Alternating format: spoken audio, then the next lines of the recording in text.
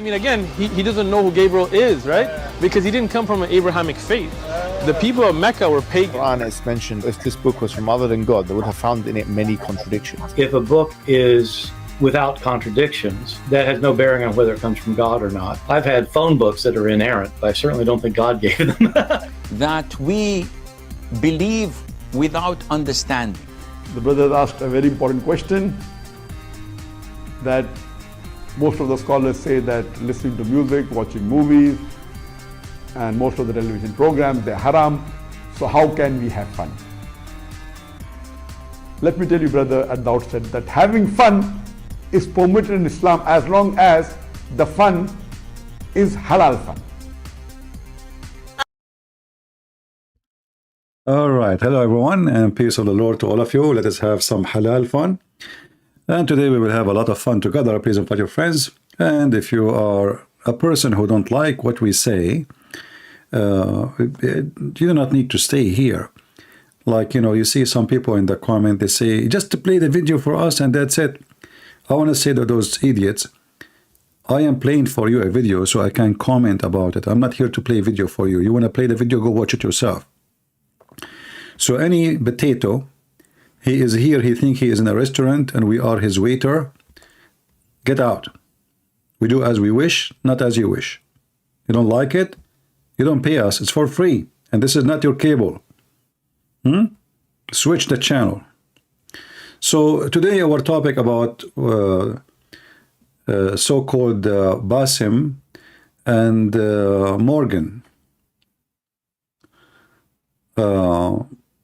Before we go there, you know, this guy, where is his video? All right. This guy, Bassem, as always Muslims, they play victim. So you cannot accuse them to be the criminal. So before you accuse them, they start crying. And this is exactly what they do. But you will see how stupid he is. However, I'm sure there's a lot of donkeys who have no brain. They will think he is just saying the truth. But if we watch together, you will see how stupid he is and how he exposed himself, actually. So let us go and see. Well, joining me now to discuss the conflict in Israel and Gaza is a TV host and satirist, Bassem Youssef. Bassem is... he's a TV host of which TV? Where? I mean, this guy, he have a program once and he is a TV host.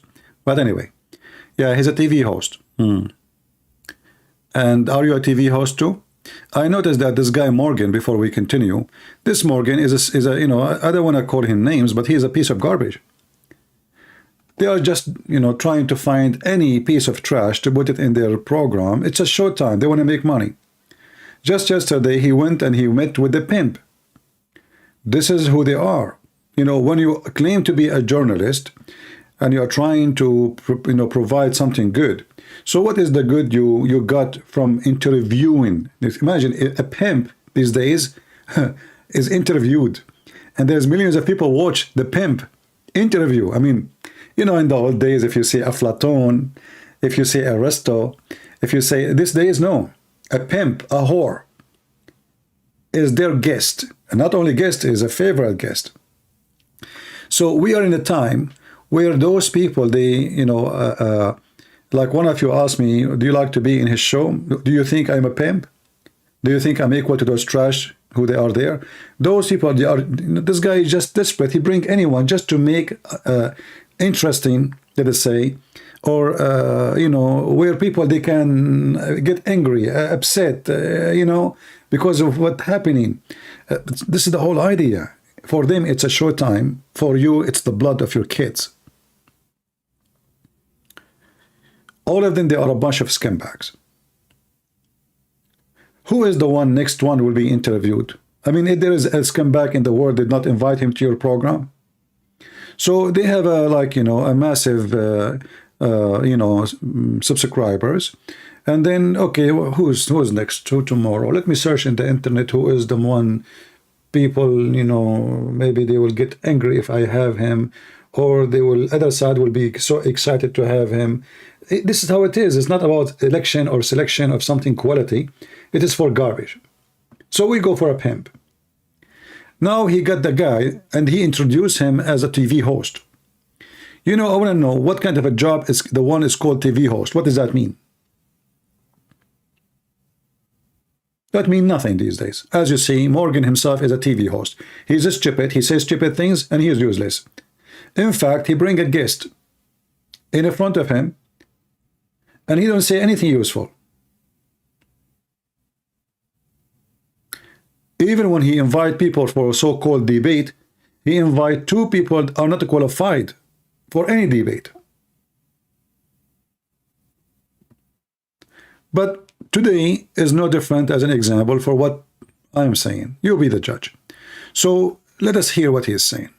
Great to have you back on the program. I wish it was under different circumstances. Oh, I wish. First of all, what is your reaction to what happened on October the 7th? It's very important, by the way, to know the reaction. You see, if you go in YouTube, you will find, like even me, I use the word reaction because I notice how stupid people are. Just type the word reaction, people click. A dog react to a cat, 10 million view. A chicken react to her egg, 7 million view. A child react to his mama. The cat react to me.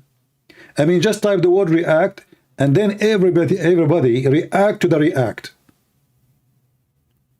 And then they put a thumbnail to bring people to click at the video. His mouth is open, like reaction for this guy, like his mouth is like, you know, he opened his mouth as much as he can, and he take a picture of himself and he put it there like reaction to the Quran. His mouth is open like a snake. And obviously, I mean, the reaction now is happening, not before. Now listen, this is the first time he saw it. So what is your reaction, Mr. Bassem? Give us, go.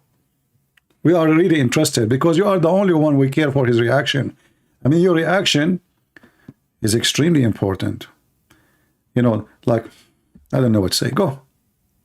Oh, it was terrible, of course. I mean, we kind of get our news kind of also secondhand because... Well, all of your clothes in Egypt is secondhand. And all your weapon in Egypt is secondhand. And even the bread you eat in Egypt is a gift from America. So I have to agree with you that secondhand is you and all the people you stand for, not only the news. In order to avoid talking about the topic, right away he starts with mockery. Bully. They are bully. We get the hand second hand. Look, you got the news second hand. But he mean that, in fact, that he get it first hand. How? Go. Because, you know, my wife's family, they live in Gaza. So he have the news not second hand, he have it first hand. Yeah, and your wife family, they live in Gaza? You have cousins and uncles there, and their house also was bombed. Why? Is that because they are from Hamas or supporting Hamas? And by the way, as long your cousins in Gaza, did they tell you where is the babies, the hostages? I mean, as long you are making mockery over the news coming from, you have first-hand news. You have the terrorists, your cousins. So did you call your cousin, ask them, hey, where is the baby you kidnapped them? So now he is playing victim. Look how their houses is bombed. Our houses, the cousins, my cousins, they are bombed. Do you know that? Like, you know, we are victims. You know, we just killed we are the one who invade our neighbors and we destroy their houses and we burn their houses and we burn some of them even alive and we rape women and children in their houses. And then we came back with a lot of babies and old women. And my cousins, their house is bombed. Is that fair? All of this to avoid, to admit that he and the one he support, they are a bunch of the criminals. So immediately before he start about the topic, he play victim. He's an actor, what I can say. We haven't been able to communicate with them for the past... Why they are not using the yoki-toki of Hamas? How come? Hamas is calling Qatar every day. Why you don't tell your cousin to use the phone of Hamas so they can call the Prince of Qatar and he can forward the call to you? You are not able to talk to them for a few days. So what about those Israeli poor kids who they did not see their mommy for more than 7 weeks? So you know your cousins in Gaza, you are not able to call them. You know, are they babies, or they are having a gray hair like you?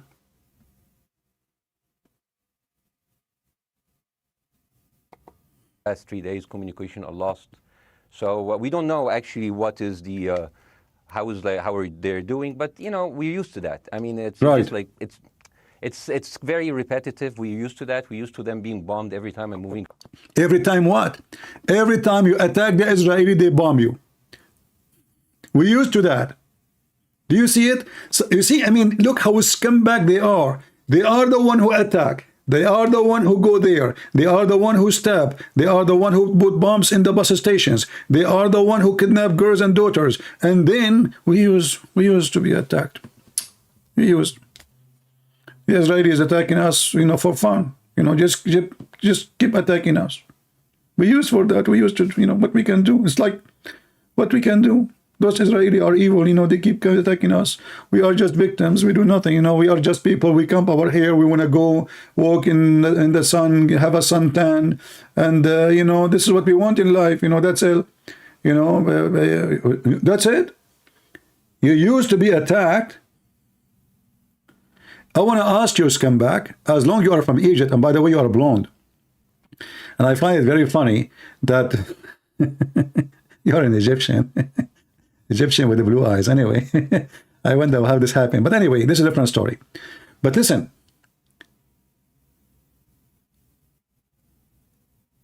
you used for that.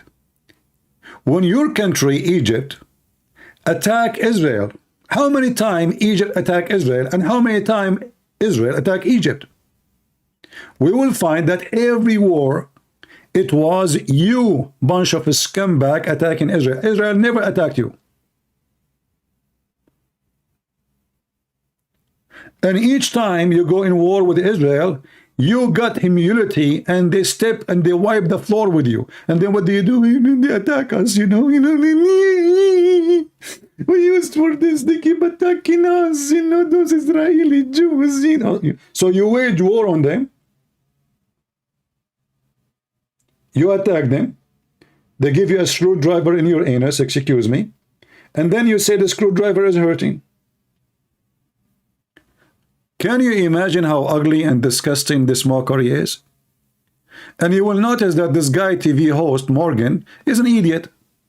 Shouldn't you say to him, but isn't it you, Arab, who always, by the way, supposedly he claims he's an Arab, but he's a blonde with the blue eyes. But anyway, so isn't it you, potato Arabs, is the one who keep attacking Israel? Who is the one attacking who? Can you name for me the war when Israeli attack Egypt? Give me the name of it. Jordan, Syria, all the neighbors. It is you who, like, you gang like dogs and you go all the way, you want to bite the Jews. And then the Jews beat the hell off you, and then you play victim. You know, we used to it. You know, those Jews, they keep killing us. You know, from one place to the other. You know, it's just like those Palestinians. They're very dramatic. Israel killing us. Yeah. But they never die. I mean, they all. Oh, okay, hold on. They never die. They never die. Are you talking about the Israeli or the Palestinians? Because as I know, you are there to complain about how many civilians they were killed. So are you being now supposedly sarcastic and making a mockery? Or you are talking about the Israeli, which you keep attacking, trying to kill, and they never die? Your filthy prophets come back, Mohammed, police be upon him, and IDF upon him now. He was trying to kill the Jews for the last 1400 years. They never die. You die. You die with your hate. Who is the one trying to kill everybody?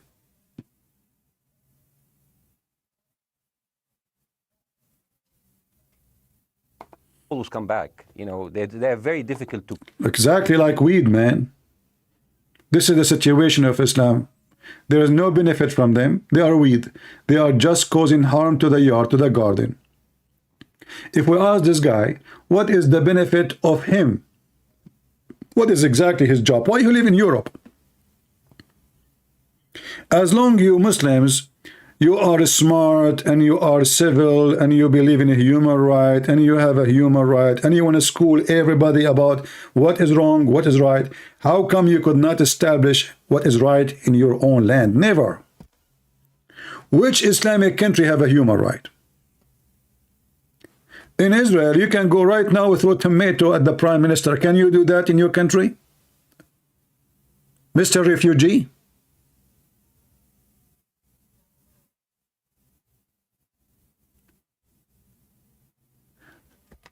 So if they brag about a human right, suddenly they claim that they are the one who defend the human right, but in their land, nobody have a human right. Why? Because people are like him. They are hypocrites. They give you a speech about the human rights. The second you speak against the president, you and your family will disappear. Literally.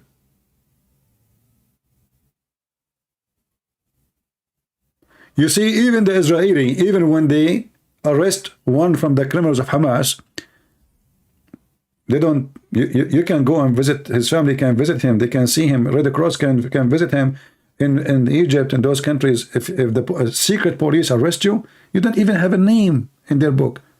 If the family go to check, can we see our son? And you say, which son? We don't have your son. We never heard of him. Go, he's not here. That's it. They take your son is gone. Continue. To kill, very difficult people to kill. I know because I'm married to one. Yeah, I tried many times, couldn't kill her. Yeah, I tried to kill her many times. I could not kill her.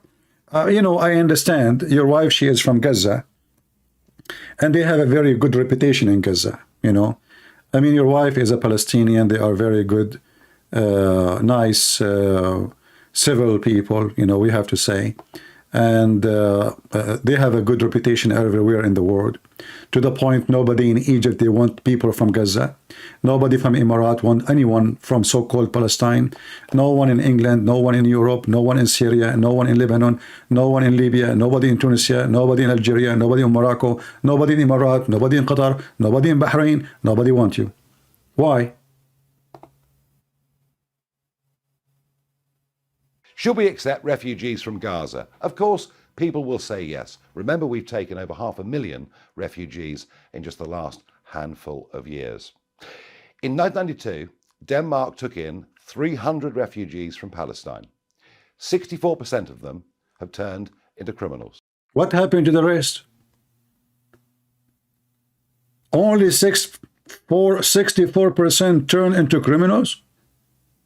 Well, this is a very positive. I mean, do you see, guys, how racist those people? They are racist to the point they took 500,000 refugees. Racism. In Saudi Arabia, they have 0 refugee. Qatar, they have 0 refugee. But the racist West, England as an example, they took 500,000 only. In Denmark, they took a couple of hundreds of Palestinians only. 46% of them, they turn to be criminals. That is a good percentage. I mean, they are good. Why you see only the positive part? I mean, the negative part. Why you don't see the positive? Why you did not notice that there's 36% they are not in jail yet? Guys, do you see the racism? Only 64% are criminals. But what about the 36 who they are not, because they are underage, they are not considered criminal according to the law of Denmark?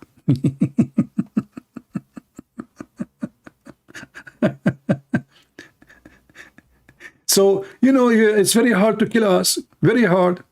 Can you tell me why Hezbollah in Lebanon tried to kill you? Do you know, guys, what Hezbollah and the Shia militant in Lebanon, they tried to do to the Palestinians in Lebanon? They surrounded their camp for more than a year, and they allow neither food, neither water, neither gas, neither fuel, neither medicine, nothing to enter into the camp. Did any of you see the Muslims around the world striking, making noise? Nobody. The Israeli, after attacking them, they stopped the internet. Oh, stop the internet. They stop the water. Oh, how we can live without water? It's just for a few weeks.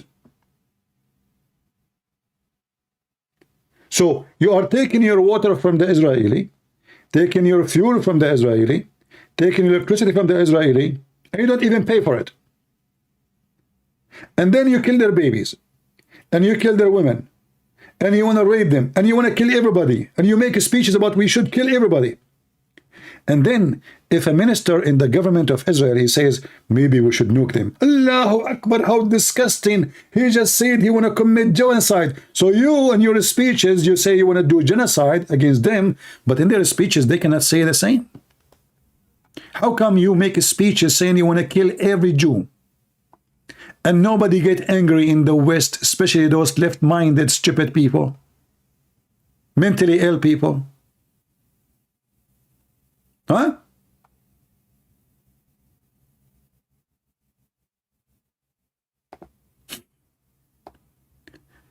They make a mockery of a bloodshed. They play victims as if they are not the one who did the crimes. So you can cry for them. So if you are a Western who speak the language, this language he speak, you know, and you have a tattoo on your head and your hand and your ass and your vagina, and you have some rings here and there and tears, you know, and you know you are from Washington DC and you are Antifa and those hippie mippy tippy, you know, God knows what they want from this earth, nobody knows. And then he will say, see, look what they are doing to the Palestinians, they keep killing them. Did you see what this guy said? But if you go check the document, you will see that every single war Israel faced, it was those Muslims who started it. Every single one of them. Each one. We have here a guy, his name Islam is Piss. He keep coming here. Get out of here. I have no time for the urine of your prophet. Don't come here again. Admins, anytime this guy come to the chat, just to block him with his name. Hold your tone. My friend, we don't hold the tone. And we will not hold the IDF. Oh, hold on.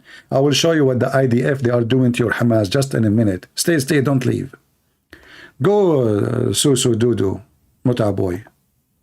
I mean, there's a dark humor there, and I understand why. Because no, it's not dark humor. I try to get to her every time, but she uses our kids as human shields. Okay, hold on. You are talking about a human shield, you scumbag. Who is the one hiding in their houses and their hospitals? Is it the Jews? How come your garbage in Gaza, they can throw rocket at the cities and towns and burn them? How come you don't complain about Hamas putting bombs in a bus for a school? And now you do not remember that the one who kidnapped babies and women and children and brought them to Gaza, the whole target of it is to use them as a human shield. So do you see those scumbag? They are the one who use a human shield. And now he is making mockery, playing victim. I mean, can you believe it? Who is the one who take women? She is over the age of 90. Who is the one who take a baby is 8 months old?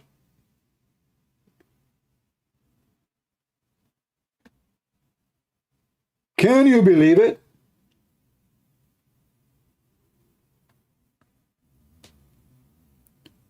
You remember when the Israeli, they said that in the Shifa hospital, there is a headquarter, operation quarter for Hamas. All the Muslims, you know, disgusting Israeli and those hippie, atheists, Antifa, all the garbage in America.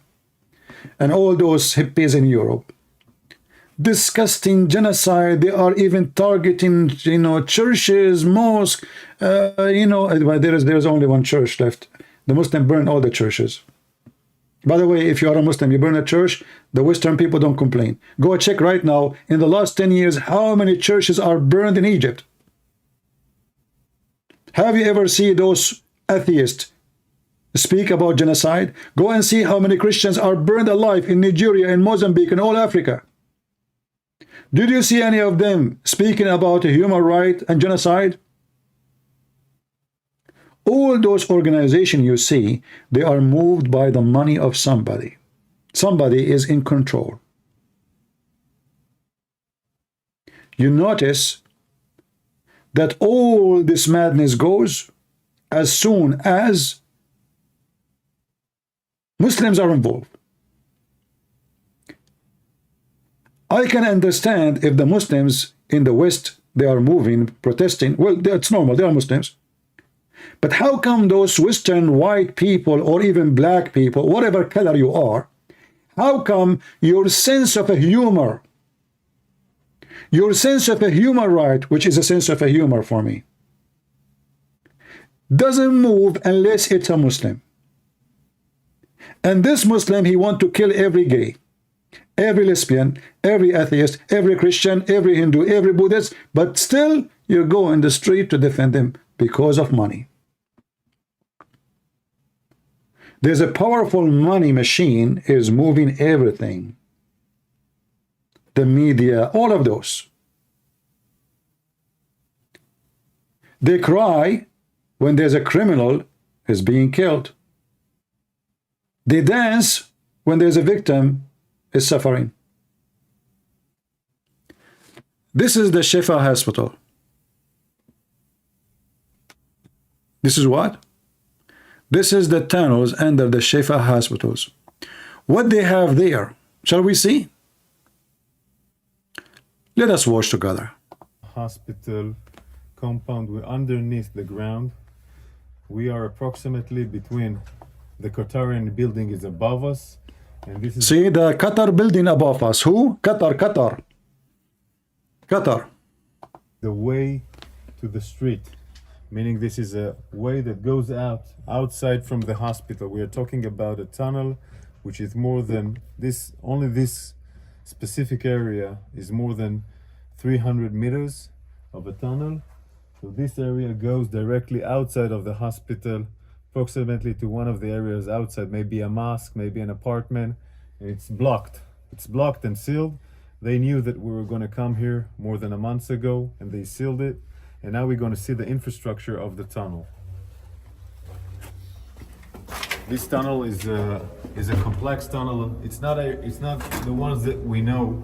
It's more convenient for a long living, like you have toilets. Look at this. And you have rooms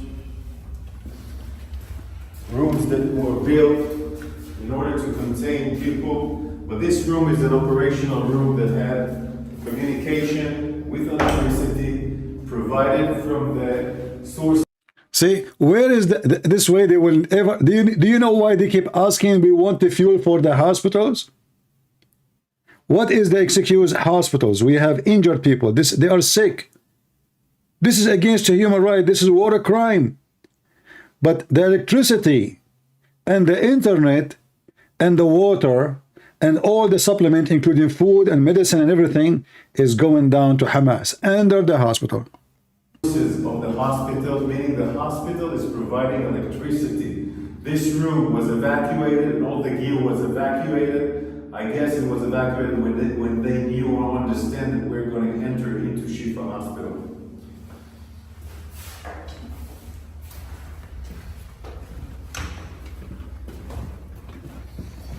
You can see how long it is. The warriors in front of us are going inside the tunnel. You can see a small kitchen.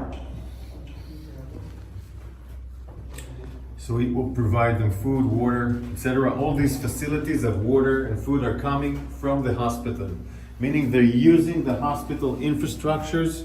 They're using the hospital infrastructures in order to provide this I have a breaking news before I continue. US-Canada border is closed in New York after explosion. However, I don't think this is terrorism. I think it's just a Muslim being angry. You know, the media in the West. If it is a Christian prince, if it is a Christian, this is a hatred crime. This is a terrorism. All the ones who vote for Trump, they are terrorists. Everybody, 70 million Americans, they are terrorists. But when a terrorist attack, okay, explosion in the border, how explosion? How explosion happened, but there's no sign of terrorism? And why you close the border then? If it's not terrorism, it's mean whatever. It's somebody fought, let the border open. They're trying to destroy bridges. But remember, it can't be a sign of terrorism.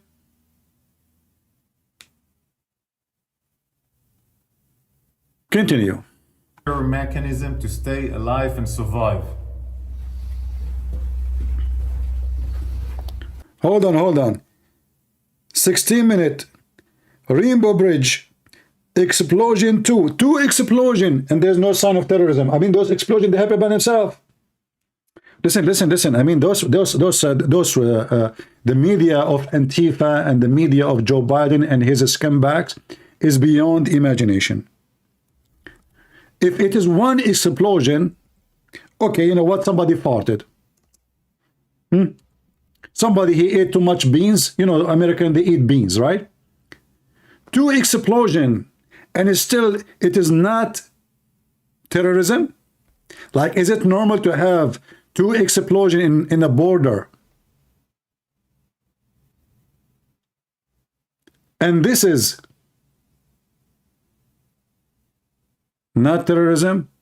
And two dead after a vehicle explode at US-Canada borders.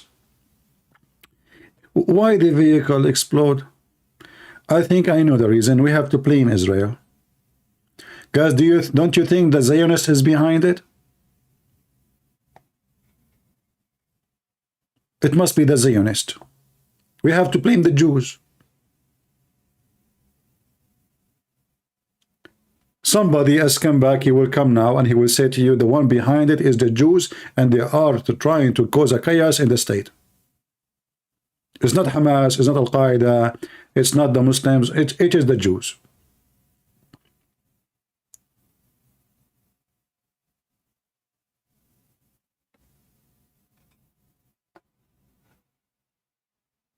We go back to the hospital.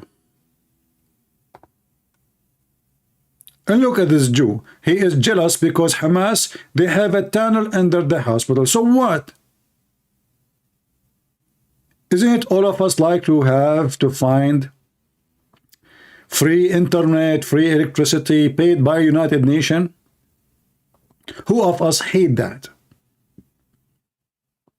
Hamas, they thought about it. What is the best place to build a location for them, where we can have a free internet? Even if there is a war, we will have internet. Even if there is a war, we will have electricity. Because if they cut the electricity from the hospital, the whole world will be angry.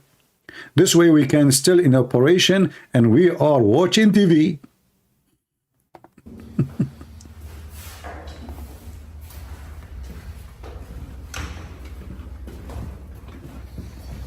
You can see how long it is. The warriors in front of us. Look how big. Look there. Inside the tunnel, you can see a small Look at the kitchen here.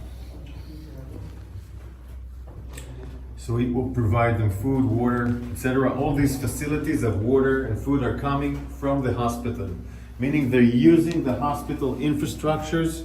They're using the hospital infrastructures in order to provide this terror mechanism to stay alive and survive. I want to show you more rooms. More rooms. This is a room, where you can sleep, eat, make command control. It also has... Breaking news. Another attack in Los Angeles. Attack on a bridge. Freeway damage by fire reopen and you know, do you remember the fire happened just a few days ago in Los Angeles in the highway?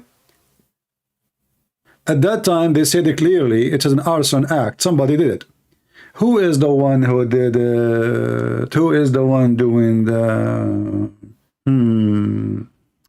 I will give you names and you choose one. The first one, his name Jacob Shalom. The second one, his name Shalom Jacob.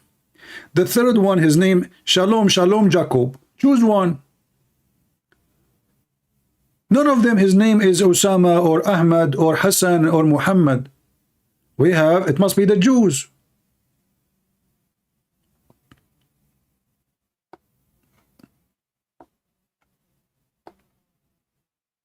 Who's going to do it? All of us, we know Islam is peace. Ask George Bush. Ask Obama. How many times those presidents, they said Islam is peace. Even the rabbi who debated the scumbag Mimi Hijab, he said to him, Islam is beautiful. So even when you bring a rabbi to get them busted, the rabbi is a donkey. And instead of saying to him, you are filthy like you're a prophet, he killed women, he killed the children, he raped our people. He said to him, Islam is beautiful. Everything is wrong. The rabbi is a donkey. The Muslim making fun of your kids, and they are fooling them, and you believe everything they say to you. And then you go strike in the street like a donkey, say free Palestine. And instead of condemning their act and their filthy religion, we cry for them and we say they are victims. And not only that, people, they donate for them. And where the donation to go? To Hamas. And by the way, they keep saying to you that Gaza is poor. So who is the one building those high buildings? Do you see houses with the, you know, like the one you see in the slum in the Philippines? The one you see in Africa where people, they have, you know, cover, no blanket, no nothing. Do you see anything of that? Did you see those Palestinian women, each one of them in the size of a truck? Do they look like people, they are hungry? Did you see any one of them, he don't have a house made of concrete? Where is the poor people of Gaza? Where the money is coming from? Drugs? As long as the Israeli are surrounding them, they don't allow them to do anything. We want to know how all those buildings are built. Remember, the Israeli are bad. Do you know how much concrete need to make a city under the city? Where is the money coming from? For people who they are poor. So not only they have many floors, buildings, they have many floors under the ground. Who paid for this? That is a good question, isn't it? Always you have to trace the money. But we are in a world of stupidity.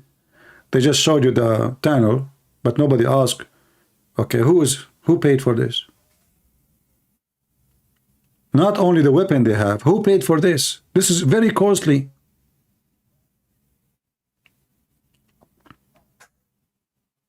Where the money is coming from?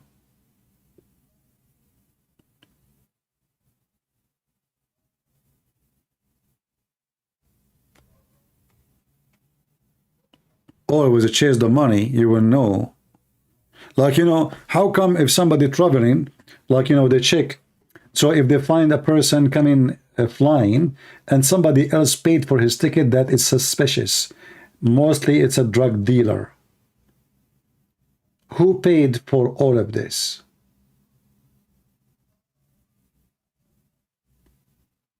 How the money is coming? Who is behind it?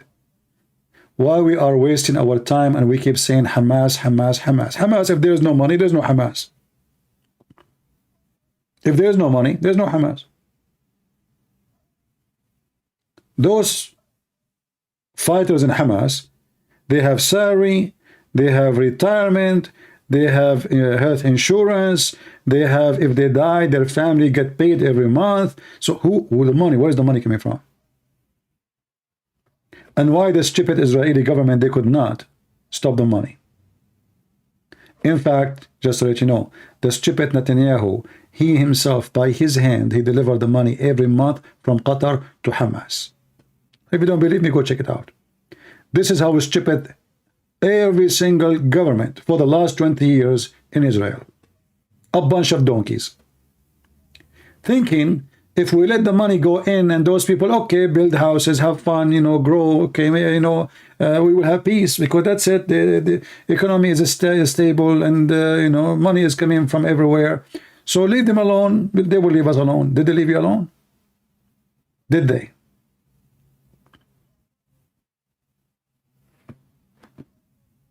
Qatar. Iran is bankrupt. Iran as a country is bankrupt. They don't have money. Iran, they can train them. Iran can teach them how to do things. But Iran is bankrupt. The money is coming from Qatar. The head of the snake is Qatar. Erdogan himself cannot help them. Why? Because they are bankrupt too. He can give them shelter. He can give them camps. But he cannot. He's not capable of giving money. All the money is coming from Qatar. Air conditioning. This air conditioning goes above the hospital. One of the reasons that allows us to understand this complex is that we found the engine of the air conditioning, of course, outside, next to the Qatari compound, inside the hospital, electricity, full electricity. The gear that was inside here was evacuated before we entered, but look at the ceiling. This is not just a regular tunnel. This is a high facility compound. And look, the terrorists, they don't like to have a roof without like a decoration, you know. I mean, he will not like to see a concrete in the top of him. So he put a new roof, like with decoration and nice. And they have air conditions. They have air conditions too. Also, more toilets here. Yeah, because this is a nation who pays a lot. I mean, they get pissed from everything. You make a cartoon, they get pissed. You make a movie, they get pissed. You say a word, they get pissed. It's a pissed off nation. They are pissed. Even when the Arab, they send them food, they get pissed. Did you see the video of the guy saying, look, you know, thank you, Arab. Thank you for the donation. You sent us biscuit at 1 year old. Even the water doesn't taste good. So you send them food for free. You send them money for free. You send them water for free. And then they spit at you. This is why Saudi Arabia don't care for them no more. I mean, all these things that they are meeting, etc., they will never care for them. They gave them billions of dollars before. At the end, they spit at them and they curse the Saudi. And they curse the Emirati. In fact, there's videos on YouTube, you will see how those called Palestinian, they go chase Saudi and Emirati and they spit at them. Also, more toilets here.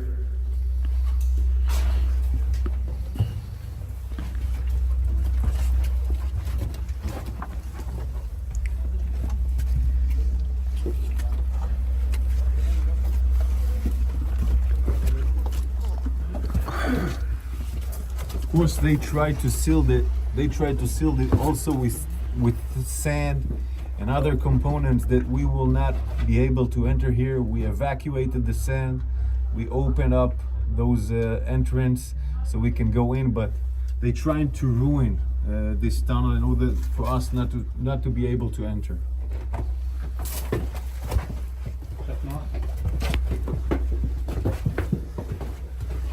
Look how long, look how big. And this is, by the way, after many are blocked, there's many places they could not go in because they put a lot of sand inside. And those soldiers, they have to be careful when they move the sand because they might mean there is a trap in there. There's a bomb or, you know. The stairs here going down. Electricity from all over the sides are electricity.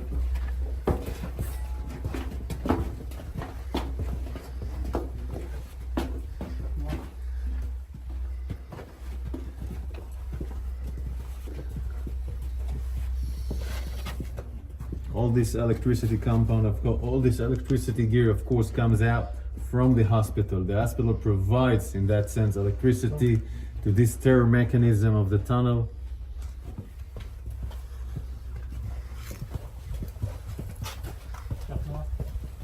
This is a unique signature of the arches. The arches are a unique technique by Hamas, building the tunnels. It's something that was designed in the last 15 years. This unique, every area that we see arches are, we understand that it assembles, that it has a tunnel next to it. This is how we revealed some of the tunnels, so it's a unique structure of Hamas tunnels in the last 15 years.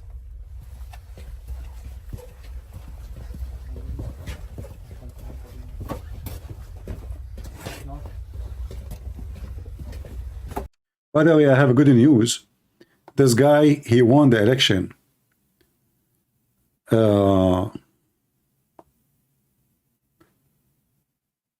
Dutch election. Garrett, who is obviously, by the way, he's Islamophobic. Anyone who speak about the scumbag of Islam is Islamophobia. Yeah, but by the way, don't have a phobia. No. They don't rape your kids or kidnap them. No. This is all is a phobia. Phobia. That's not true. It's a very peaceful religion. No. If you have 8-month-old baby, they will not kidnap him or kill him. No. Don't worry. If you are 90 years old women, they will not kidnap you. No way. Those people who speak against Islam and what Muslims do, they are Islamophobic. They are Islamophobic, I'm telling you. Don't listen to them. They lie. So as you see here, it says, Wilder, and by the way, look what the European media, they say he is far right party. You see, they give you a title. You are far right. You are middle right. I mean, they give you a name right away. You know, like just to the title is ready.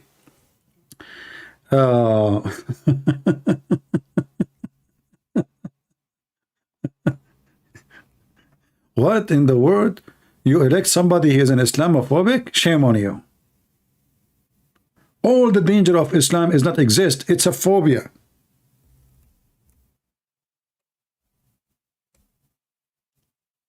ISIS does not exist. I mean, it's true they killed hundreds of thousands. Al-Qaeda, they rape and they killed and they enslaved Muslim Brotherhood in Syria and Libya, and they killed and raped and they burned churches and they burned Christians and they burned even Muslims. But listen, all of this is nothing but phobia. It's fake news.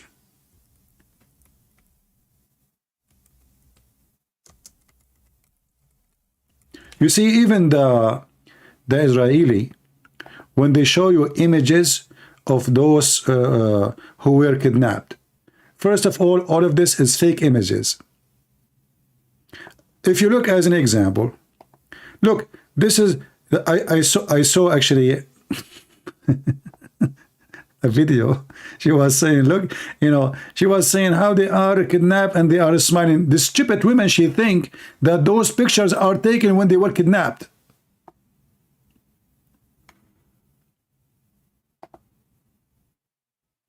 I mean, can you believe how stupid those monkeys?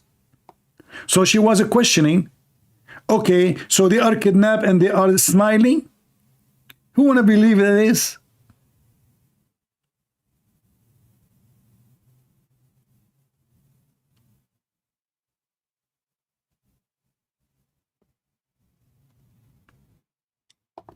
This is the woman who did, you know, we saw her video recorded by Hamas. She was kidnapped, they put her in the motorcycle, and look at her, and now she is dead. They found her dead. Where? In a Shifa hospital.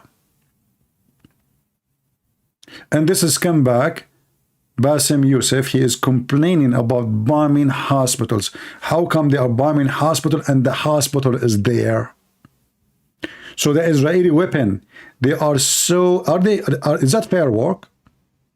How they bomb the hospital and the hospital is still there?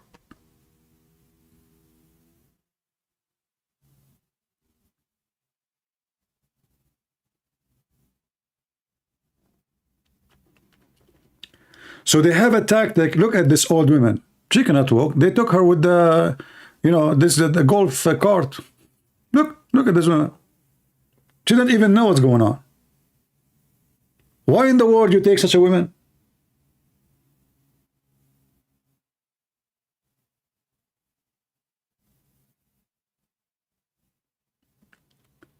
And this has come back, Youssef, claiming that the Israeli is the one using a human shield.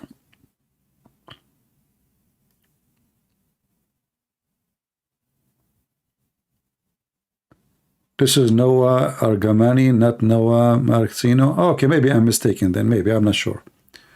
Well, I don't want any one of them to die, but, you know, we heard in the news that the one, her name is Noah.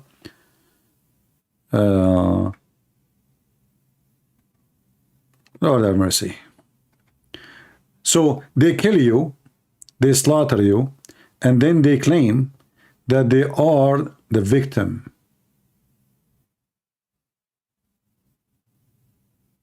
They are the victims. It's not you, it's them. And this Morgan, you know, look at his face, like, you know, those this kind of TV hosts, they remind me of somebody have a diarrhea. Yeah, I understand. That's where are you? I mean, you don't have anything to say besides you say anything, and then the thing that is the hard time for you. I mean, can you believe?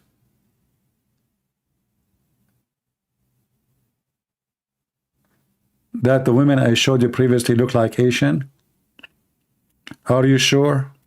No, she is not Asian. Anyway. By the way, she is not Israeli. If you look at this guy who is hosting a TV show, you will feel like this guy, he lost his energy. It's like just a guy, he came from the gym. He was running for 10 hours. And he's talking so slow and stuff. Where are you? Why you don't get him busted? You know, if you want to make a show and you have only one guest, then you have to represent the other view. You don't let that guy just, you know, bark like a dog non-stop. What about you say to him, okay, you know what, you have a family in Gaza, you have cousins in Gaza. What about those kids are killed?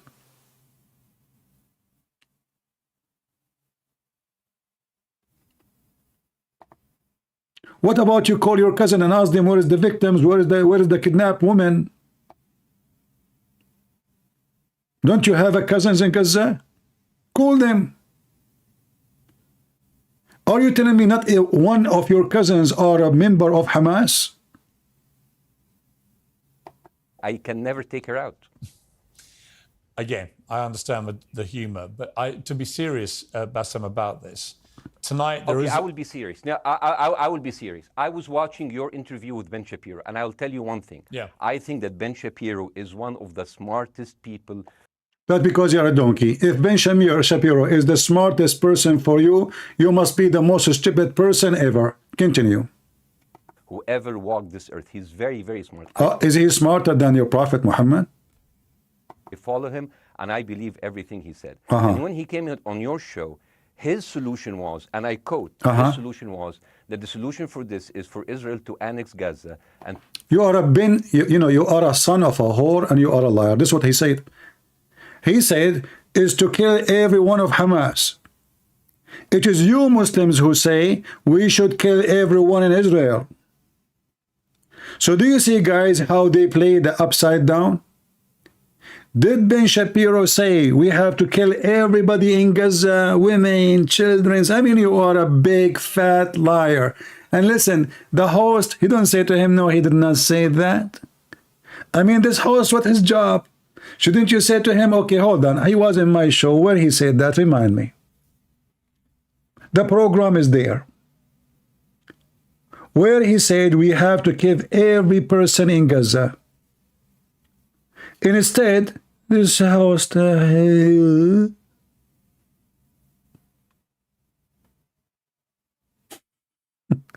This is a TV host.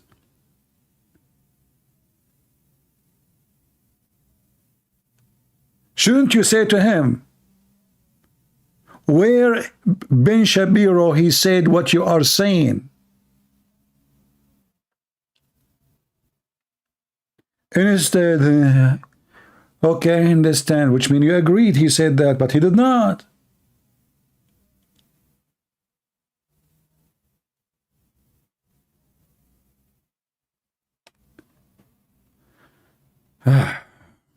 He did not say it directly. No, we know what everybody mean, that they have to finish Hamas. They have to finish Hamas. He did not say we have to, and you know, hold on. Let us say for the sake of argument, Ben Shapiro, he said that. Who is Ben Shapiro? Is he the Prime Minister of Israel? Is he even an Israeli? What Ben Shapiro have to do with it even? You know, like, I mean, look how stupid, silly, you know, scumbags they are. If this guy, he said, we have to kill all the Jews. Is he from there? No. We are talking about war. They talk about Ben Shapiro. We talk about war. The war involves Israeli and those who live in those territory, which is part of Israel. Who cares what Ben Shapiro said? And he did not say that. It is you Muslims who say we have to kill every Jews. And you know, if we go right now and watch the videos, which is made by the leaders of Gaza, every single one of them, he says we should kill every single Jew. Every single Jew, not Israeli.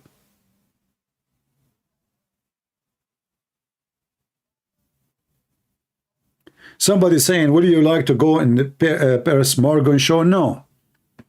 I will never accept to be in such a stupid show. When you associate yourself with a stupid person, a stupid show, you must be stupid like them.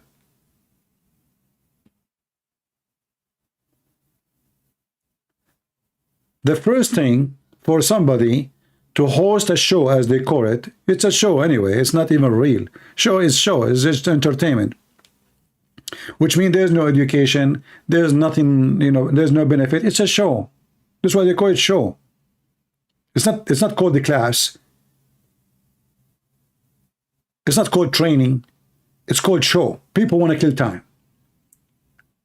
So if I want to be with somebody, I want to be with somebody, he speaks smart, he asks smart, and he answers smart. When you associate yourself with donkeys, you will look like a donkey. And you will talk with donkeys. In order to do so, you have to speak the language of donkeys. People, they go in such a program just to become famous. That's all. This guy, he have big numbers of viewers. And if you want to be famous, be there. But is it really my business to be famous or my business to be truthful? We have a guy, he keep arguing with the admins. Admins, anyone, he argue with you just to block him. You don't like to come here, we have a topic. If you are coming here to call the admins names, get lost. Nobody is asking you. If you don't like the admin, leave.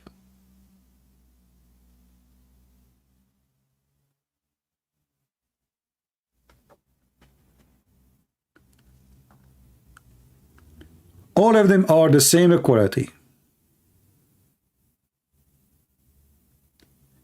They play victims and they take advantage that the host is a donkey. He is so submissive. The host is so submissive. This guy, he washes dishes for his wife for sure. Even if his wife is doing nothing. So when they see the host is so submissive, the Muslim, they will ride on his shoulders. It's a fact. To kill as many son of bitches as possible to make sure. Well, I agree. We have to kill every, excuse my language, every son of a bitch of Hamas.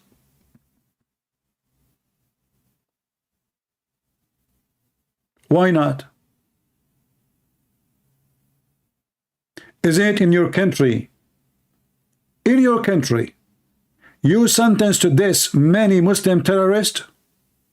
In your stupid country. So how come in your stupid country, in your stupid government, in your stupid president, you can kill every son of a bitch of those terrorists, but they cannot kill them in Israel? How come it's lawful for you and it's not against a human right for you, but it's against a human right for them?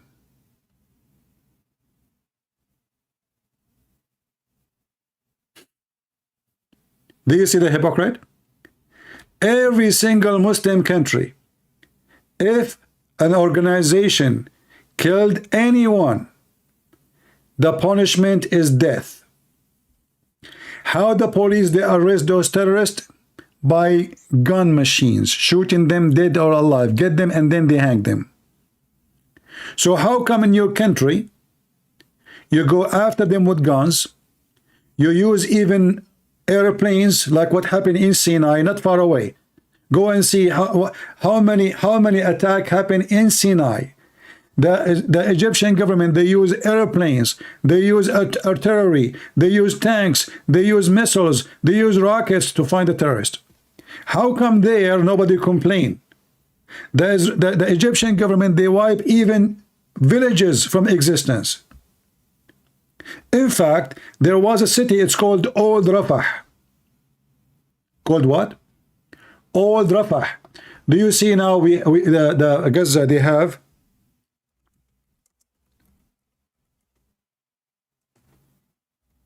They have a border, right? Correct? But there is a city called Old Rafah. The old one. That one, the one close to the border, is destroyed.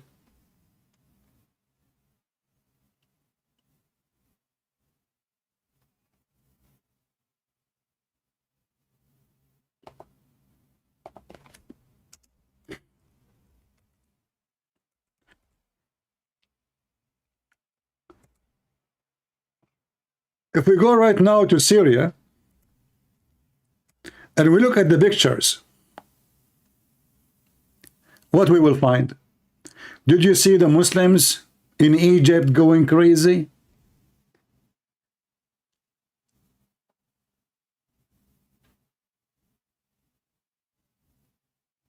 How come they go crazy only with Israel?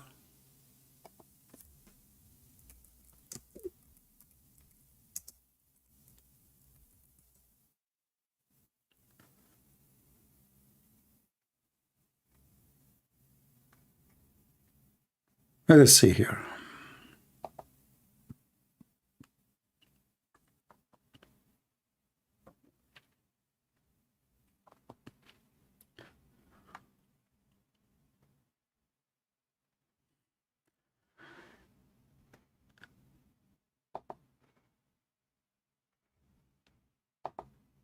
I'm opening the maps. See here, this is Gaza. And this is Egypt.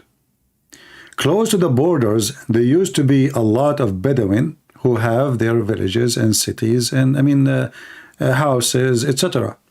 The Egyptian government, they destroyed everything. In every inch in Sinai, there was a war. You know what war is? Literally war.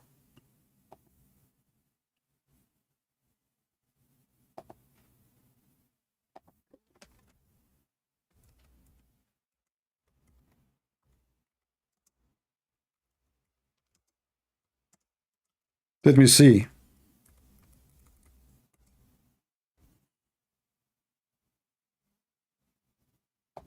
All those videos. This is Egypt.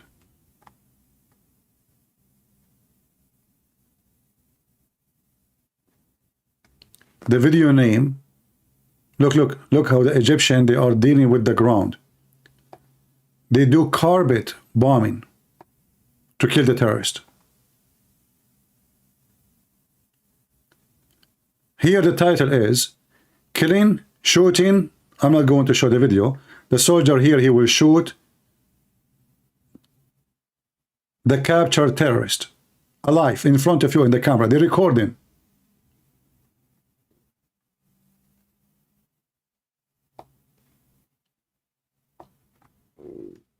If I use, let me use Google translation. Hold on, give me a second.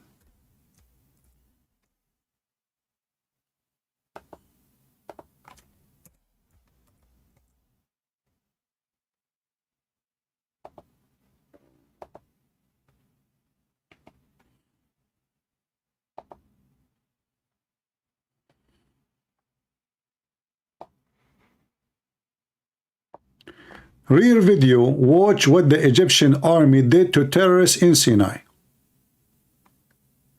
So the Egyptian army can use airplanes and rockets and kill as many as he can. The Israeli army cannot do that. You cannot. Only Muslims have license to kill terrorists.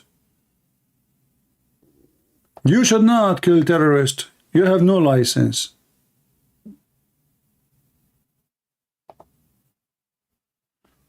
I'm trying to find the video. It's not working.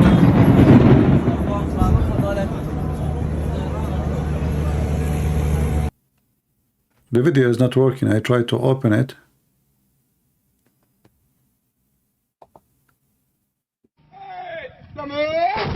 Here we go. Look. Look, this is the Egyptian army fighting against their own Hamas.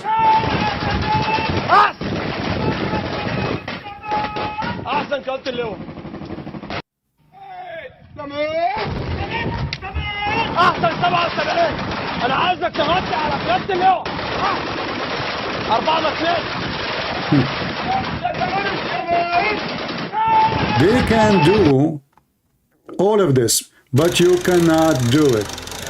They have a license to kill. This is the Egyptian army. Another video. Is that a city? Is that a houses? Is that villas? What is this? It is. Is the Egyptian army shooting rockets, RPG, missiles, tanks?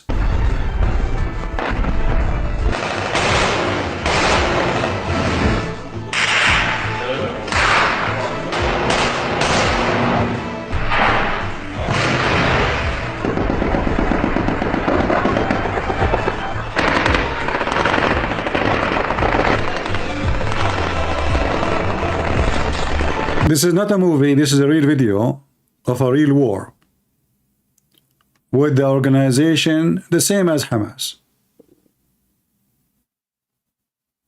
In the comment you will see the Muslims saying, may Allah bless you, army. Look, nobody's angry. May Allah give you victory, the army of Egypt. I just use Google translation.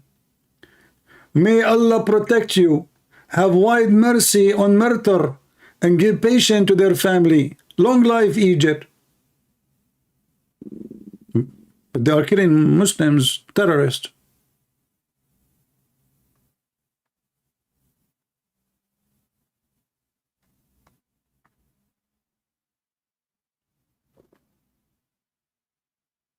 If Hamas operate in Egypt, they shoot them immediately. If the Israelis shoot Hamas in Israel, every Muslim get upset. Hypocrites.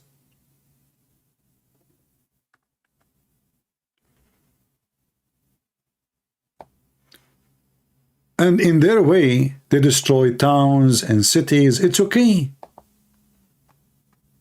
No problem.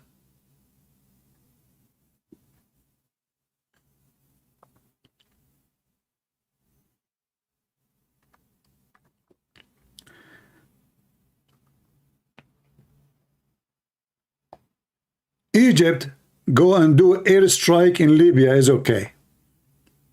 Saudi go and do airstrike in Yemen is okay. Emirates do airstrike and killing many people is okay.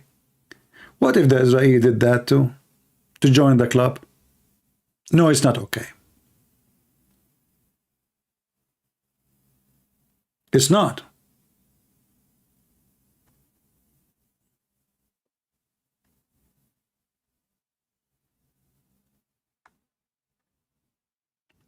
This is a real war.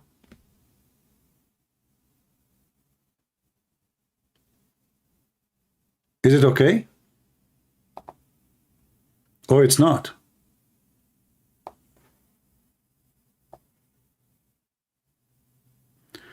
We will not play it because YouTube saying you have to be signing whatever.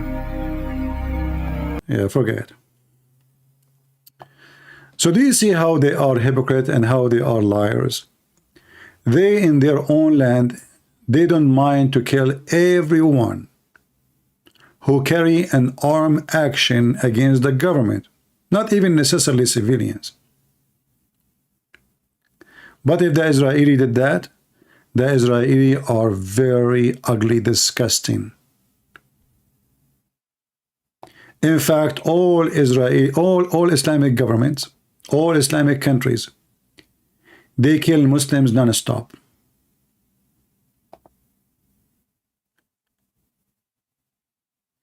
You know, there is a reason, by the way. The American, they went to Iraq.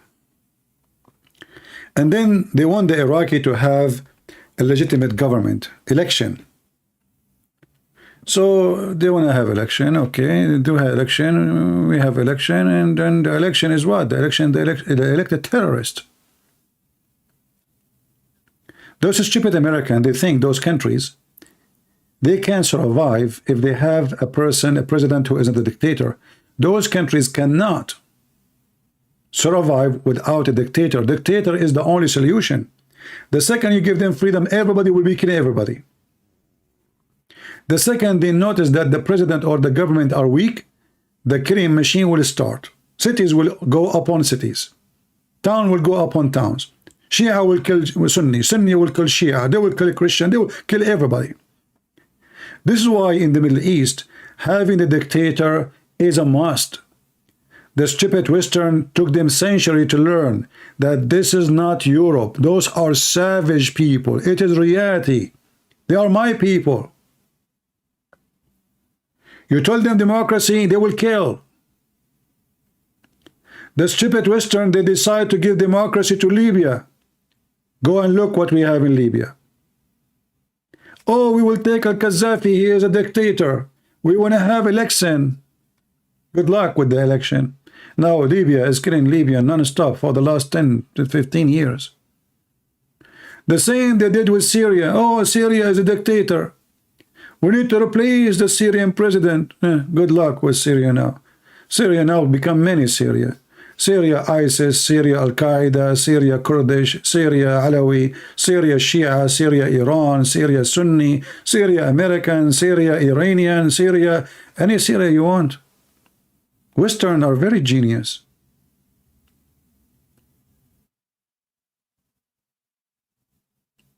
Those people, they don't understand any language except violence. The second they see a dictator, he is strong, they behave. The minute they see that he is dying, everybody want to put his knife in the cow. It is reality. And I challenge anyone to say this is not true.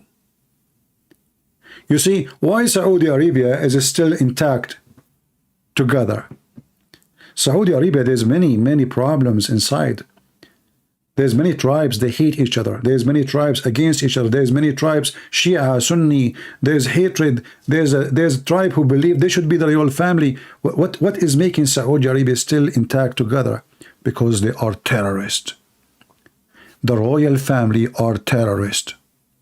Anyone open his mouth, what they will do to them? Do you know what they did to Khashoggi in Turkey? Anyone remember?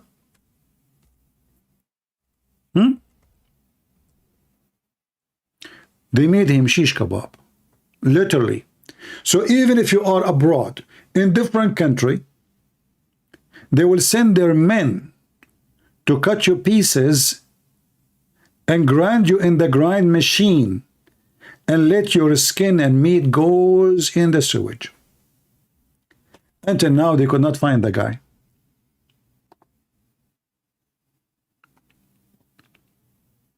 This is the Middle East. It is reality.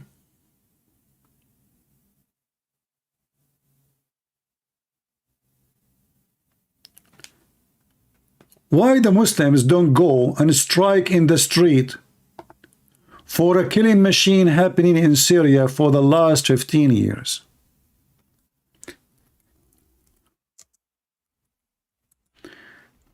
If we look at Syria,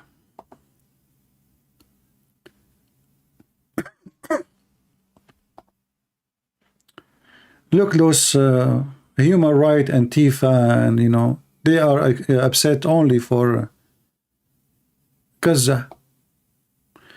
Other people, they don't, it's okay. You know, their human right get activated by Qatar when they want.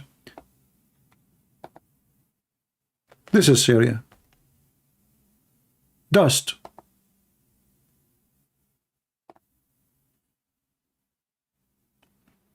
Dead cities. And by the way, all of this because of Islam.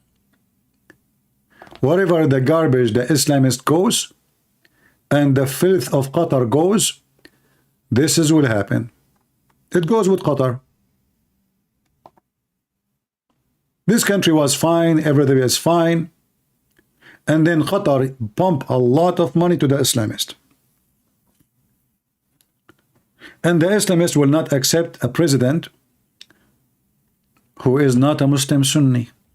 Jihad. And the war started. And where is the money coming for the war? Qatar, Saudi Arabia, Emirat, Bahrain, and then our friendly Muslim neighbor, Barack Obama. Barack or Barack?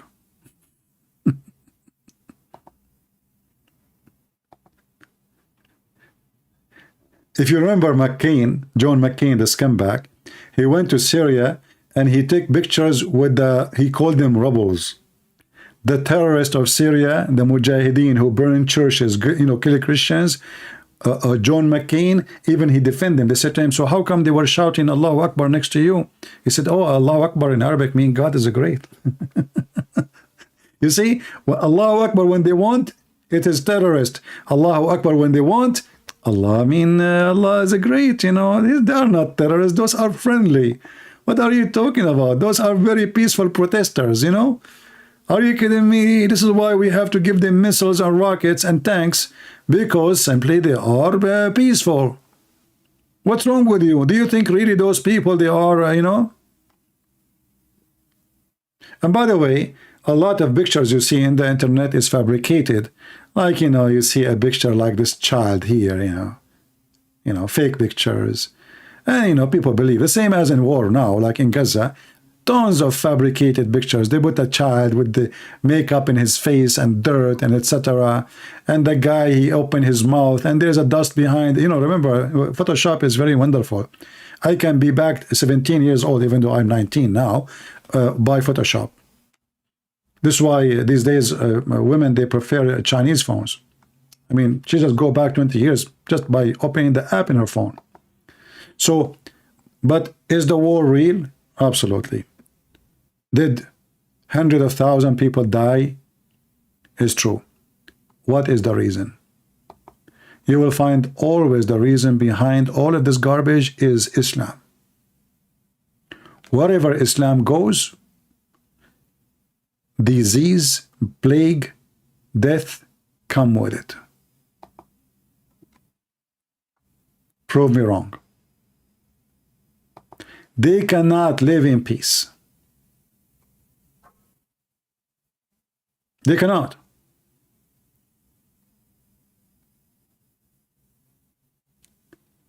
The religion of Islam is the problem.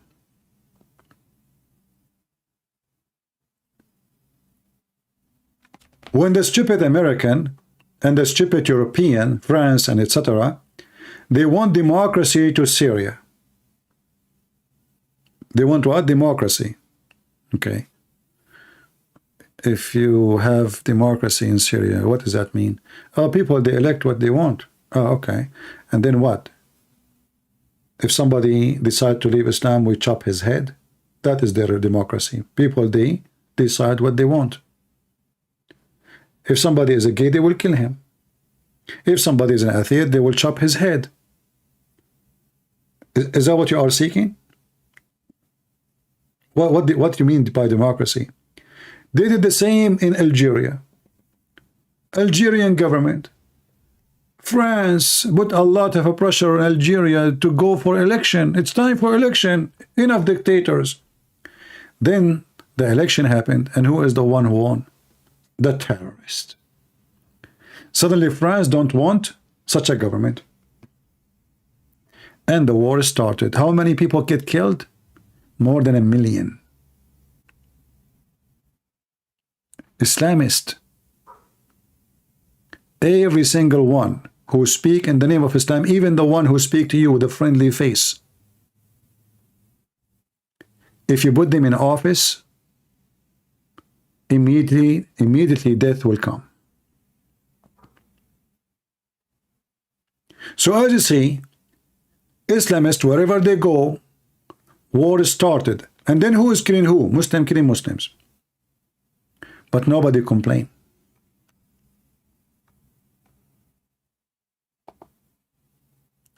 Erdogan, he made a speech one day against the Crown Prince of Saudi Arabia. He called him a criminal.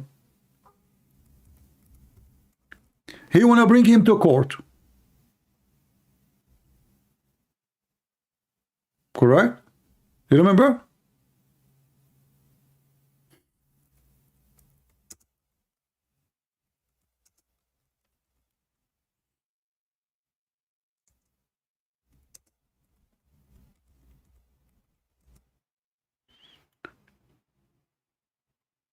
As soon Erdogan, his country in need of money, Erdogan is kissing the ass of Saudi Arabia. We forgot everything. Money. He was barking like a dog, non-stop. All of this to get paid.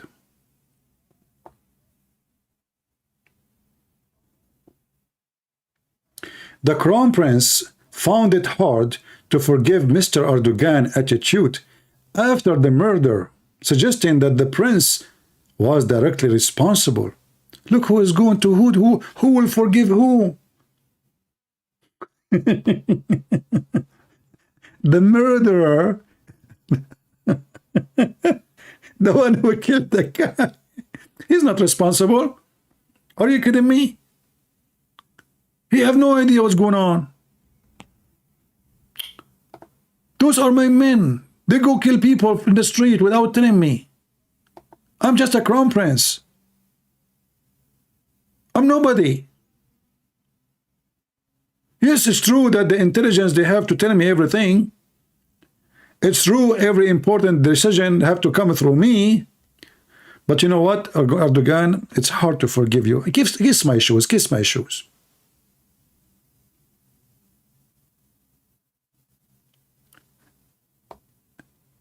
Erdogan, he just a week ago, he called the same to Israel. Crime, you know, we will announce Israel as a war criminal. Just wait. 6 months, 8 months from now, he will come to Israel, he will kiss their ass. Who wanna bet?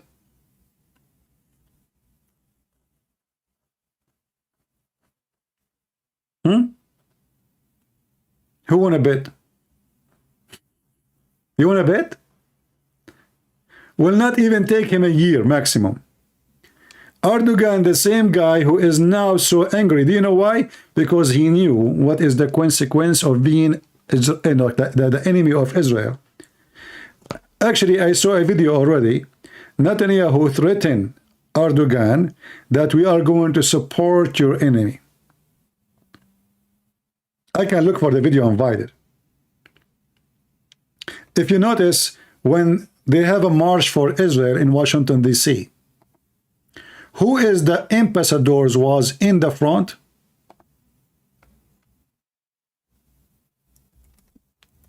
Cyprus and Greece.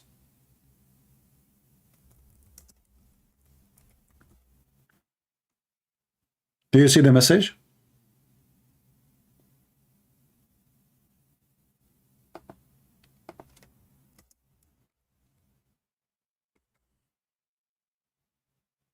Cyprus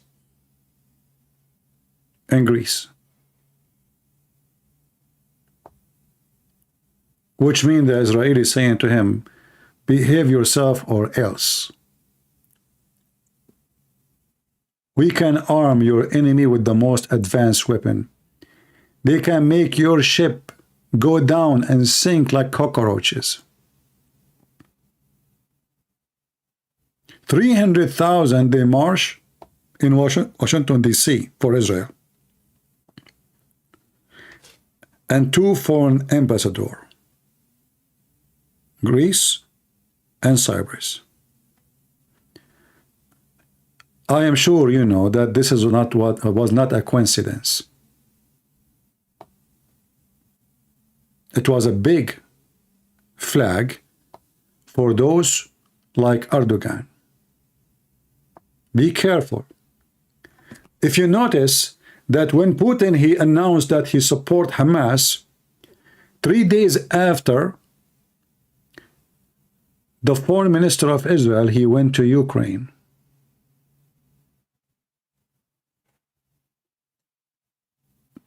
It's very strange, isn't it, to go to Ukraine in a time like this? So Israel, my friend, is not somebody you can play with. They can screw you up.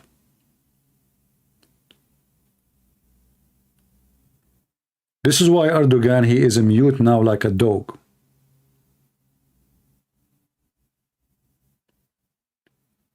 This is a country, whatever happened in October 7 because of a stupid technology, they bent on it, but still they are the best in technology, the best in weapon, and they are very powerful army.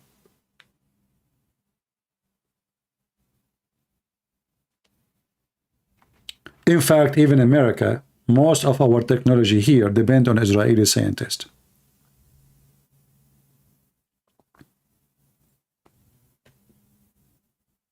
And then they bring this idiot, and he want to school us about a human right. A person who is running himself from his own land because there is a zero human right in it. That this will never happen again. And anyone who call for a ceasefire will be a terrorist sympathizer. So God... Sure. You know, I will go with you. When first day Egypt attacked Israel, do you want me to show you your videos? Should I search for them? Speaking about the victory of the Egyptian army? 6 days, and then you, Egyptian, and all the Muslims, you start asking for a ceasefire. In the first day, Allahu Akbar. As usual. Allahu Akbar Takbir. Go. Then the Israeli, they give you a screwdriver in your anus. Then what you do, you go and kiss at that time the ass of the Soviet Union to stop the war.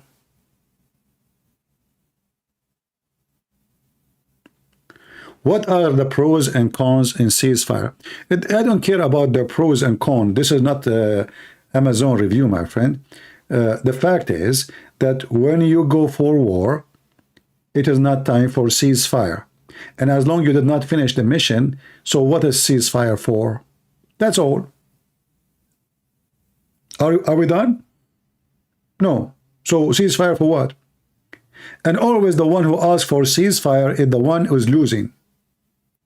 If Hamas is the one who is victorious, if Hamas is advanced inside Israel right now and taking cities one after one, do you think this scumbag will ask for ceasefire?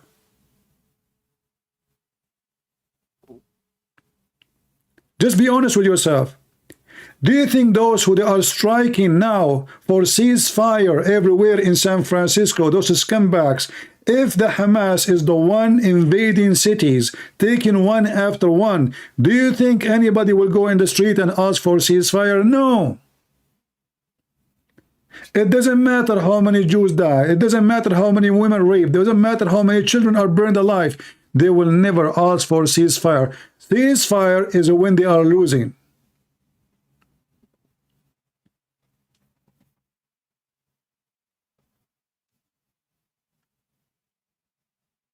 In fact, that was the command in the Quran. Muhammad himself, he practiced the same tactic. He signed a ceasefire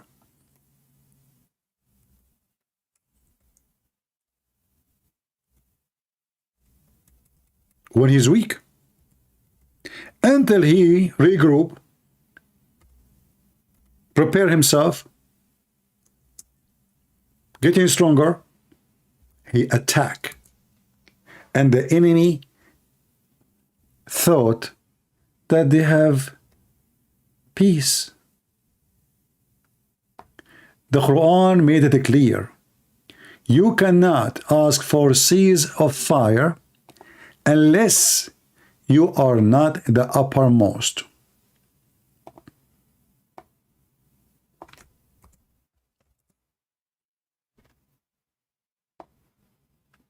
Everything they do is in their yellow pages book.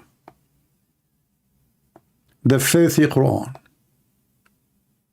So be not weak and ask not for peace from the enemies while you having the upper hand. Do you see it? So when the Muslims are allowed to ask for peace, this peace will be temporary. Until they have the upper hand, then they attack again. But they are forbidden to ask for peace as long they have the uppermost. See now, Egypt signed peace agreement with Israel. Do you think this peace agreement will live? I assure you, I don't know when this will be broken, but I assure you, as I know everything about myself, I can see it, that the war with Egypt is coming. Those are Muslims. The only way to have peace with them if your neighbors are not Muslims. In the Quran, in chapter 9, Muhammad, he signed a peace agreement with his enemies.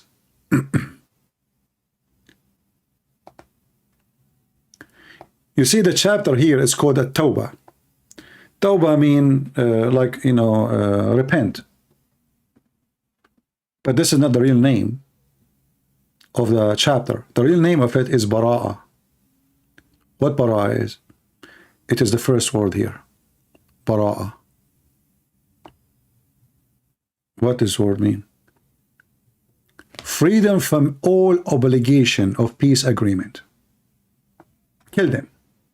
He signed peace agreement with them. He regrouped. He prepared his army. His stupid enemy, they are taking honeymoon. And then suddenly he sent them a warning. You have 4 months. Either you leave the town or I'm going to slaughter you all. 4 months. After 4 months, anyone I see here is dead. He took over the city already. You have 4 months. Then those people, what they will do? I mean, they will lose their houses, their animals, their everything. They convert to Islam. And Muhammad, he promised he will chase them to the end of, even if they go to China.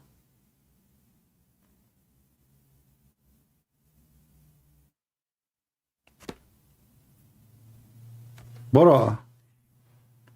So this is what they would do with Israel. Sooner or later, the Muslim, they will say to the Israeli, Bara'ah.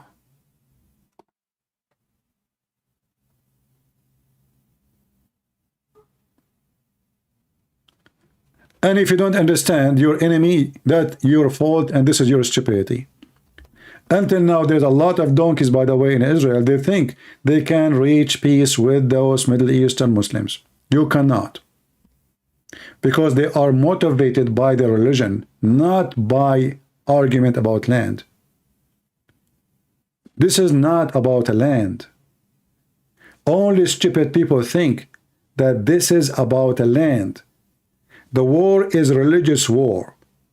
Muslims versus Jews, Muslims versus Christians, Muslims versus atheists, Muslims versus Hindus, Muslim versus Buddhists.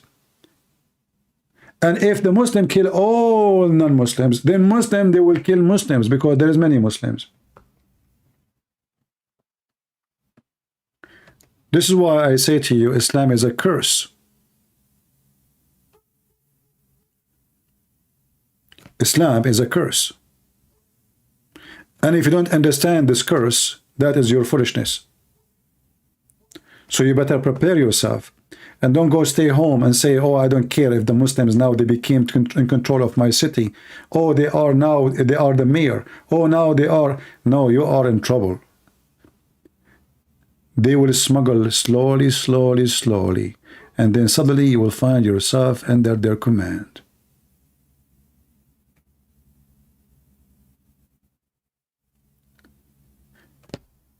And always you will find, which is very weird and funny, that the one who Muslims hate most is the one who support Muslims most.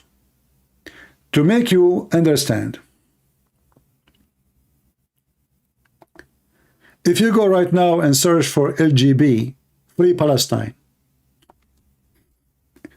LGBTQ, whatever they call it,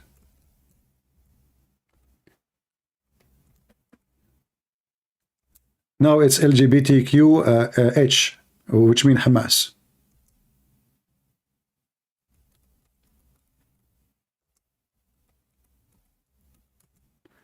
But those, if they go there, the Muslim will kill them.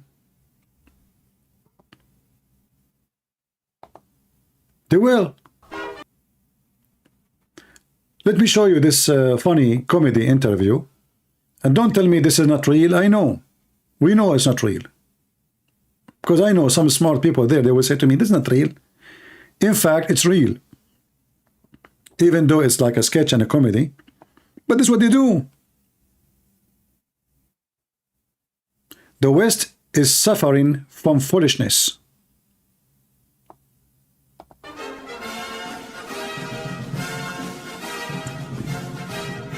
All right.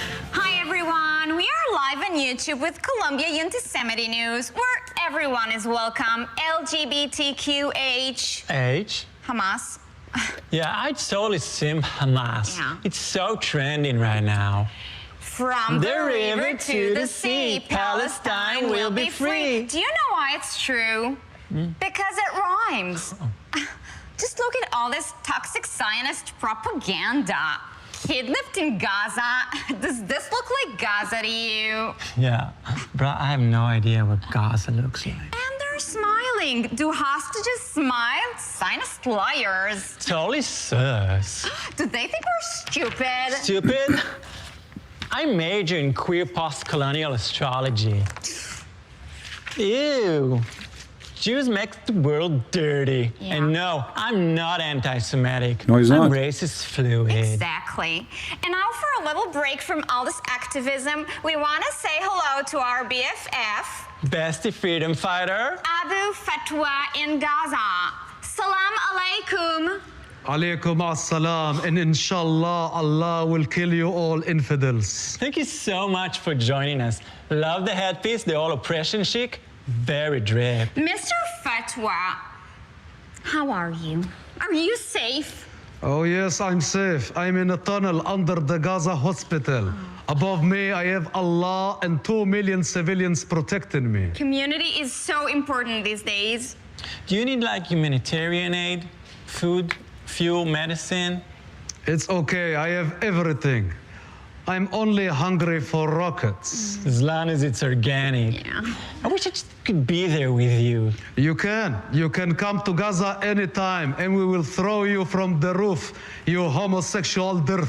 Do you hear? Bro, want to throw me a rooftop party. They are so welcoming and inclusive. So, shukran.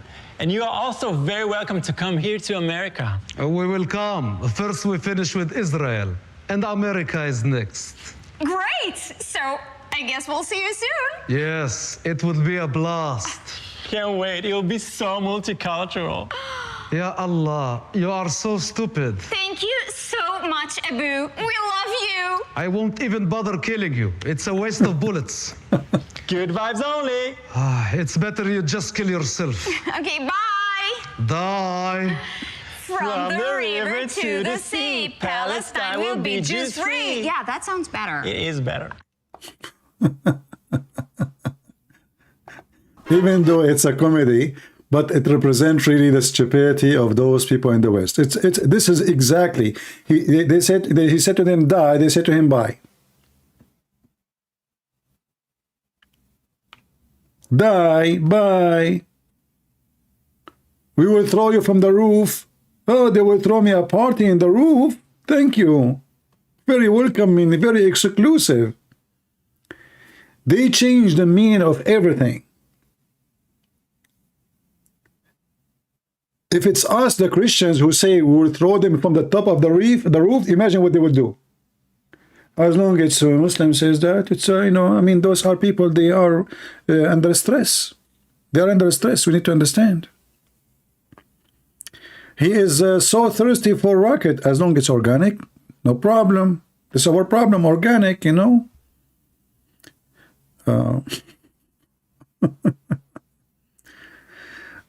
What about the Israeli will build the third temple? You know, I find it very funny. People are really busy about the third temple. I mean, those people, they are not even able to take the temple first. Shouldn't you take the ground first? Don't you see they are afraid even to offend them? They are very much politically correct. As long as you have people who they are politically correct, you will never build the temple and you will never even build a house. Give me a break, Mr. Temple. This is what you are worried about now? You can build the temple when you will have a man, he is a real leader, and he is a dictator, not democratic. He say, you know what, this is our temple. You like it. We have 40 to 24 hours to evacuate. You don't, we will evacuate you. But when this man will come? Netanyahu, no. The left, no. What you have now in Israel are a bunch of potatoes. They have a very massive, powerful army, but they don't have any real leader. In order to do that, you have to have a man who is a leader, not a politician. You see, Netanyahu now, he wants to cease fire for 50 hostages. If he have little intelligence, he should accept only if we release either all or none. What 54? What you did, still you have 200. What you have done, I mean, is that a victory? And did you ask yourself what Hamas will win? While they are desperate to get 4 days? Which is not supposedly not a ceasefire, like, you know, a howl. But what does that mean? So he did nothing. I mean, they are not real men. They are not real leaders. They are just doing politics. Netanyahu trying to make himself look better after what happened. Okay, I will free 50. But you have 200. He should not allow to free any terrorist unless you free all. Why he accept even 50 for 150? What about we say 150 for 150? Stupid.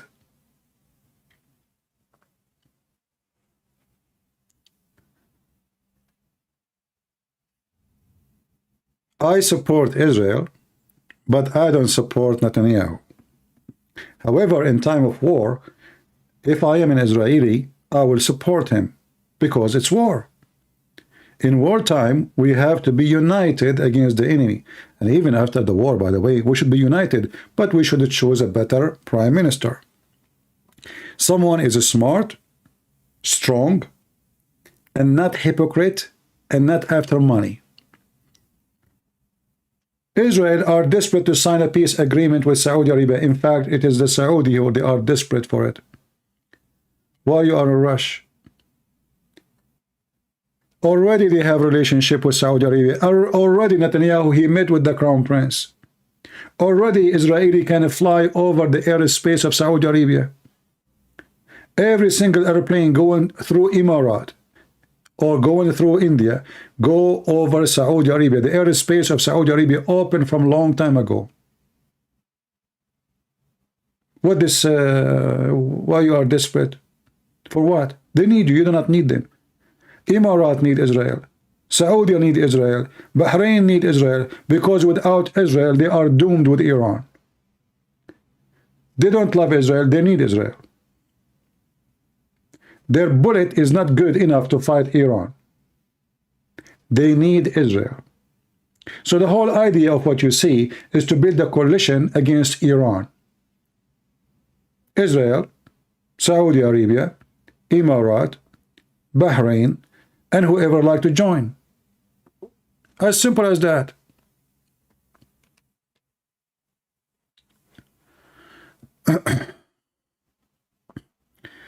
This is why, you know, democracy is dangerous. It might be good in some way, but it is bad in other way. Because, you know, you have like now in America, we have somebody, his name is a Trump. He flipped the direction 180 degree. Then we have someone, he is Biden. Then he flipped the direction 180 degrees. So what happened? We have zero, nothing changed. The guy, he spent 4 years to build the wall. He could not finish it. Then the guy after him, he came and destroyed the wall. So we are back to zero. Stupidity. Democracy maybe is good. Actually, America is not a democracy, by the way. But, you know, I mean, as a general word, we can use it. But in such a system where the direction of politics change 180 degree, those countries is going to be very hard for them to accomplish anything. In Saudi Arabia, they have the same direction, the same system for the last 70, 80 years. So don't go back to zero. Even though, because they are Arab, they are always stay in zero. It doesn't matter how much they build. But that not because of a change in direction, but because always their plan go wrong.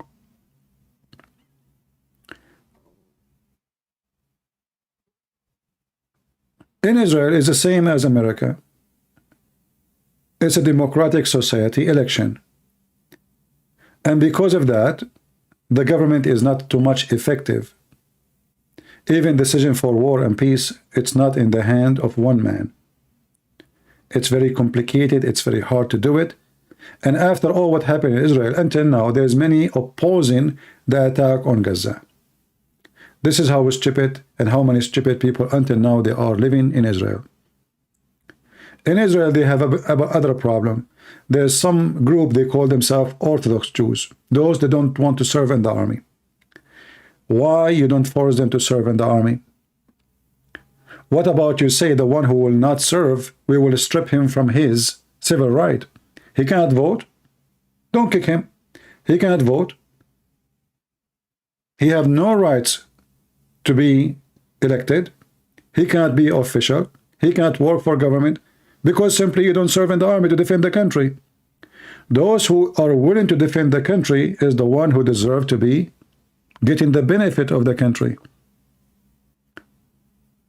There's many things need to be changed in Israel. Every one of those who call themselves Orthodox Jews have to be forced. Isn't it a shame that somebody, he claimed that he believed in God, he believed in Yahweh, he believed in the Torah, and then he don't want to go to war to defend Israel? What is your excuse? Since when that the religious Jews, they don't go to war? Was Musa a religious? So many things need to be changed in the system. But I am not from that country. I cannot tell them what to do. In the top of that, supposedly I'm an Arab. So that will make it even more funny that I am the one giving them advice how to fix it. Isn't it?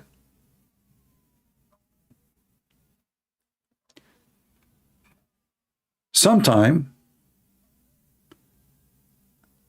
democracy can be a big problem. Bad problem. It makes countries weak. Now, all the enemies of America, they knew what the weakness of America is. When Trump, he lost the election, Erdogan, he sent a letter to Joe Biden a week after saying that all Trump supporters are KKK. A week before, he was kissing the ass of Trump. They knew the weakness. So now we have two parties, they are in enmity, and those Biden is dividing them. He started calling those who support Trump terrorists. Yet he claimed to be the president who unite America. But yet he called more than 70 million who vote for Trump terrorists, literally. So the Muslims, they took advantage of that. They knew now how we can... Remember we spoke yesterday about divide and conquer? You remember we said to you, we Christians should be united? Your enemies knows how to use your weakness. They are looking for the spot where you are, where it hurt most. This country is very much divided. And that will make this country is very much weak. And this is why Hamas is able to mobilize all those socialists, stupid socialists, to work for them for free. Hamas is not alone.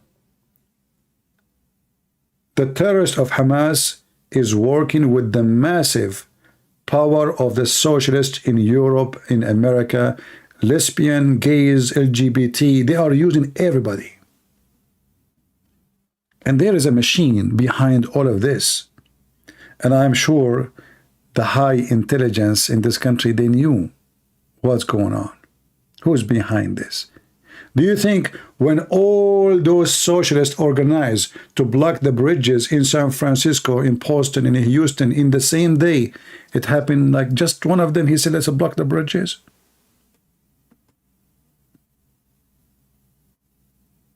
Something big is happening.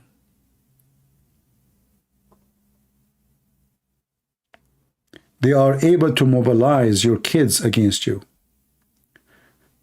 And one of the biggest reason, because we as adults, we are just leaving our kids to schools, and schools run by socialists, and the socialists will poison their head that those Palestinians are, their land is taken from them, those Jews are racist, they build wars in the walls and fences like in South Africa, the white and the black, and they will tell them that the Israeli are white and those Gaza people are black and they are African, and all the madness.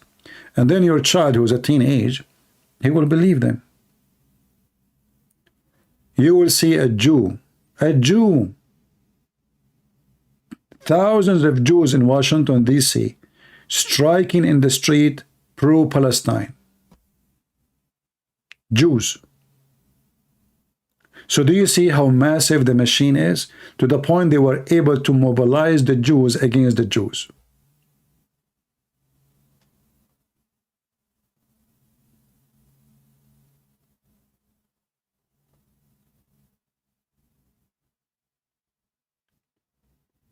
This is what we are trying to do here, so we can warn people about what's going on. But as you see, the big machine is so big. Like this guy Morgan, you will notice he is helping to spread the propaganda of those terrorists.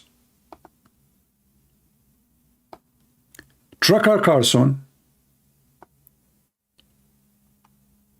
Morgan, and all the scumbag in the media who they are very famous, and the stupid, many stupid who so-called Christian, they think that those are conservative Christians, when the fact they are supporting terrorism.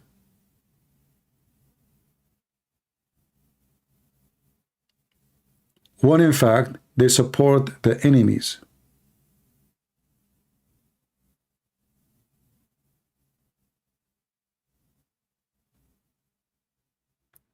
But the second you say Tucker Carlson, people, they will say, oh, this is the guy. He's the only one say the truth. He's the only one say the truth. if there is one truthful thing he said. Anyone can remind me of one truthful thing he said, Trucker Carson?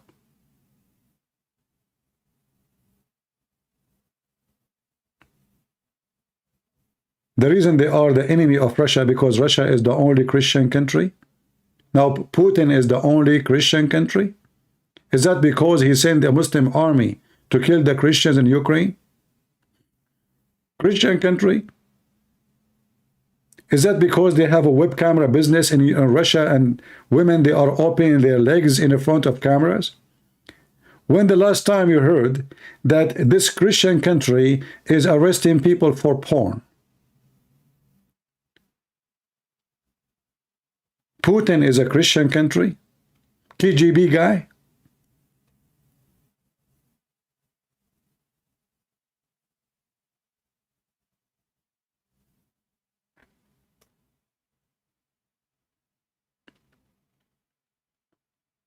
And who is attacking who? So, a person, he is famous. He claimed to be a journalist, but all his journalism is vandalism. He just changed the title. I can change the news by changing the title. Let us say Christian Prince driving his car. He hit a man in the street. I can say a person, his name is etc. He hit a person in the highway. Or I can say a Middle Eastern Arab hit an American. Well, both news are true. Both news is true. But one title changed the whole idea of what happened. One is just a normal person driving in the highway, he hit other person, which something happen every day.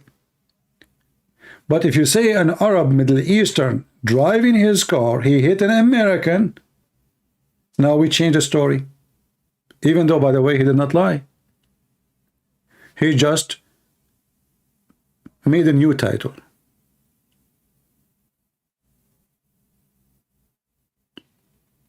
Do you understand?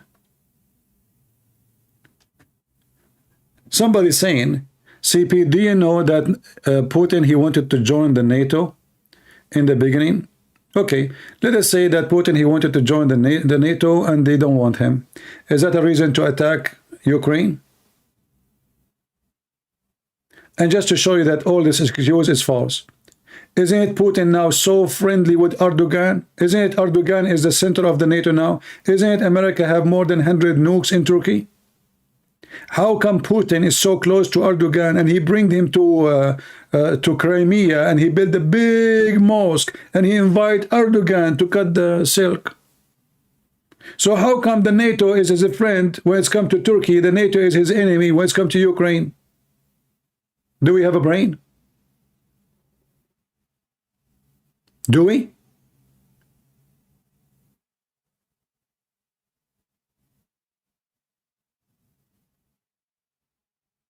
Are you with me?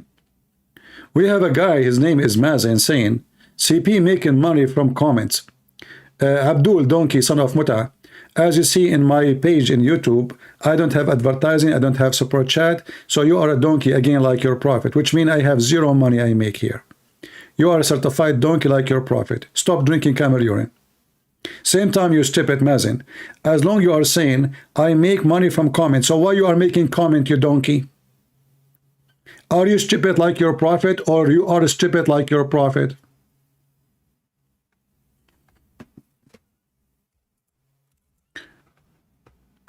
CP making money from comment. Somebody delete the comment. Why you delete the comment? Just wait, I was going to copy it. Oh boy.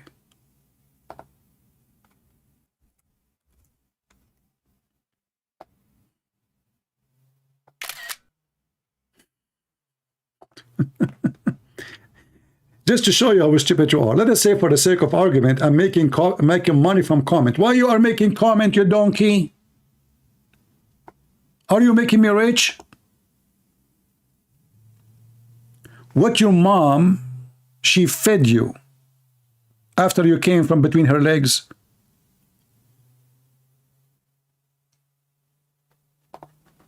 And how we can make money from your comment? Just tell me, please. I want to understand.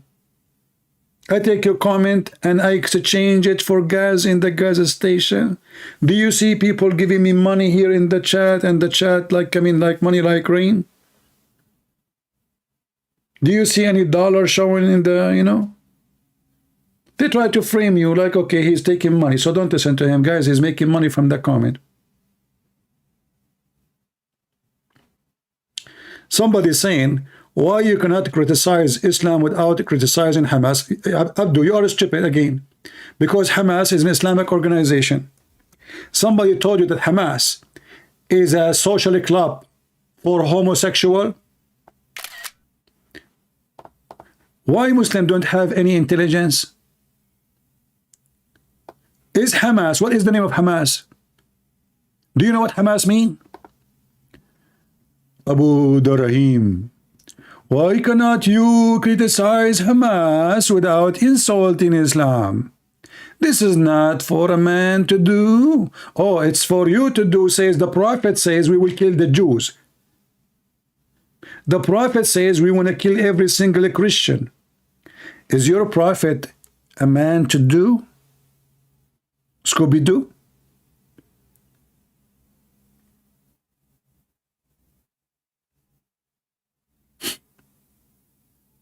Hamas is an Islamic organization.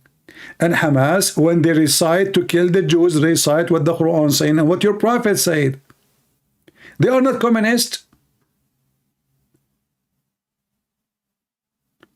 So if Hamas is communist, then we will not say anything about Islam because simply they are communist.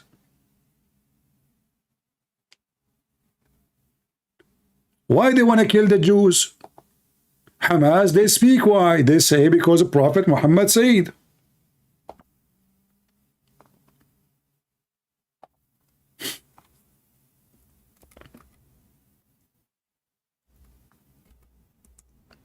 Prophet Muhammad said.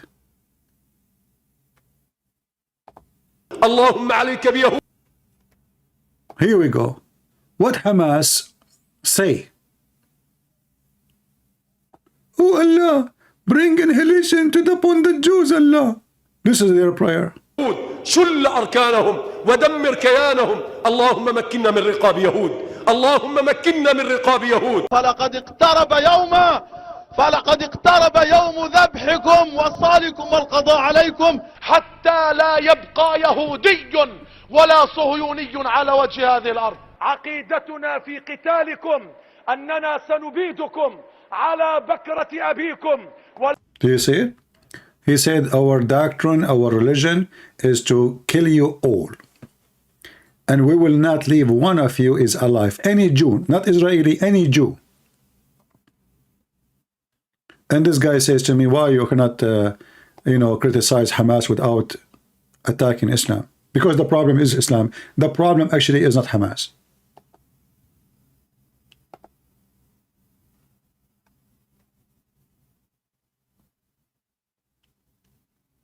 Abdul Rahim, you sound like a nice guy. Do you like to call me? Do you like to call me and prove to me what you are saying? Guys, what do you think? Abdul Rahim saying, he is a Muslim. He said Islam teach him to respect other religions. I say this is absolutely false. However, Mr. Abdul Rahim, I will be happy to have your life with me. Do you like to call me?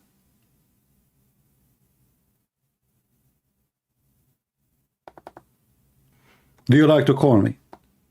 And I will listen to you. If you can prove what you say, I will apologize from you in the front of everybody. What do you think?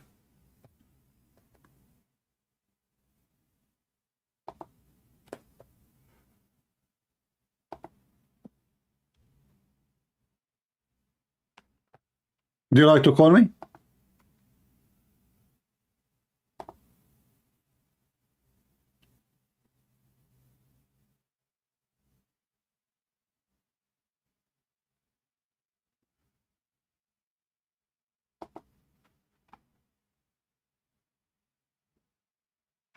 What do you think?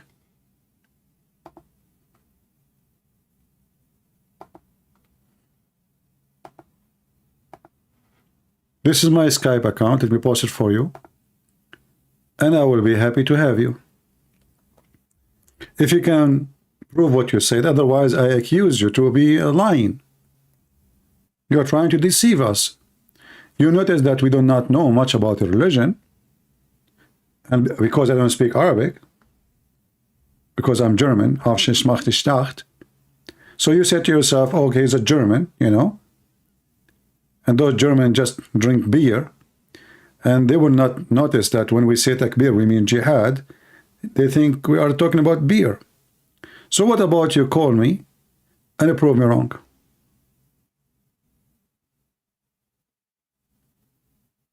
Or just because I'm from Germany in China, you are taking advantage of my ignorance.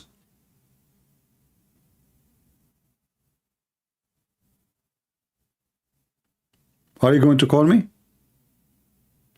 See, this is what you do. You see somebody, he is from Brazil in Germany, you know, if I'm coming from the Amazon River in Indonesia, you say to him whatever, you know, he don't know what he's talking about. We fool them, we lie to them, and then boom, boom, like, you know, yeah, and Sheikh Uthman, he take the wife of his brother, and that's it.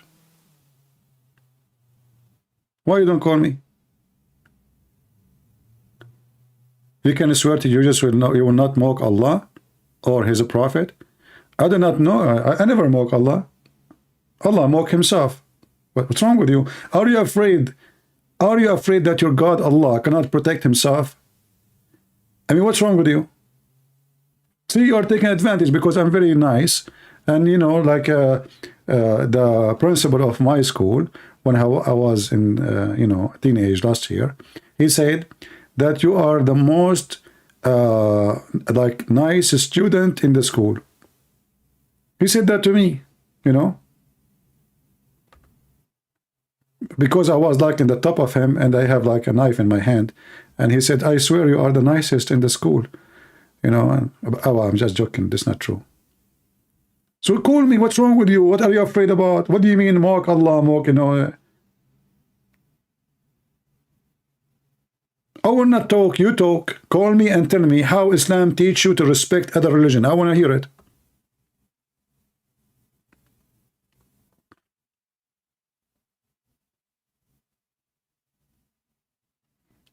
Okay, I'm exaggerating. It was not last year when I was teenage. Not, it was like a year and 6 months.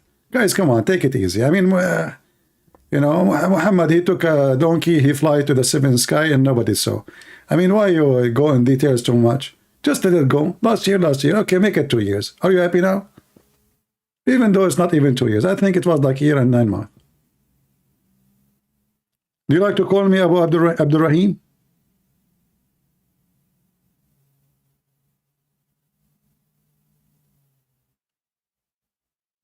Your God will be with you. It doesn't matter what, you know, why you are afraid. Don't you trust your God? He will be on your side, and you will explain to them that Islam respect and teach respect to other religion. Can you call me a private? I take calls from girls only in private. Sorry, I'm very conservative Muslim. Only if somebody is like, you wanna, you know, my name is Uthman. So anyone like he have a problem with his wife, you give me the number of the wife, I call her, you know, and then, hey brother, you know what will happen. I don't like to talk to guys in private. Why in private? Don't you want to show the people here the truth?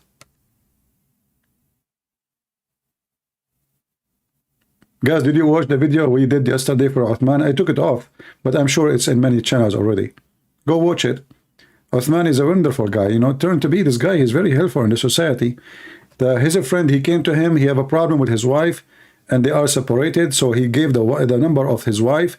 Uthman, he took the wife. I mean, how nice this chick is.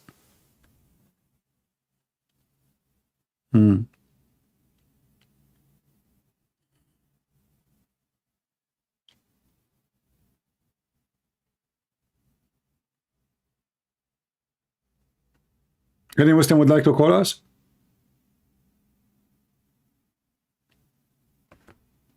Do you want to join us? Abdul Rahim, let's call. If you don't, just let me know. You know? All right. Well, obviously, he's afraid to join. But my friend, Mr. Abdul Rahim, you're a prophet. He called the Christians and the Jews and non-Muslims pigs, monkeys, the worst of the creatures, donkeys, people of hell, kuffar, animals, filthy, najis. And you are telling me that your prophet taught you respect to other religions? Are you serious? Did your prophet call non-Muslims najis? And can you tell the people here what najis mean?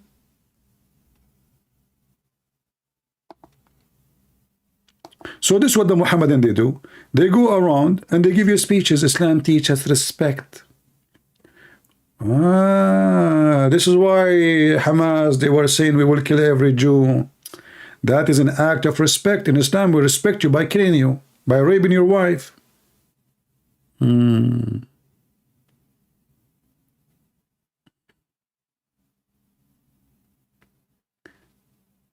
All the apologists are adding to it. Oh, people, they are using my videos now in their video. Okay, that's good.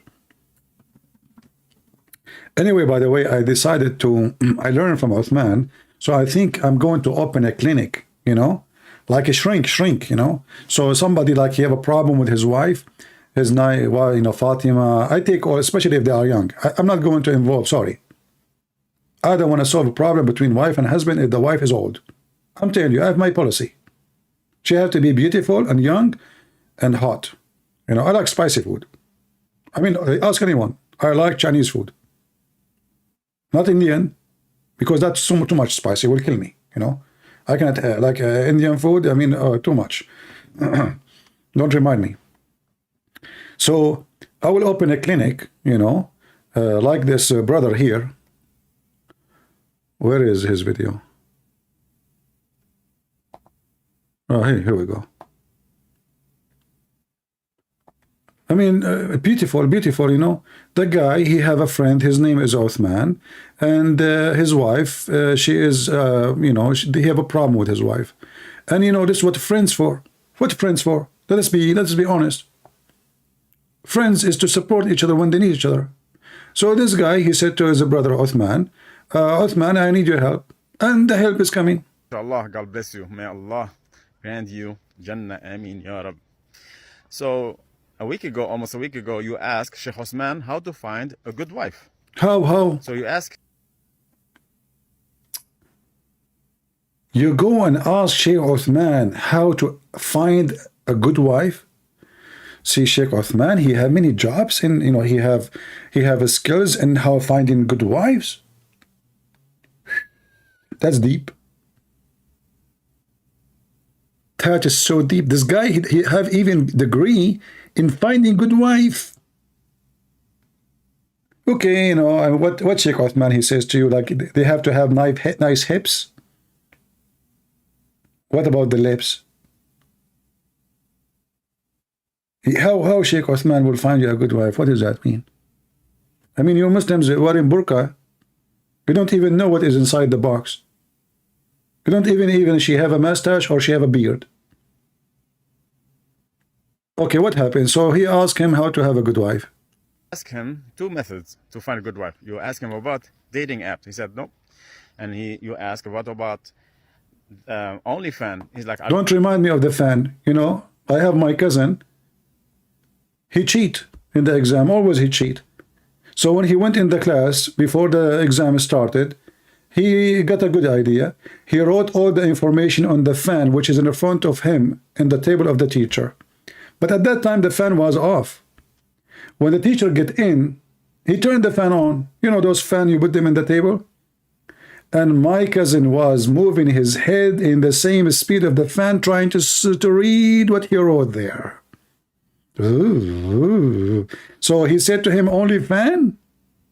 What the heck is that? So they are fan, but yet they want to have sex together? That is a very funny fan sex machine. Only fan? That's deep. I don't know what is OnlyFans is. Oh, Uthman, he don't know those things. He care for halal, only halal. It's totally fine. Yeah. Sheikh Osman doesn't use those methods. He uses a better method. No. Exactly, totally different. Oh, okay. That's what fits his style. Subhanallah. May Allah.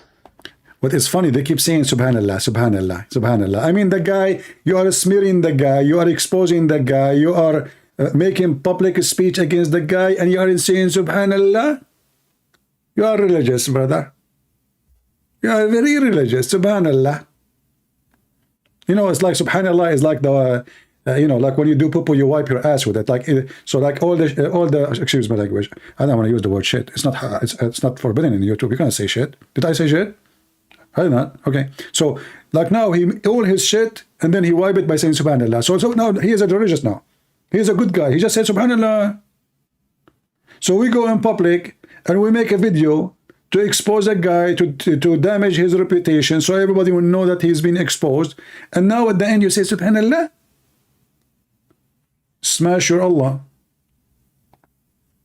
Guide us all. So he will wait. I'm gonna tell you the the process.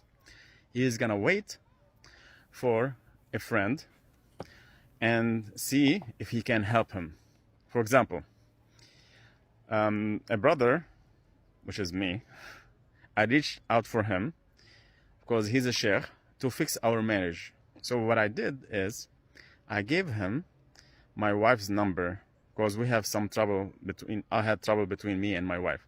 So I trusted Sheikh Osman, I know him, and then I was on his table in Balboa Park. MashaAllah, he's one of the du'at here. He went on a cross-country da'wah trip. So I gave him her number to fix our marriage, right? And then after 2 days, my wife, she completely blocked me and I know nothing about her. And I told Sheikh Osman, what happened? Why she doesn't talk to me? She's like, she doesn't want you, that's it. Yeah, don't bother her anymore. I'm like, okay. I was like, okay, well, this is my fate. So I got suspicious a little bit. Like, what's going on? So somebody told me that she got married, like after a month of our separation. I was like, this is weird. This is not Islamic way. And then she's still my wife. Why she married somebody else? I'm like, this is weird. She's a very private person. She doesn't talk to any guys. Okay. So subhanallah, I just. She don't talk to any guys. Very private. It took her only 1 month after she left him to be in the bed with somebody else. She's very private. Look how long it took her. I mean, because she's so private. Took her 30 days only. No, actually, he said after 1 month he heard. After 1 month he heard. So we do not know how long it took her to be in the bed of the other guy, you know. But she is very private. Some research, and I found out that Osman married my wife. He's doing you a favor. I mean, she is troublemaker. Just say mashallah, man. Come on, say mashallah. Say mashallah. Come on. That will solve all the problem. I mean, okay. I mean, you know, obviously, maybe you are not doing good in bed. God knows. Sorry, Allah knows what you are doing there. You know?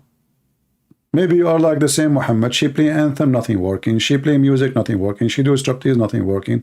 So she said, Uthman maybe is better. Something there is working. This is Islam. And then after all this scandal, he say, MashaAllah. And then you go to the other guy, he say, MashaAllah too. While under the table, everybody is screwing everybody. But in the top of the table, MashaAllah, Alhamdulillah, Bismillah, Alhamdulillah. Alhamdulillahi Rabbil Alameen. Al-Rahmanir Rahim. Allati of Harim. Boom, boom, Ameen. Ameen. So, yeah, based on this experience, I am thinking to open a shrink business for Muslims. Somebody, his wife is young. He and her, they are not liking each other no more. You know what? If Uthman, according to his video, took him 2 hours to convince her to marry him, I think it's going to take me 5 minutes.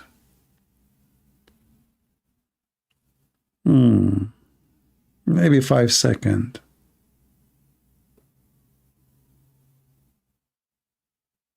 Not sure.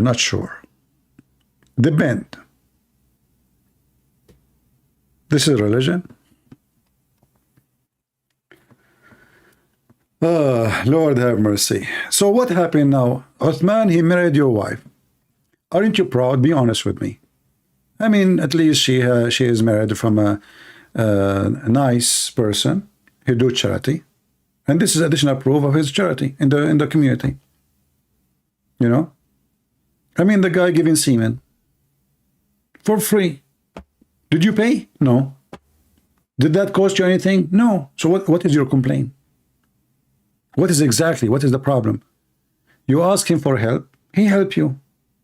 She's gone. Instead of fixing my marriage, he fixed your marriage. What are you talking about? He fixed it. That is the real fixing. Married her. Still, she's still married to me. Okay, oh, hold on.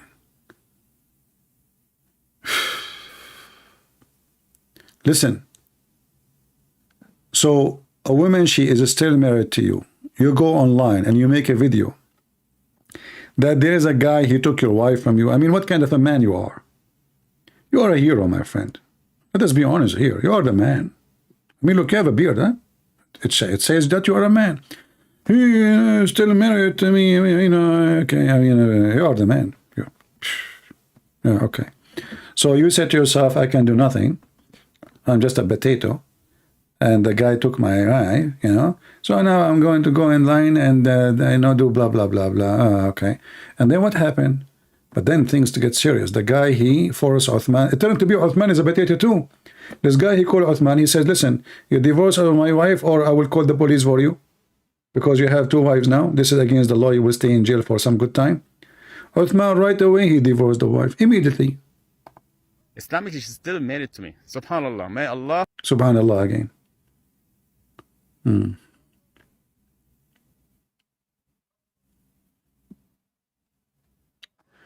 All right. Anyway.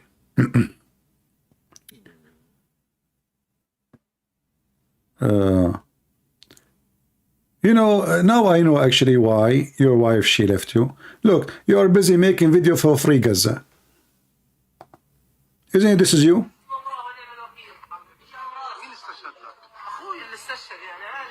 Free Gaza.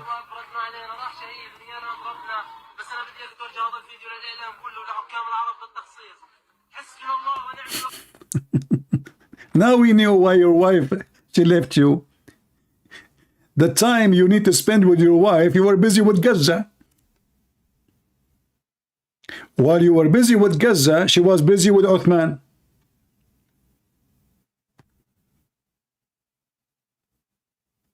See what happened to those who support Palestine? They got screwed.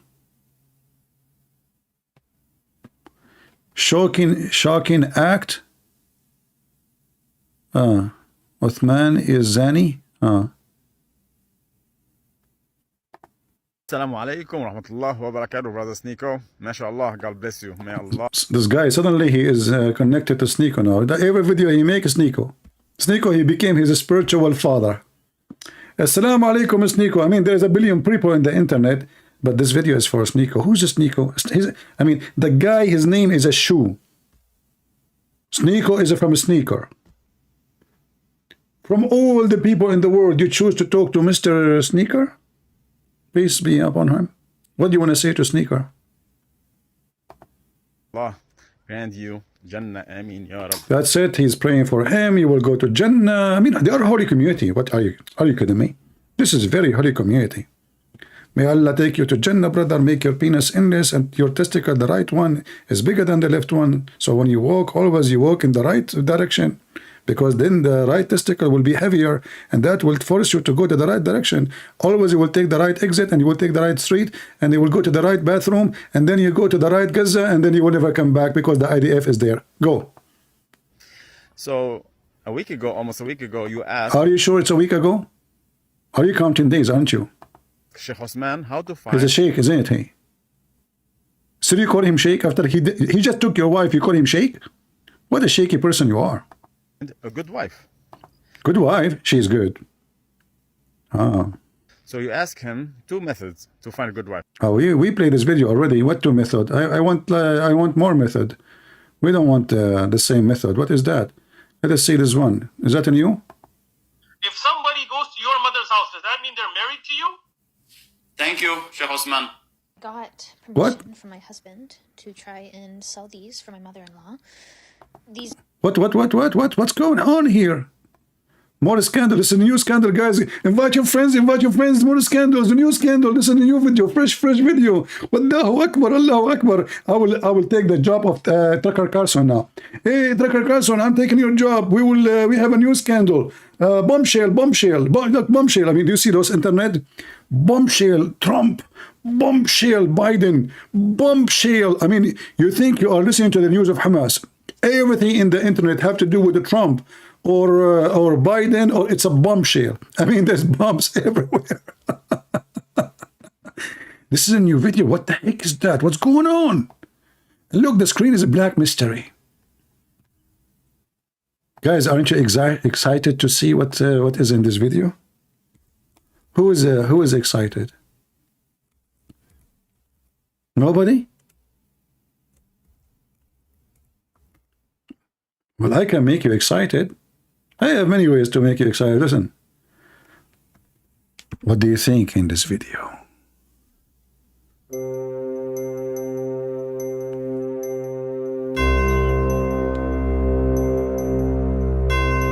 The screen is black.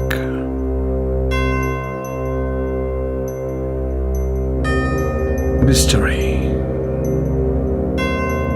Sheikh Othman is behind the wife, the gossip, and Allah, all in one basket.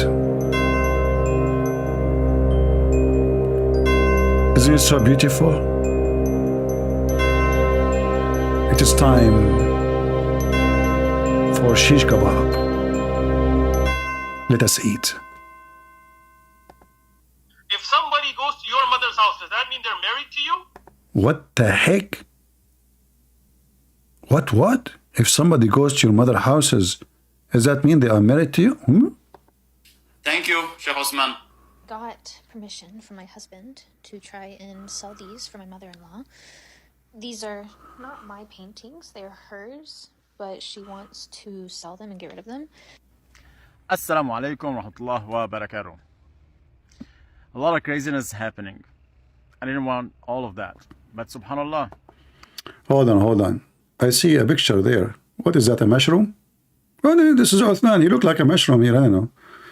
Honestly, because suddenly the picture came up like, it looked small. I thought that like a mushroom, you know. What? Again, subhanallah. And you cannot make a video without subhanallah. You're making me sick. Your wife is taking subhanallah.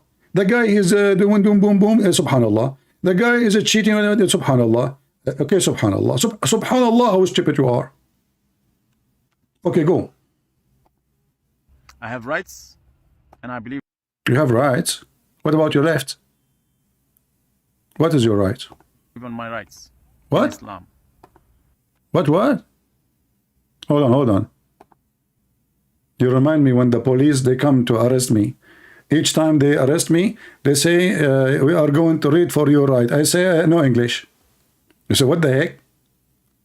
And therefore they can't arrest me because they have to read my right. And I can't read English. I don't know English, you know. Let us read your right, Mr. You know. I say, no English no. And then they let me go because the guy, I mean, you know, in America, you cannot arrest somebody who don't speak English. Haram. You know, that Joe Biden will be upset. He must be a refugee. So even when I joined the army in USA, the drill sergeant, he came to me, he screamed at me, no, go down in the mud.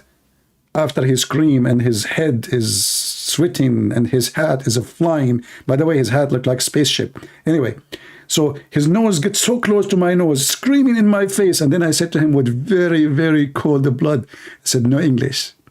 What?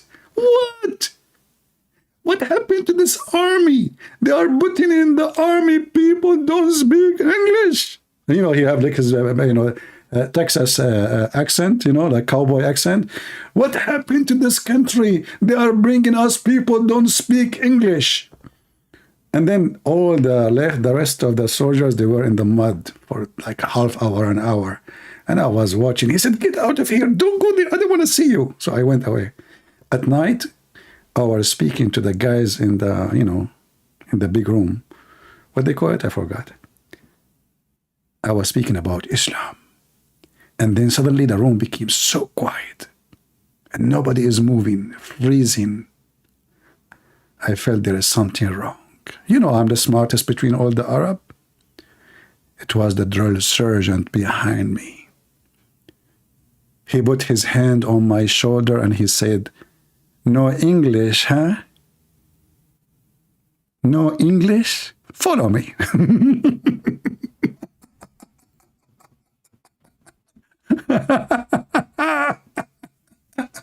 And you know, my friend, what I said when this happened? I said, Subhanallah.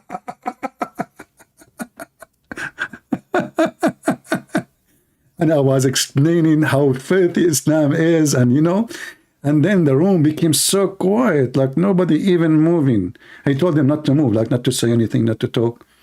And I look at them, there is something fishy. What happened to those people? You know, I know he's behind me. But it was too late, you know. I said, no English, huh? Follow me. Then he took me outside. Listen, I heard what you are saying. I like what you said. However, go and make your clothes dirty and make it look like I was punishing you for the last 2 hours. Come back here after 2 hours. Be sure, make your face dirty and your clothes dirty. Sir, yes, sir. Okay, bye-bye. And then I met a guy in the airport with his wife. He was serving with me. He forgot my name. But he remembered one thing. He said, hey, you know English, how you doing?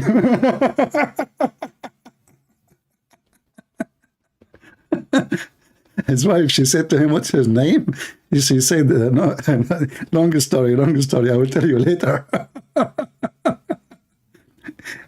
I don't even remember his name really, you know, but right away I know that he was with me because he said no English.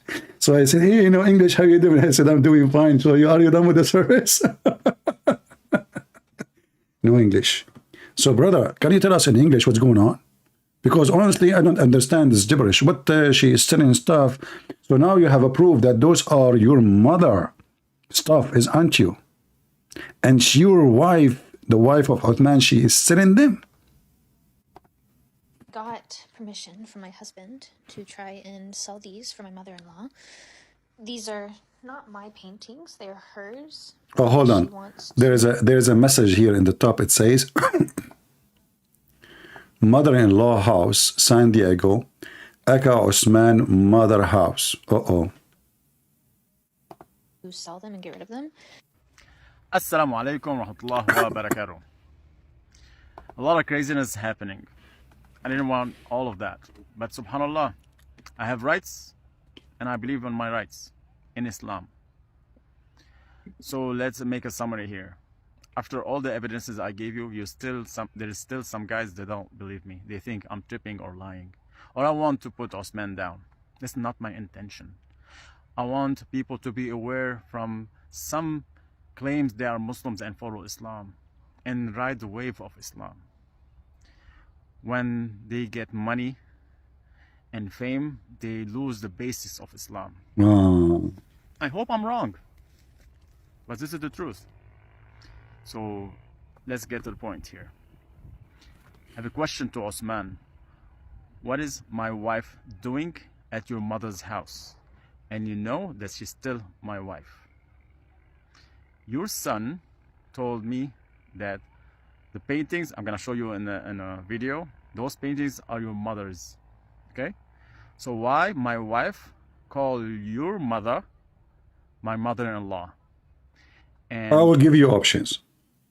Your wife, she is calling his mother, her mother-in-law, because according to Islamic law, all brothers, Muslims, and you know, brothers and sisters. I mean, isn't it obvious? Now, about the paint which is going to sell and those owned by the mother of Uthman, very simple. Mohammed, he attacked the house of Uthman. He took the booty because Uthman at that time, he was a Jew. So he took the booty, and now those booty been given to your wife to sell them in the eBay. Here we go. The problem is solved. So what the problem? What do you mean? Why your wife? She is calling Uthman mother, her mother-in-law, because she is his mother-in-law. Okay, what is this? Let's get to the point here. I have a question to Osman. What is my wife doing at your mother's house? And you know that she's still my wife. Your son told me that the paintings, I'm gonna show you in a video, those paintings are your mother's, okay? So why my wife call your mother my mother-in-law? Oh boy. And why she's at your mother's house? That's a good question, by the way. Why? You know, I don't know, seriously. Why a woman, she is in my house? And she called my mother her mother-in-law. I need to think about it. You know, I think, guys, sorry, it's not easy. We need to think, honestly. This is need some music.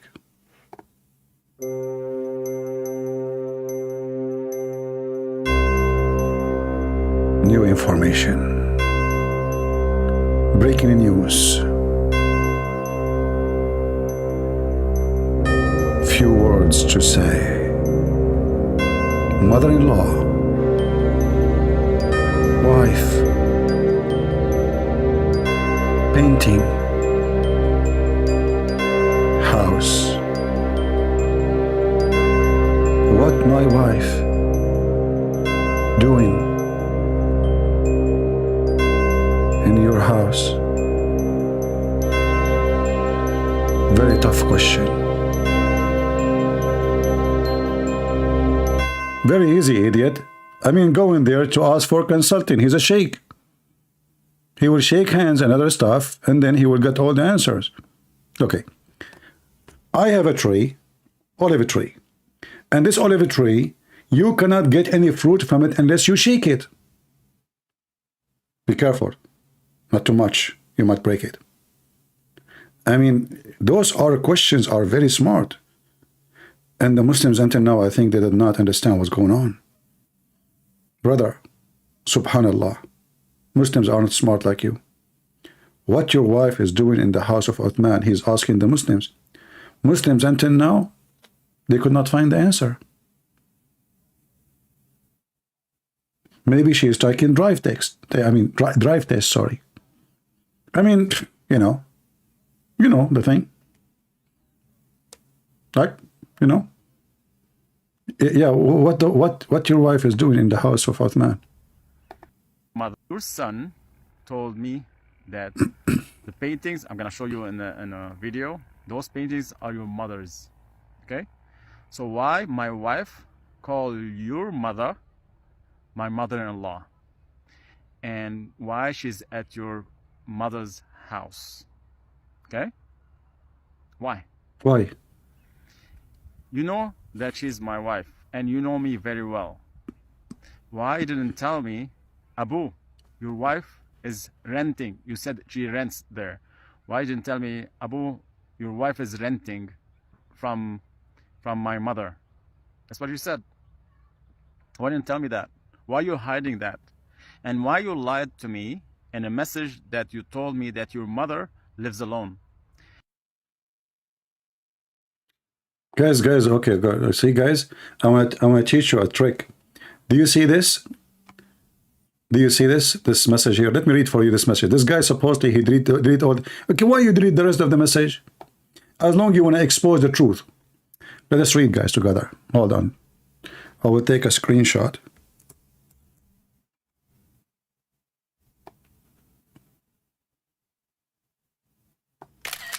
And I will translate for you. I will use my AI software.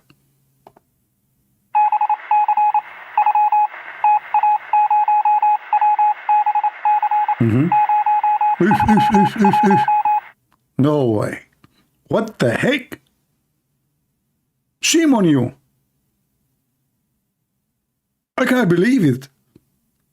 Let me hold on. Let me hear the message again.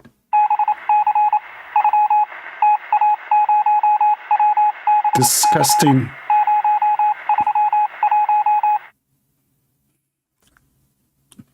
I need to call somebody, guys, just from the KGB. Just I will be with you, right? Video.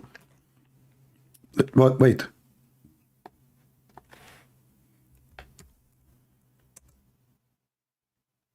I can't believe what's going on. Unacceptable.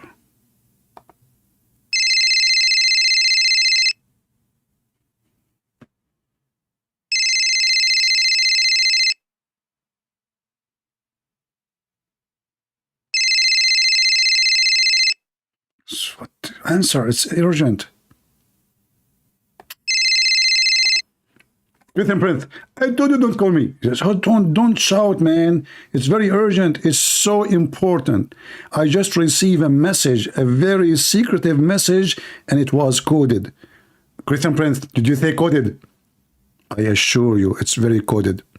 Christian Prince, I don't get coded. Why are you calling me online? Don't you think that the FBI and the CIA, they are nothing to us? Hey, listen, FBI and CIA cannot listen to you and me. Christian Prince, are you stupid? They are listening to everybody. They cannot. Too bad, Christian Prince. I assure you, they listen to everybody. Zakir Naik, they listen to everybody. But are you a buddy? Christian Prince, you get a point there. Thank you very much. Okay, go ahead and tell me. I don't have nobody. That means they will not listen to me because they listen to everybody. You get a point. Listen, Uthman and this man, his name Abu Adnan. Christian Prince, are you making poetry? No. The first one, his name is Uthman. The other guy, his name is Abu Adnan. Christian Prince, I can't believe you. How come both of them have the same name? Idiot, it's not the same name. The first one, his name is Uthman, end with the last letter N. The second one, his name is Abu Adnan. He ends with the last letter the same as the name of Uthman. Christian Prince, you get the point. Go ahead. All right. Uthman, he took the wife of Abu Adnan. Christian Prince, you call me for him in the morning to tell me that the wife of the guy. This is very important because a war might erupt between them. Don't you want to make peace? Christian Prince, this is a piece of theft. Don't call me again, and I will warn you. I will call the police for you. Okay, Zakir Naik, don't call the police, man. I'm just trying to make peace between the Muslims. Let us call them both and lie to each of them, because in Islam we are allowed to lie to make peace.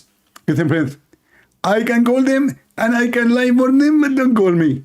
Okay, just go. So guys, Zakir Naik is gone now.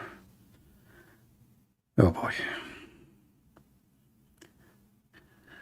Anyone able to read the message here? The coded message? What the heck is this? You erased the message? Let us zoom in. Let us zoom in. Hold on.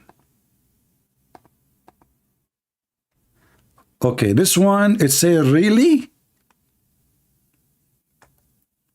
What the heck? What?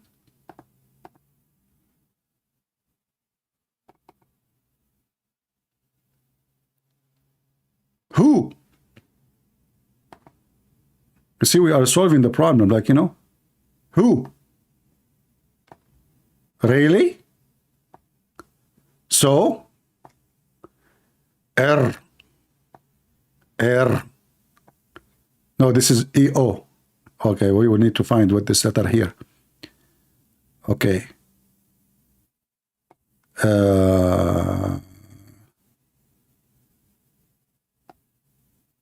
You really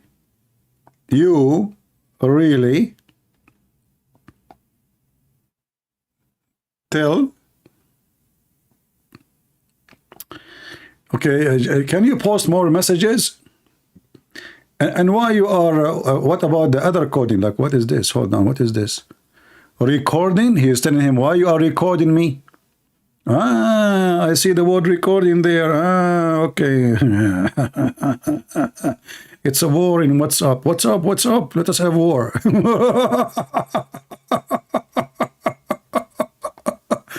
Unbelievable. Very, very, very cute, very cute. You know, unbelievable. You know, I always wanted to be a Muslim.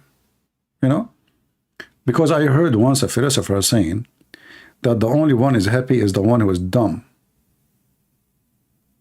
And look like this is the only way to be happy, to be dumb. Just be a dumb Muslim. So now you are posting, why you are sugarcoating, I mean, why you are, sorry, erasing those messages? Don't you think people, they will say this is suspicious? He is hiding something? Okay. This is my last message to you. Until you both get on call with me. She want to talk to two men in the same time. No, with, oh, this is, I don't know who's calling here. This is the message from who? I don't know who is that you are talking about why my mother lives alone. Trying to force the same argument, not going to change my answer. Is it? What? What is this? I mean, listen, you just provided us with the answer. We are talking about my mother living alone. What are you talking about? So he want to say he's, you know, this is what he said. Shakshuk Uthman, he told him, he confirmed that his mother, she lived alone. So what Uthman he did, according to him, he brought the wife of this guy to the house of his mother so he can do boom boom her. Okay, I mean, it's a free rent anyway, you know. Mostly he's paying for the rent of his mother. At least he can use the, you know, the bedroom. So okay, what happened? Then what happened? Conclusion. What is this?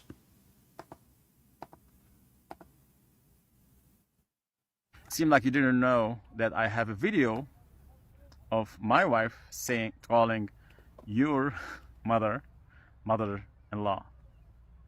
So anybody who slandered me, may Allah forgive you. May Allah forgive you again and again and again. Please, guys, I told you, have patience. Islam is about patience. Patience. I was wondering what's going on.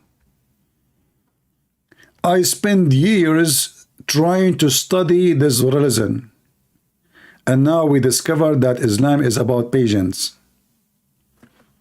Well, the guy was not patient to take your wife. I mean, she just left you. Second day she is in his bed. He wasn't patient. But brother, I have to say, you are so patient. I mean, she is there doing boom boom, and you are you know, making videos in TikTok. Tick tock, tick tock, tick tock. And look here, the Muslims are giving advices. Look, this is a serious advice. Let me show you the comment. You want to see the comment, guys? Do you like to see the comment or to hear the comment? Tell me. Because as you know, here we care for customer service. Which one is more effective for you? You like to hear it, don't you?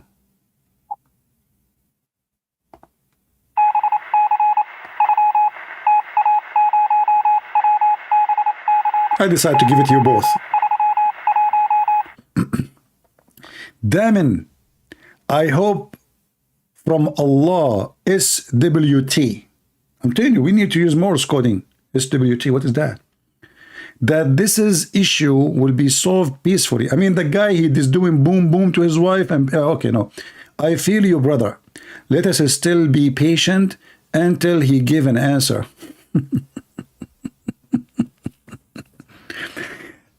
You know, like, this is why I love Amazon. Yeah, 30 days to return the product. Patient, have patience, you know. Abu Adnan, he said, I hope so too. Look at this guy. This guy is a smart Muslim. Couldn't there be better approach to this akhi, which means my brother? The big anti-Islamic Christian. He's talking about me. I hate it. I hate it. The Muslim, they get me wrong. I'm not anti-Islam. What are you talking about? I just friendly criticize the garbage of Muhammad. So YouTubers are eating this story up, and having a field day with it. Subhanallah. You say Subhanallah? Even you? Everybody look like Subhanallah is a pandemic, you know. Subhanallah, brother. You are much better than bro. This will pass with all the right answer and growth. Don't talk about the growth, please. I mean, just stop. For everyone to remain on the straight path. What the heck would this comment mean? Did you say anything to him? Nothing. May Allah give you strength. Trust me. This is exactly what he needs. If he have the strength, the wife will not leave. Sorry, guys. I would be so angry. Oh my Allah. But don't, Muslims, why you are saying, oh my God? You change your God name? Oh my Allah. Just imagine, guys, you trust that sheikh with your marital problem. Marital? Marital problem.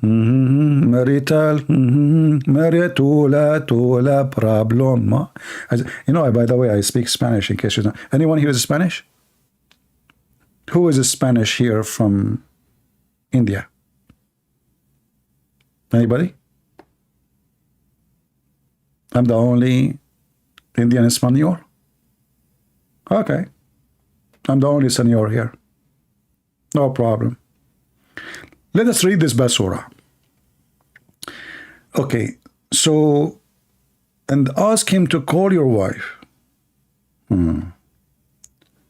If women left you and she don't want to be with you anymore, you have no right to talk bad about her. What are you doing is not talking bad about Uthman. GM, Abdul Potato, listen. The guy is not talking about his wife. He's just saying Uthman took his wife. And she is still married to him. And you are telling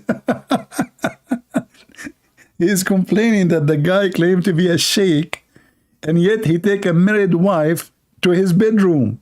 And married. Then more questions coming from the same gentleman. He's so smart. I think this guy, he was working in San Francisco Police Department. Simple question. You see, I like those simple questions. Like, you know, once I ask a simple question to a Muslim. If Allah, he have one leg, what is the difference between his walk and the walk of the kangaroo?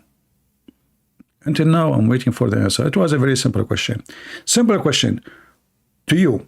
What you did wrong to her that she left you? That's deep. This guy is a shrink. I need to read a drink.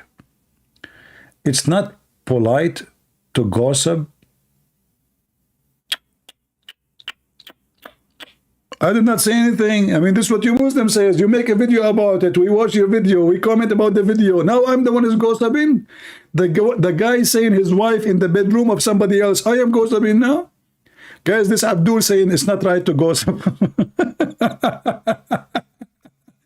Do you know what gossip mean? Gossip mean I am saying things nobody heard of. I'm making it up. This is the husband himself making a video, posting it online. If he don't want to talk about it, he don't want anyone to talk about it, he will not post it. When you post it for public, it's public. It is public. It is publicity.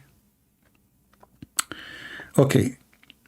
Even according to Islam, if she want to be separated from you, you have no right to talk. This donkey, by the way, is donkey, because in Islam, no. In Islam, a woman, she can be forced to be taken back to her house, the house of her husband. That is called Baytut Ta'a, the house of obedience. This guy, he can call the police if she live in the Middle East, and then they will make a warrant in her name to be arrested immediately. Doesn't matter where she is found. Airport, street, mall, her father's house, it doesn't matter. And then after she will be arrested, she will be cuffed and she will be taken to the house of the husband like a goat. So this guy, he do not know what he's talking about. Toshiro, he says, This is why women are one of the biggest trials for men. Oh boy. Oh man.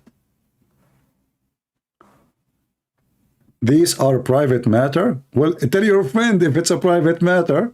I mean, it's a private matter. You put it in TikTok. Listen, Abdul, I heard that TikTok is a private app.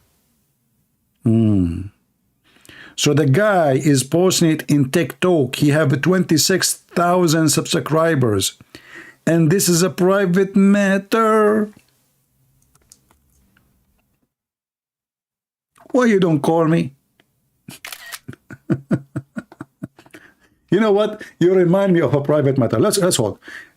You remind me of your prophet. He told the private matter to his wives, and then he put it in the Quran, which only 1.34 billion they read it. It's a private matter.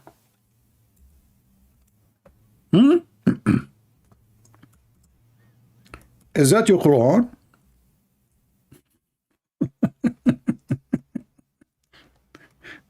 So it's a private matter. I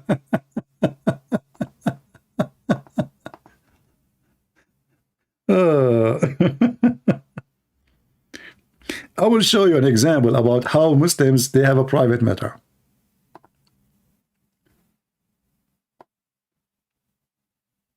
Read with me and tell me if it is a private matter in Islam, not to mention what happened between wife and husband.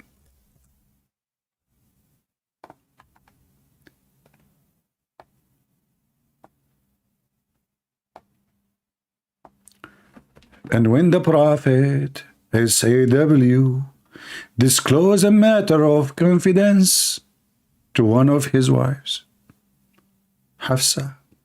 So when she told it to other wife, Aisha, and Allah made it known to him, Muhammad, he informed a part to Muhammad, and he did not inform a part to Muhammad. So, and then Allah Prophet told his wife, Hafsa. She said to him, how you know this? He said, Allah all-knower.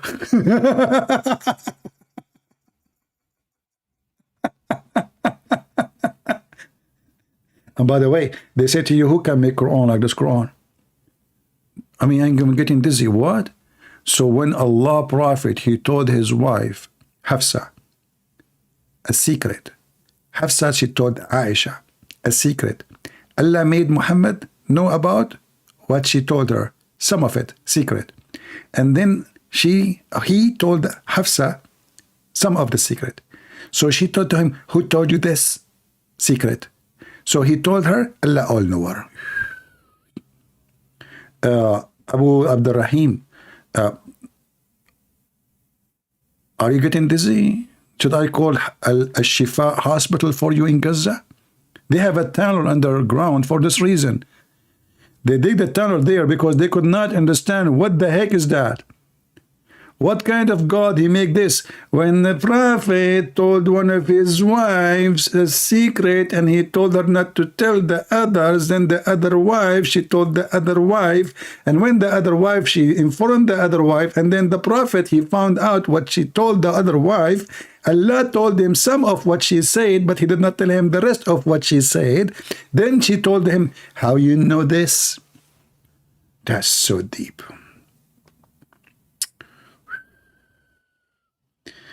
Abu Abdul Rahim, my friend, if I know your secret, I would not share them. I am a respectful man. Abu Abdul Rahim, as long as this is the case, please call me right now. I will tell you all my secret. Because you are the only one I can tell my secret. You just told me you will not tell anyone. You remind me of my cousin. He said, I want to tell you something, but you promised me not to tell to anyone. I said, okay. He said, you promise? I said, okay. He said, you promise that you will act as if you heard nothing? I said, okay, I promise I will act as if I heard nothing. And then, you know, he told me, can I borrow from you $10,000? I said to him, consider it as if I heard nothing.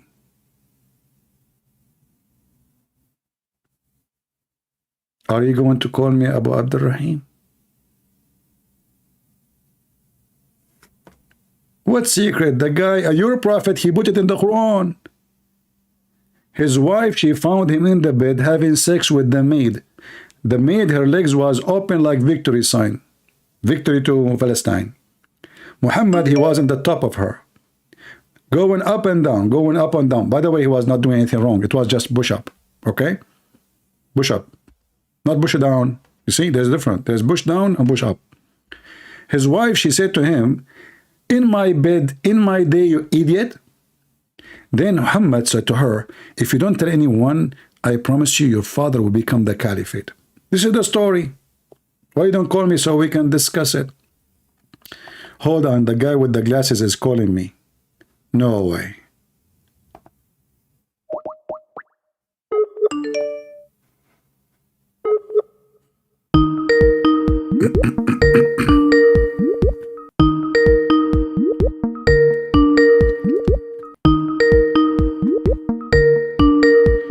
Answer, answer.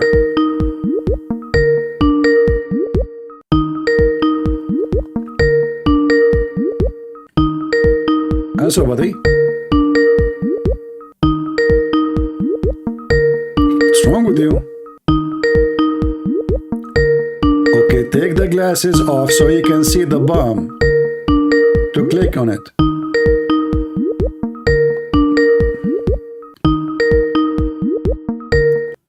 Oh boy.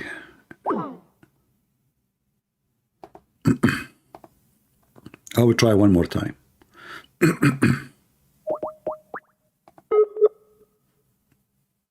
I wanna buy glasses like those.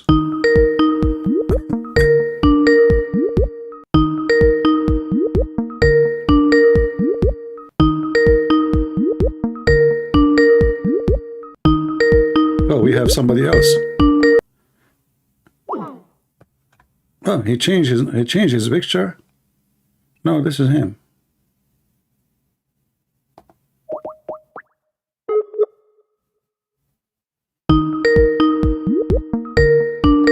Did he say he is at work now?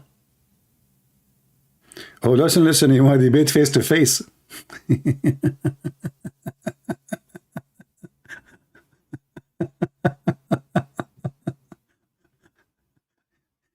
Trust me, you will be afraid even to debate me ass to ass. You are making poo-poo even over Skype. What will happen to you if you see me? I get scared when I see myself, you know. Just go. Just go. So, Abdul, don't complain, my friend. Your brother, he himself is posting his problems online. He's inviting everybody to help. We are trying to help. Why you are being negative?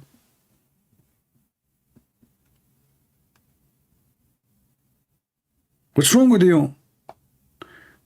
Don't you notice we are trying to help to see what the problem?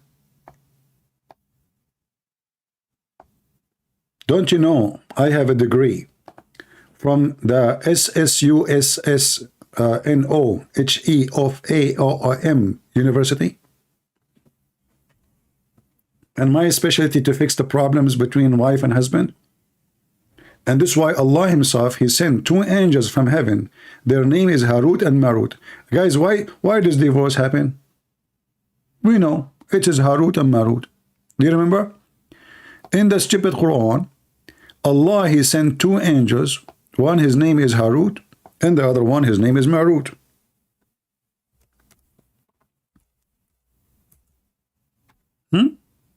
And Harut and Marut, they open a Harry Potter school in the Babylon Tower, which makes sense. You watch the tower and the Lord of the Ring, the Lord of the Ring, Ring of the Lord.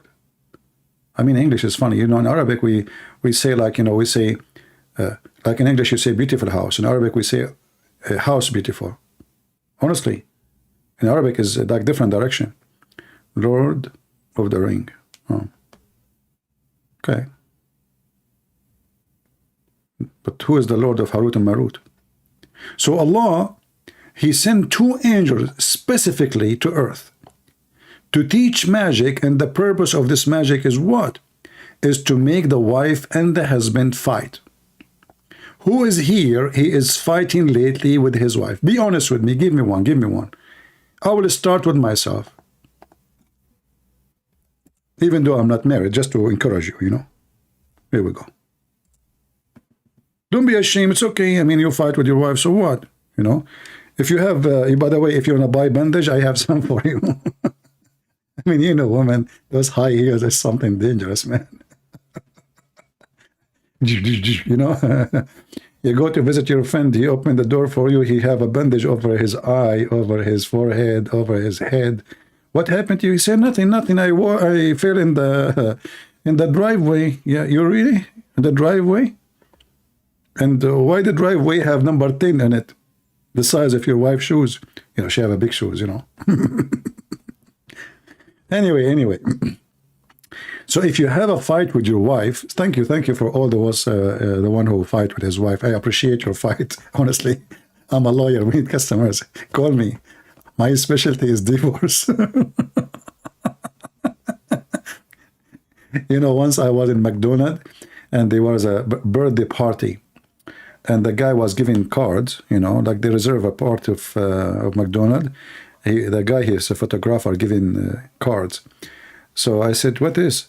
He said, oh, this is if you have like a wedding, you know, baptism, engagement, you can call me. I am a photographer. I said, do you do? He said, we do baptism. We do. I said, what do you do? He said, wedding, baptism, engagement, graduation. I said, did you divorce?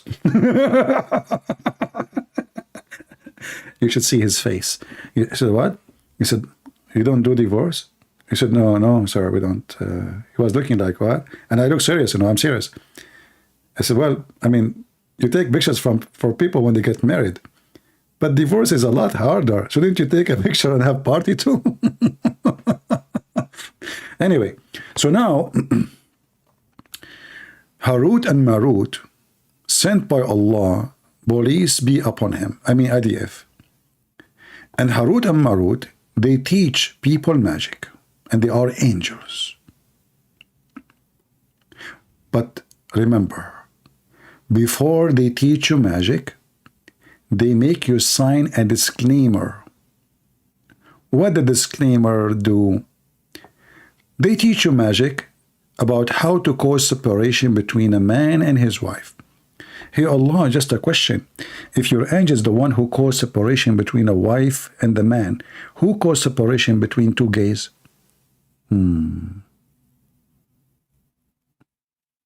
There's something you did not tell us? Oh, anyway. But then the angels, after they teach you how to make separation between the wife and the husband by magic, they will tell you that you should not do it. It's a trial. Disclaimer. I mean, when you join you know, when you join any school or anything, you have to sign a contract disclaimer, you know, like etc.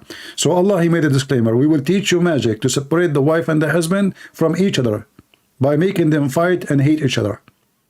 But disclaimer, any learn that which harm them and profit them not. Look at the decent Allah. So he opened a school to cause divorce, and then he tell you after you graduate, don't do it. What the heck is that? So why you taught them how to do it? Like what? Guys, why you are laughing? Are you laughing at me or laughing at the Quran? If you are laughing at me, I have a warning for you. I know a person, he made fun of me. Second day, he woke up in the morning, he looked like me. Literally. You know, I got scared. He called me, he said, I am you. I said, you stupid, what are you talking about? He said, I swear by Allah, I am you. I said, you are what? I am you. I made fun of you today. I became you. I said, that's even better. Two of me, better than one. The earth, this is the sign of the end of the time. Anyway, you know, forget about me, you know, like laughing at me or laughing at the Quran. It doesn't matter really. What is important is your health and to be laughing. You know, anyway, you will wash dishes after 5 minutes because your wife, she will say, hey, it's Thanksgiving, you idiot. Come to the kitchen. Anyway. Anyway, so Allah, He opened a school of Harry Potter to separate between the wife and the husband. Now we go to our friend story. You see, we forgot about even the original story, Bassem, but we are done with it. We expose him. So this guy now, obviously, he don't understand that whatever happened between him and his wife, it was because of Harut and Marut and the school of magic of Allah. Anyone here can prove it wrong? Christian Prince, you crossed the line. I unsubscribed from you. Bang, do me a favor and close the door behind you. I unsubscribe. As if I care. Abdul, listen carefully. I go live on air if I have 1 subscriber or if I have 160,000 or 200,000. You are a stupid fool. Just to let you know, when I came in YouTube, I have 1 subscriber. Still, I go on YouTube. And by the way, the WhatsApp subscriber was only me. I make another account. I subscribe to myself. And then I talk. And I chat with myself. I ask myself questions. I answer them, immediately. I'm very fast, And I debate with myself. Like I say, I will get you busted. So do you think you, potato, fried potato, you are telling me you crossed the line? Which line? Do you think when Muhammad, he went to his own son's wife, and the wife was alone, and he flirted with the married wife to his son, he crossed the line? Or you don't care? You Muslim have a line since when? Is that the line of Berlif? The Jews, they break it. So, yeah, just forget about him. I'm so glad that he, man, I felt like there's something in my shoulder. Thank you for unsubscribing, man. You were heavy. I'm not talking about me. This is Muhammad. Do you know that your Prophet Muhammad, he been rode by a bunch of African 1 day and 1 night all day long? And they are tall African and they were naked. They rode your Prophet. I can show you the hadith. You cross the line. You are talking about line. You Muslims, you have sex with the children and you talk about cross the line. Rape children and you talk about cross the line. You burn people alive and you are talking about cross the line. Say that to your wife. So he is being patient and he is telling us about what's going on. And inshallah, you'll get whatever you want. Just have patience.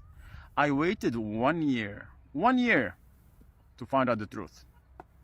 I knew Osman married my wife. I knew it. I have suspicious. But I couldn't say anything till I make sure that he's the one. 1 year. It took me 1 year, subhanallah. Just a question. All what you need to do, you go in the front of the house of Uthman and see who is coming out and coming in. Why it took you 1 year? 1 year? Like the previous videos, I showed a couple of things. That my wife is describing Osman by his age, his first wife age, and there's very private stuff too. I cannot show it on public too. Okay, it's very extremely weird things. That is getting weird. Very private things too. Like what? Are you serious? Are you talking about private things like this is how we do it? Or like this is how we do it? But it's okay. I'm not gonna mention it. No way. Thank you. You have 4 kids, and you are Pakistani. Oops. So you will not mention it because he have 4 kids and he's Pakistani? You will mention it if he's from Bangladesh, but if from Pakistan, no. Oh, okay. Your wife is Pakistani. She's an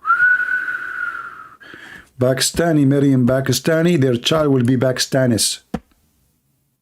Like me, if I'm an Arab, I marry an Arab, my child will be Arabanis. That's. But how come you Muslims that Ishmael, his mother is Egyptian, his father is from Iraq, Aramaic, his son is an Arab. Anyway.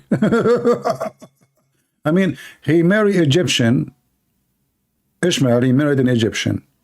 His mother is an Egyptian. His father is an Aramaic. His son is Mohammed. Really? True story. In the late 30s, you have no siblings from your mother as brothers, okay? And why she's saying that her husband has a master in hadith? Maybe she's talking about Christian Prince.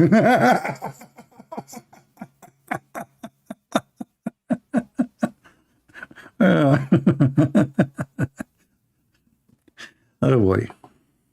And why she's hiding the fact that she's married?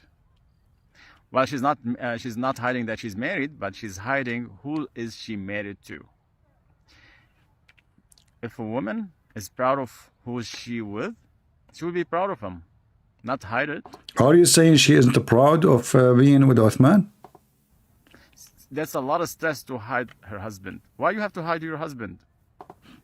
That's very normal. Any woman she is married to you too, she will hide you. I mean, look at you, you're dumb. You're like a mule bragging about a guy taking your wife. So everybody will laugh at you. Why you go online and talk about it? What about you? Shut up. So people will not laugh at you and you look like a stupid idiot. What you get from this now? You will get the wife? Hey Muslim, just tell the guy, Christian Prince, he advised you, just shut up, man. What is this for? You want to expose Uthman? You waited a year? A year? What about you wait 2 years? 10 years? There's something weird in there, right? Why she choose San Diego? She does. Oh boy. Why she choose San Diego? Aren't you in San Diego? She doesn't know how to work. She doesn't work. She doesn't make enough money to live in California. Okay? And she's from North Carolina. And you know, in North Carolina, they don't make enough money to support living in California. So she couldn't rent in California because it's expensive, right? So if she so she moved.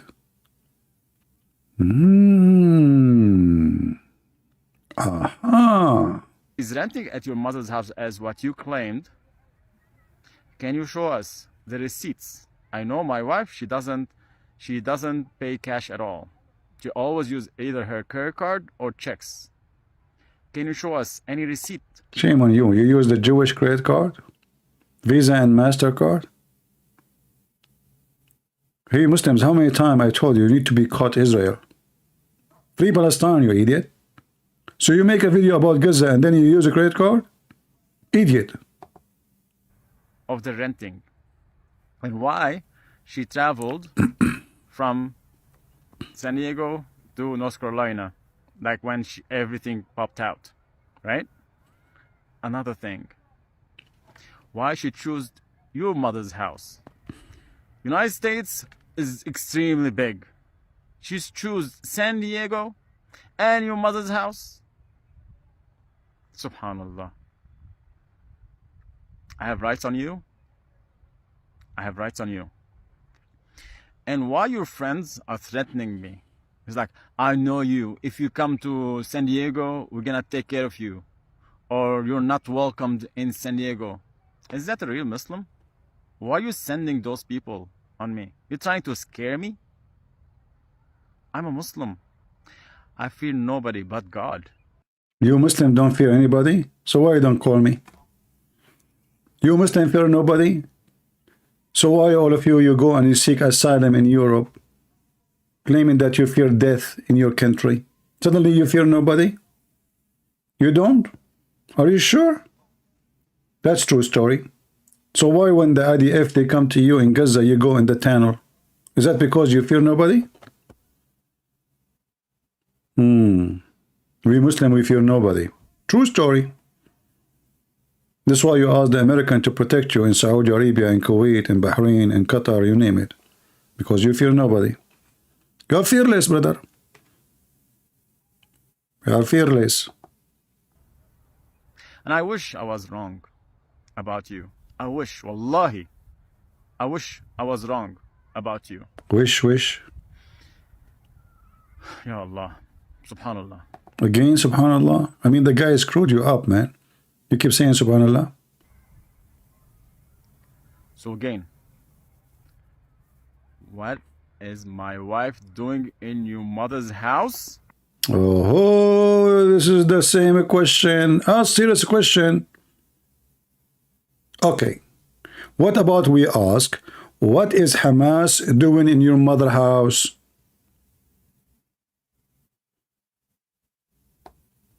This is the drama now. We will spend the whole day what my wife doing in your mother's house. Eating falafel. Here we go. We will give you an answer. What's wrong with you?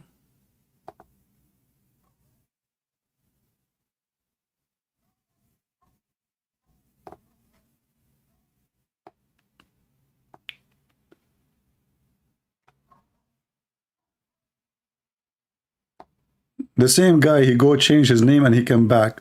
Christian Prince, you are being unfair here. Change your name, come back. I thought you unsubscribed already. The compound, we're underneath the ground.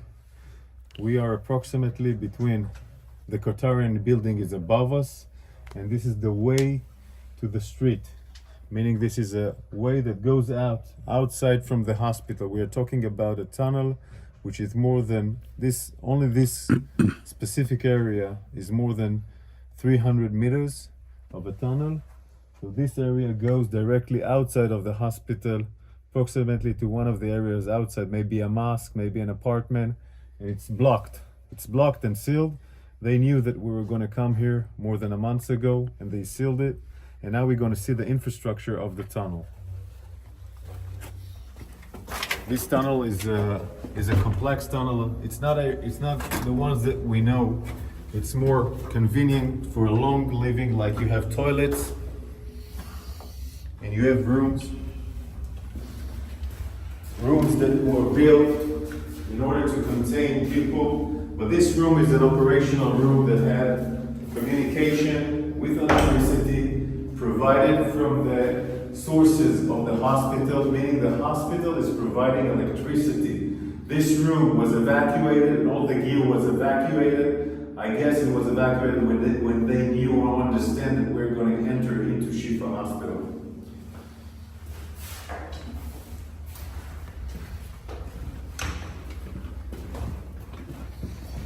You can see how long it is. The warriors in front of us are going inside the tunnel. You can see a small kitchen. So it will provide them food, water, etc. All these facilities of water and food are coming from the hospital, meaning they're using the hospital infrastructures. They're using the hospital infrastructures in order to provide this terror mechanism to stay alive and survive. I want to show you more rooms. More rooms. This is a room, where you can sleep. Look how big the rooms look. They command control. It also has an air conditioning. Air conditioning too. Air conditioning goes. Do you see the air conditioning in the tunnel? From the hospital. One of the reasons that allows us to understand this complex is that we found the engine of the air conditioner, of course, outside, next to the Qatarian compound, inside the hospital. Electricity, full electricity.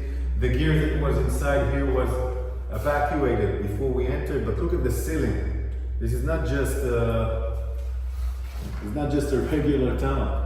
This is a high facility compound.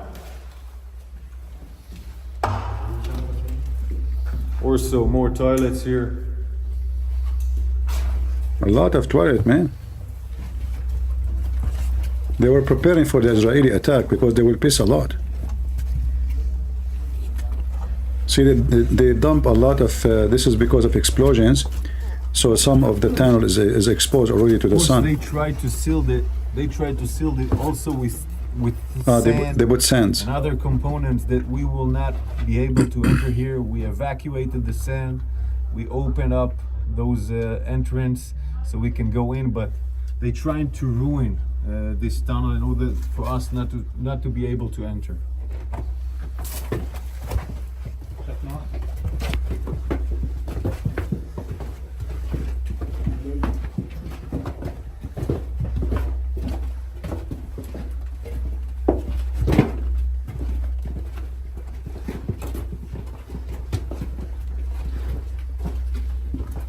You can see the stairs here going down.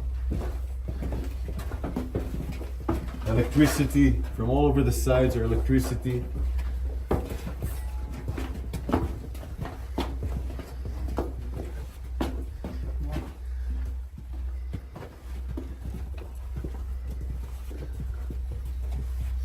Look how big, see? All this electricity compound, all this electricity gear, of course, comes out from the hospital. The hospital provides, in that sense, electricity to this terror mechanism of the tunnel.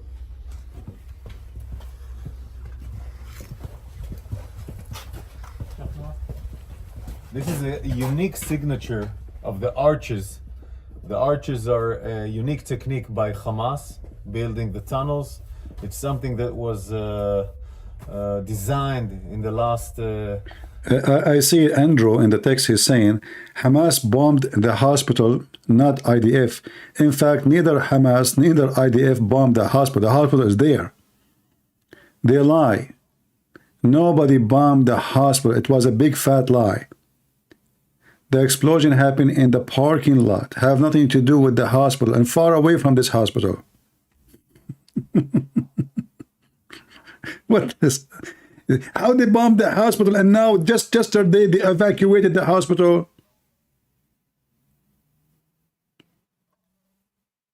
I mean, what the Israeli are using, like fireworks to bomb the hospital so they destroy one room? Either we say they bombed the hospital is destroyed or not.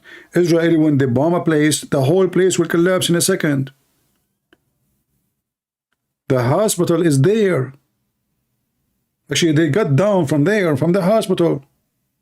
And not only that, did you see the videotape they got from the hospital? So they have still the videotapes, the cameras, everything is working. The electricity. 15 years. This unique every area that we see arches are. We understand that it assembled that it has a tunnel next to it. This is how we revealed some of the tunnels. So it's a unique structure of Hamas tunnels in the last 15 years.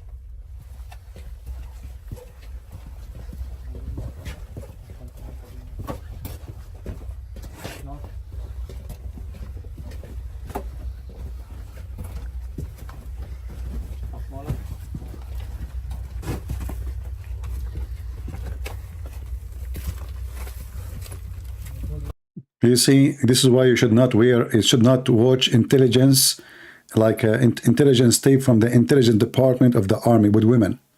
Tracy, she is saying, move the clip. He have a scary eyes. Oh boy. This is why we should keep only in the CIA and FBI men only. Women, they will be watching. You have a scary eyes. No one want to watch this video. You have a scary eyes, man. I mean, go on. So why are you looking at his eyes? Look at the tunnel, Tracy. Focus on the tunnel. The video is about the tunnel, not about his eyes.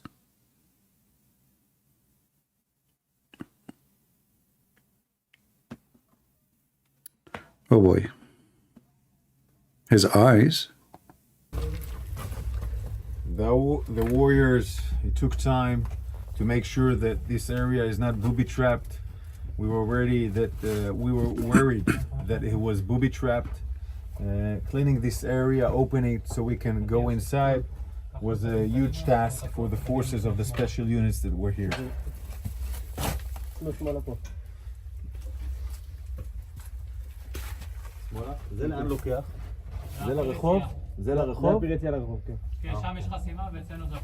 Say they block the other side, they put sands. It goes directly to the street, meaning it again goes out from the hospital to the north side of the hospital, where we found another tunnel which has an elevator like the Rantisi tunnel, and it goes up and goes out. So it's all a tunnel systems that ends in the hospital. It's a mechanism of a tunnel system that ends in the hospital. Now we're going to turn left and go out again in the hospital just to see the size of the tunnel.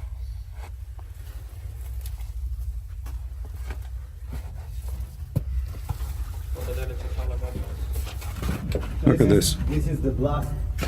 This is the blast door, the one that we opened, where we have seen in the movie that we reached to the blast door.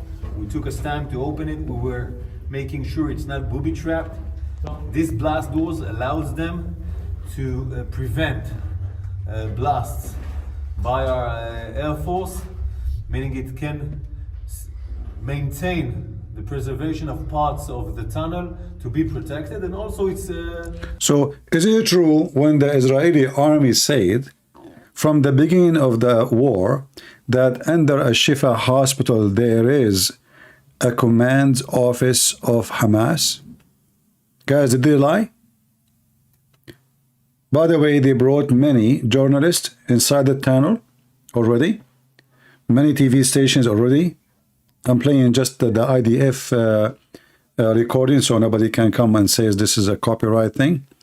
But already many stations, even FP, Reuters, CNN, many stations, they've been there already to record, and you know they have their TV team. They went inside the tunnel. They check to be true. Is it true? Is it really in the hospital or it's in a different place? So when they said that they are using the hospitals for terrorism, they were not lying. It's true.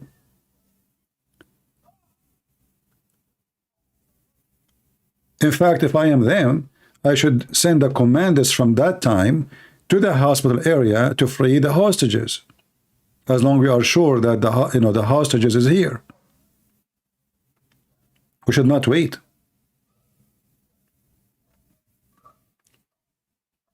Obviously, all the hospitals are used by Hamas because there is the place where always electricity will be, food will be. They do not even need to cook food. Remember, the hospital have kitchen. They have supply, they have gas, they have fuel, they have internet, they have everything. And based on in the international law, you cannot attack a hospital. It's a forbidden area. So Hamas using hospitals as a very safe, secure location where the enemy can maybe will bomb every inch of Gaza. All what they need to do to be under the hospital, and they will be protected.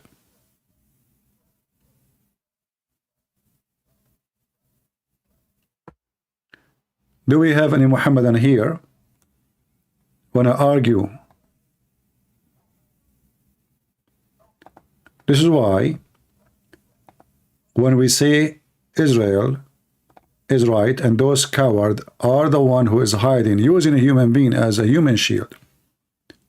When this guy in his video, he claimed that it is Israel using a human shield. It is the opposite. It is the Muslims who attack. It is the Muslims who kidnap babies and women and children to use them as a human shield. It is the Muslims who, make their tunnels under houses and schools. Even like we saw videos of them using schools, not only under the schools. We play it here in this channel, if you remember. For this is for Israel to annex Gaza and to kill as many son of bitches as possible to make sure that this will never happen again. Filthy coward. And anyone who call for a ceasefire will be a terrorist sympathizer. So God forbid, I don't want to be labeled as a terrorist sympathizer. So I agree with Ben Shapiro. I think we should kill as many son of bitches as possible. Well, let me, so okay. far, but Bassem, let me... so far, 3,500 people were killed. So far, he count only, you see, he count only the Muslims. He don't count the Jews. You see, when they kill the Jews, do you notice? He count only from Gaza. The Jews who died by his people, They are not to be counted. Not even a single one he count. This is why I don't like this stupid host. You shouldn't say to him, okay, who is the one attack who? Who is the one launched the attack? Who is the one who kidnapped people? Who is the one took babies? Who is the one took women? And, you know, this host is sitting like in a... I mean, this is... What an idiot. You are the TV host.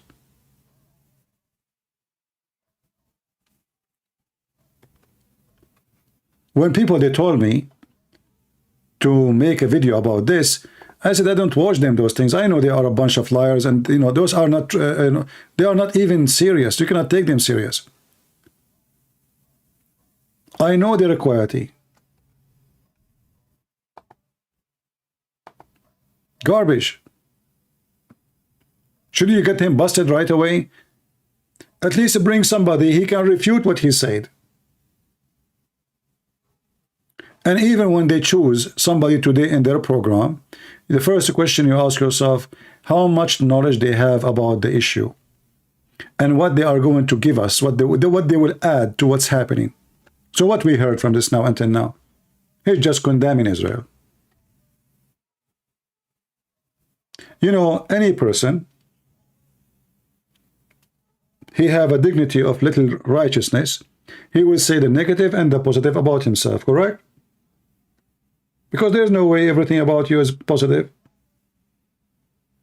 The same I speak about the Israeli government, how stupid they are and how many stupid things they did. So how come you notice and you remember and you are good in counting numbers about how many of Gaza died, but you do not remember one person of the Jews who being killed just because they are Jews, and how many they were kidnapped, and yet you are talking about the human shit, and this guy is sitting like a donkey in front of him. So what this guy Morgan, he bring a false man, hypocrite, liar, give him the stage so he can false fabricate, manipulate, fool as many as he can. This is what they are doing. And their show, by the way, all what they care for is about how many views that will bring. So I will bring somebody, he say all stupid things, and that will bring more people to talk about it.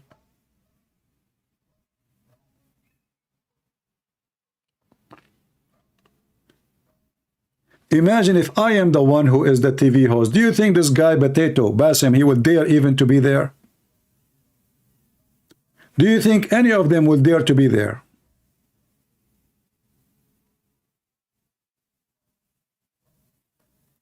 No, this Morgan is the same as a Carson. All of it is money. Do you know how much money those people, they make from those programs? You see, we are here for free. We don't get paid from YouTube, right? But those people, they sign contract with big company. Huge money. Ramble pay them. What it's called Daily Wire. You know, like this woman, her name, Candace? What her name, Candace? I saw a guy, I never heard of him. I saw like he have 20,000 people watching him live. I don't know, is he? And he was talking about that Daily Wire, they are paying her $30 million. 30.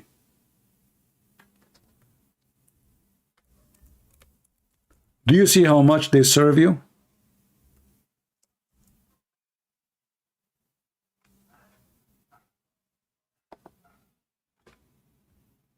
$30.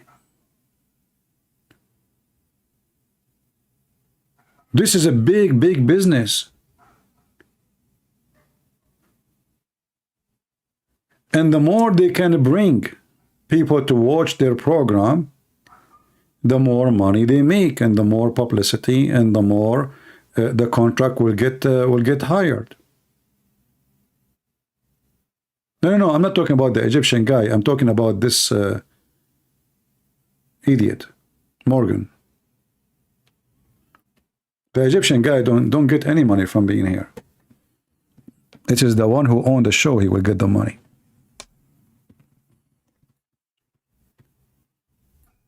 All of them are garbage. And you know, all of them, they Jordan Peterson get 200K a month from them too. Well, I don't know. In my case, I will not even pay Jordan Peterson even a penny. I mean, this guy, you think he is almost going to sleep, and he is confused, and he himself need a doctor. You know?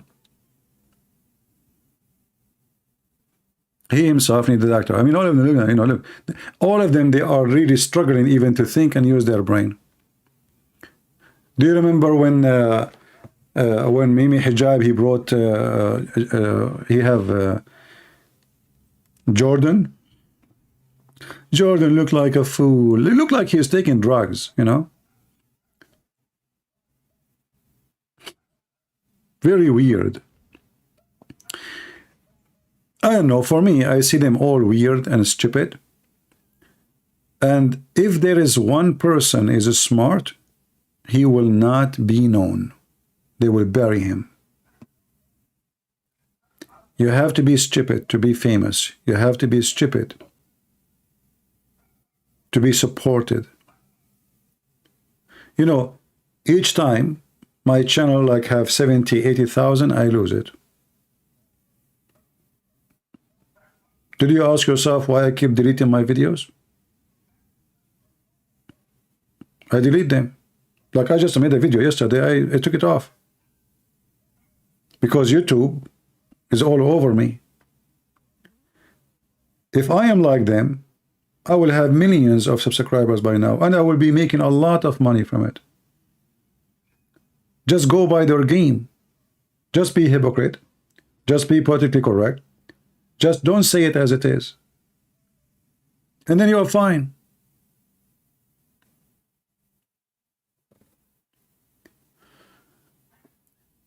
Thank you for supporting Jewish community and standing with Israel. Myself, I am not always pro-Israeli government, but always pro-state of Israel. Thank you, my friend. I am not really, you see, I don't support because you are or not. I support what is right. So this is the land of the Jews. As simple as that. If it's not their land, I will say it's not. I'm not taking side. This is the land of the Jews. The book of the Muslims says this is their land. The book of the Christians says this is their land. The book of the Jews says their land. So what the problem? The problem is there's a scumbag. His name is Mohammed. He taught hate against the Jews. And since then, the Muslims, they cannot live in peace with anyone. They want to kill everybody. And everybody avoiding to speak about the problem. They keep talking about Hamas when the whole issue is not Hamas. Is somebody living in Pakistan is Hamas? No. Somebody living in Iraq is Hamas. Even the Shia, they want to kill the Jews. Somebody living in Iran, he said death to Israel. So what the problem? The problem is Islam. Why somebody living in China don't scream death to Israel?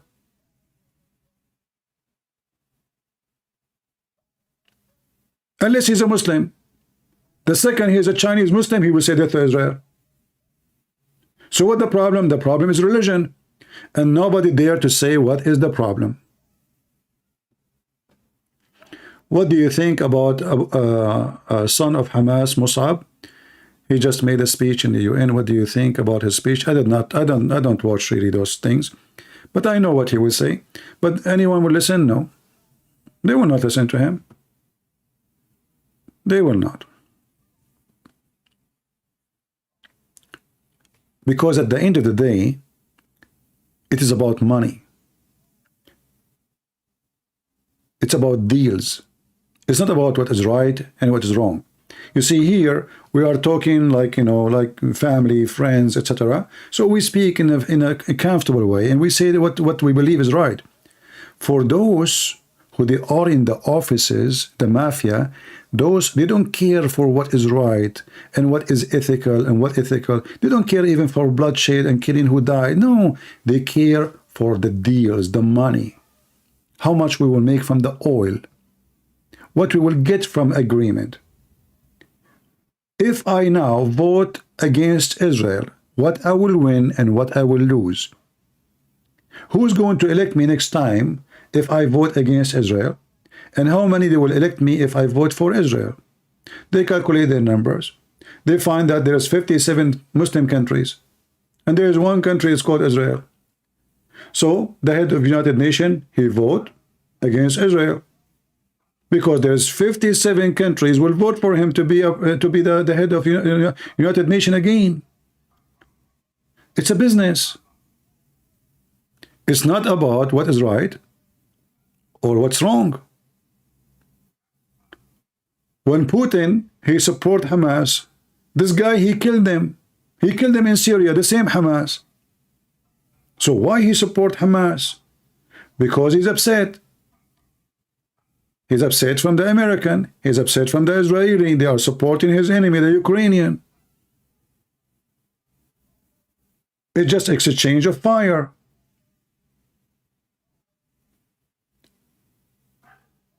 Otherwise, what he have to do with Hamas? The guy, he killed thousands of them in Syria.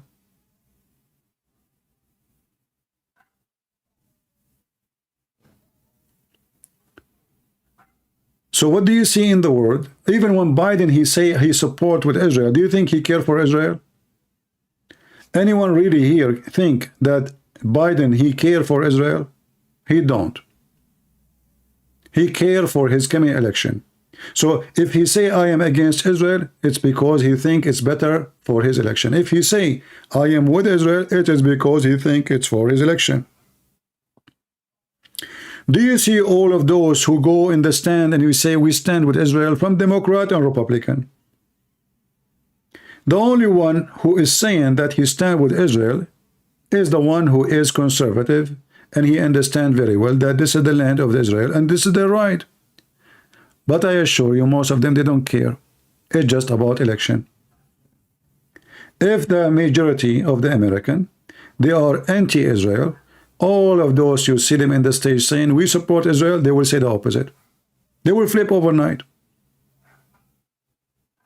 Because simply all what they care for is how to be re-elected or how to be in the office and how to make more money.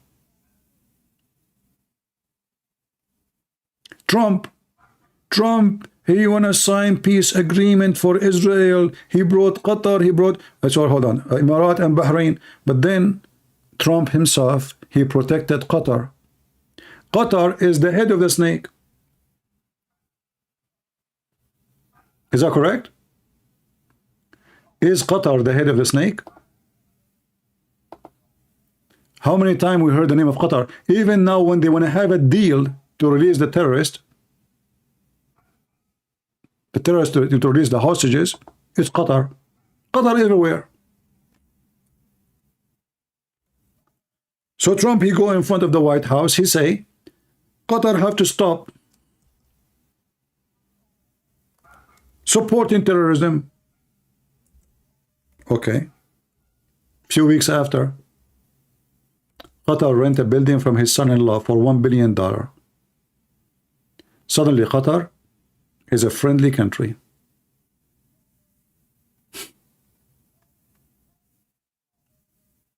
I mean, the guy, he went in the front of the White House and Qatar have to stop and they are funding terrorism. What happened? Money. Even the one who you think he is for Israel, in fact, he is just for his pocket. So when he support Israel, he just supporting so that he can be elected. Even when he speak about being conservative, he is not. Isn't it obvious? This guy just after women, you know, he is not conservative. He just say what the crowd like to hear. The group who vote for him. As simple as that. They like guns? Okay, we will keep your guns. You are Christians? Okay, I will hold the Bible. Historic trip to Europe and the Middle East. I addressed a summit of more than 50 Arab and Muslim leaders, a unique meeting in the history of nations, where key players in the region agreed to stop supporting terrorism, whether it be financial, military, or even moral support. The nation of Qatar, unfortunately, has historically been a funder of terrorism at a very high level. And in the wake of that conference... Did he say in a very high level? Did you hear it?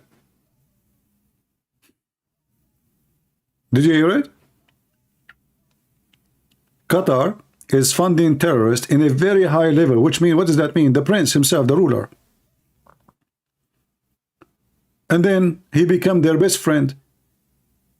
But why Trump, he attacked Qatar in this speech? Because the Saudi, they gave him money and they asked him to go against Qatar. He is their dog. Then the Qatari, they offer more money. You see, he said, I just came from meeting from Muslim leaders. He met with the Saudi. The Saudi, they hate the Prince of Qatar. He is supporting Hamas. He is supporting Muslim Brotherhood. He is. Do something. He go in front of TV. Hamas, Qatar have to stop supporting terrorism. Qatar, they got it. They went to Washington, D.C. They met with his son almost bankrupt, son-in-law. They rented his building for $1 billion. Did you ask yourself why until now the FBI and the Department of Justice did not question his son-in-law about such a deal? Isn't it obvious? $1 billion rent from Qatar. So a foreign government rented a building from an official. He is a private consultant to the president.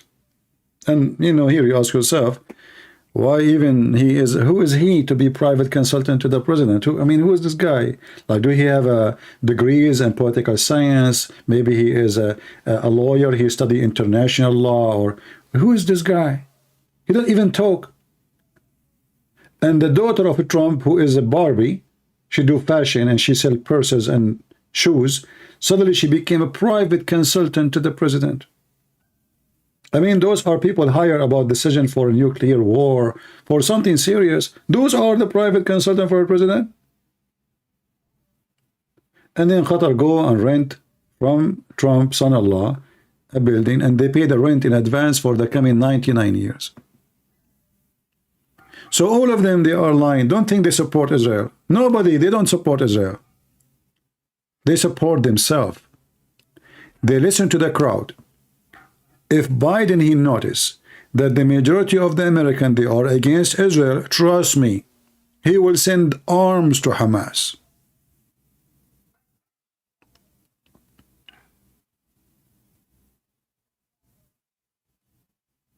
All what they care for, who is the one who will make them win? As simple as that.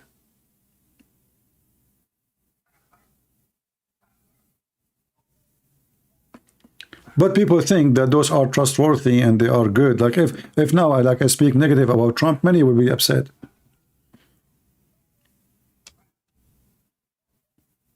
Many, they will be upset, very upset.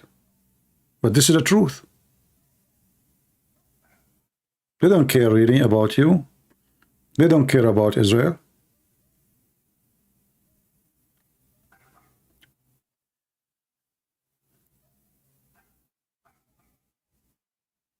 So all those who see the work in politics, you look at them as a Christian in a very, let us say, like in a classical way, like you are a Christian. They stand for conservative value.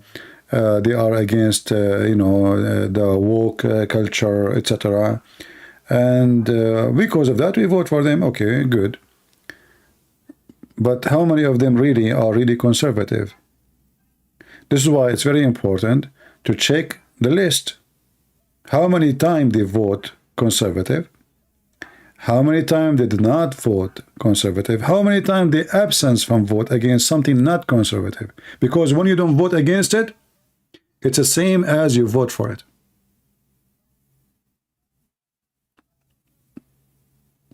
You know what I mean?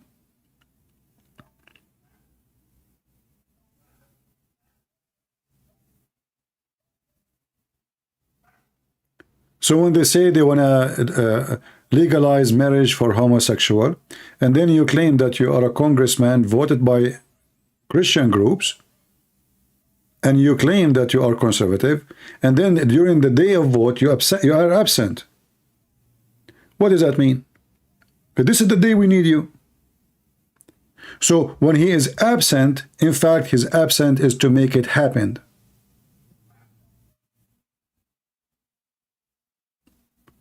In the same time, he make himself like, I wasn't there, I did not vote for it. Go check the name. I did not vote for it, but the fact he voted for it, that's why he was absent.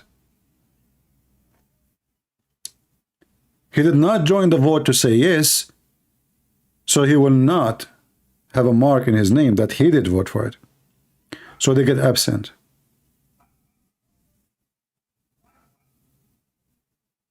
I will never work in politics because I will be kicked second day.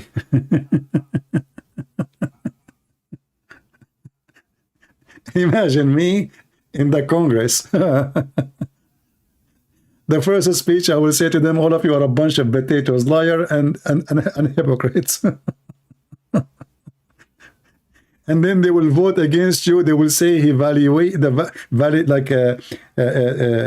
he did something unethical. You know, they will censor you. They can kick you out. They will vote against you. They will kick you out even if you are elected. The first day, you will not even survive the second day. You have to be part of the gang to survive the gang. You cannot be the priest between the drug dealers.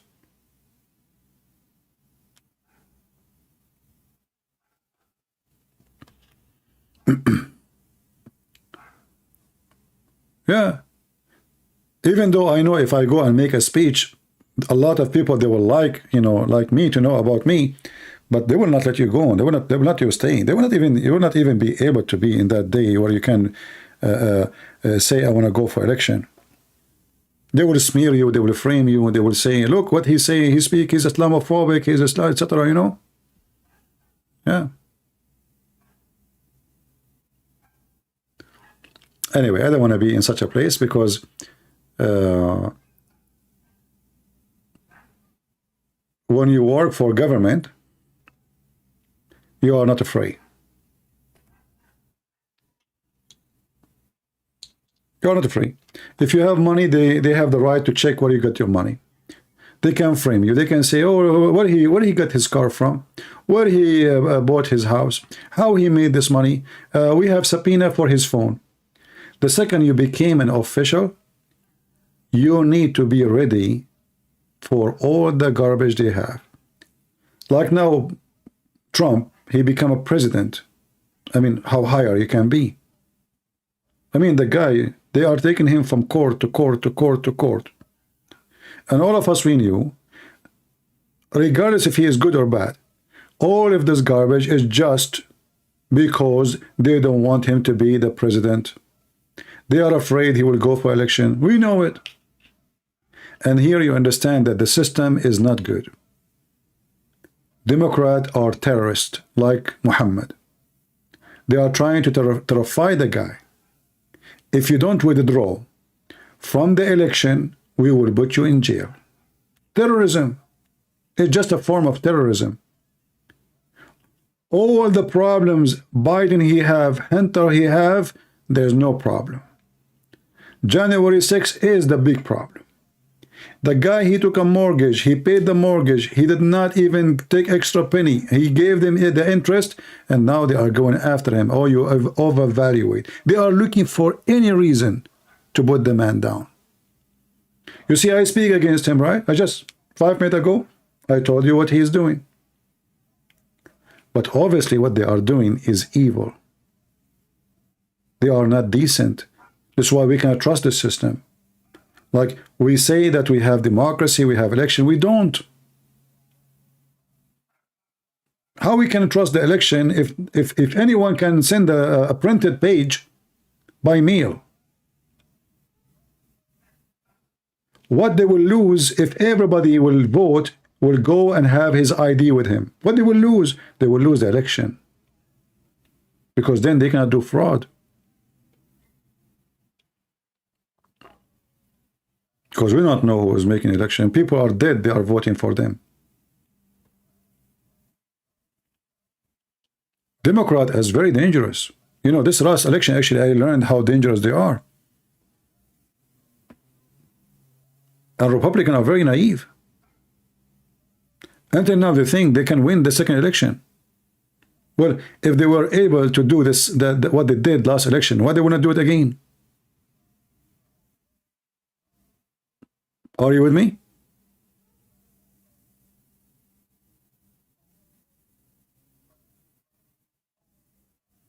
If they can do it last election, well, they can do it now. And you know, you ask yourself, why Trump did not change from the first day he'd been elected? He have the majority in the House, have the majority in the senators. Why he did not clean the House? He did not. He was stupid. Shouldn't he change the election law when he was in charge in the Senate and in the Congress? He have full control of both. Stupid. He was busy meeting with this guy, the mentally ill. What's his name? The singer? Meeting with the Kardashian? I mean, are you stupid or what? You are a president of USA and you bring Kardashian to meet with her. Who is Kardashian? Who are those people?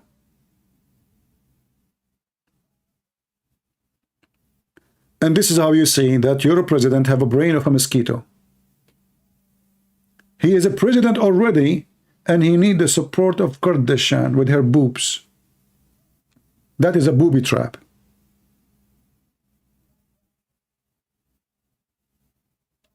Isn't this an insult?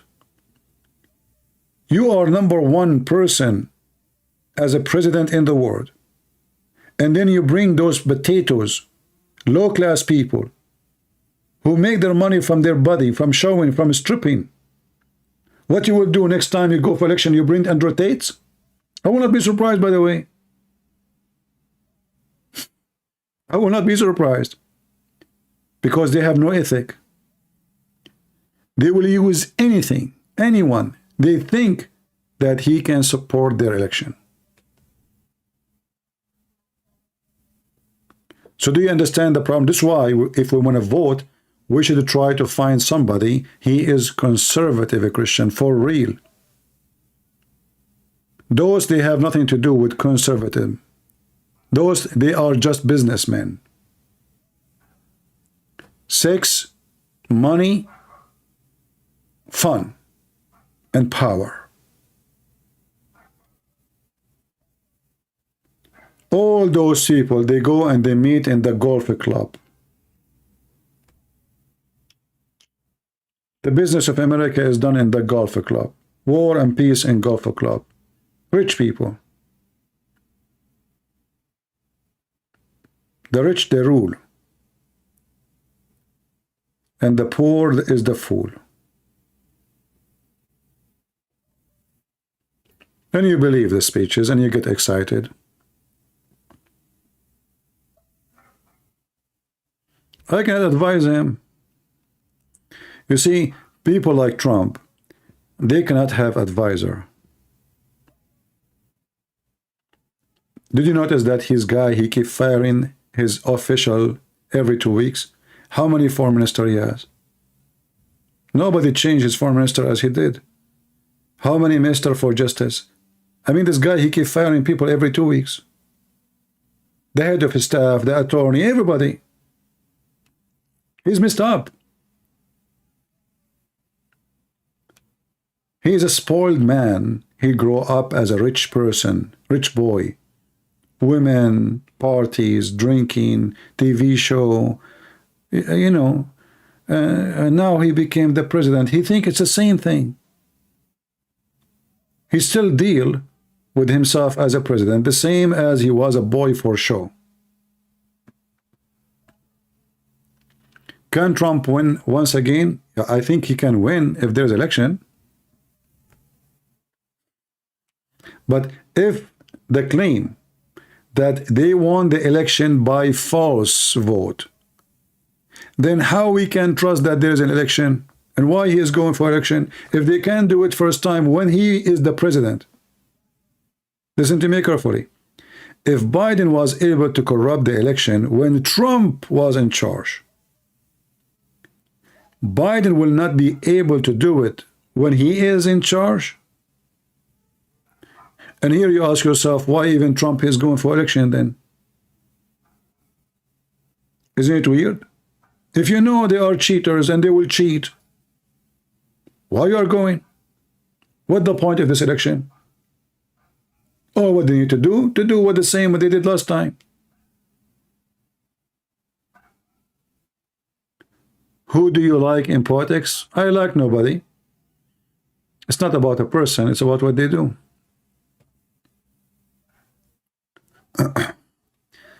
Anyway, who should be the next president? I think the sentence, he is smart, he's educated. His wife is very smart too. He have a good advisor. I heard her making a speech. And he did a lot of work, not like Trump. This guy, he drove those nuts, the woke culture like crazy. This is the guy they fear. Trump is nobody. Trump, if he take the election again, he win. All what he said before the election will not happen. Lock her down, lock her down. Second day, he's shaking hand with Hillary Clinton. He's a talker. After he become president, he will do nothing, if he become. DeSantis is the man they fear. This guy, he gave his crew Disneyland. Disneyland is like an empire in Florida. They have their own land. They have their own police. They have their own governor. They are independent. They are totally independent.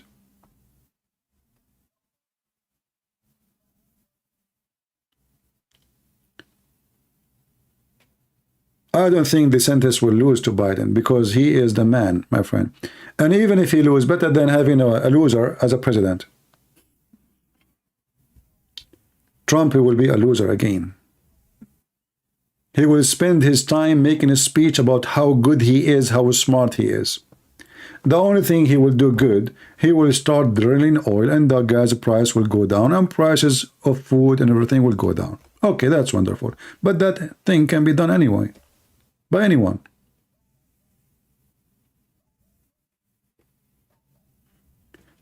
If Trump he won, he will spend the first 5 weeks talking about how good he is and how smart he is and how stupid everyone else. And then he will hire people who praise him, which means he will hire people who they are hypocrite. Because the second you criticize him, he will fire you.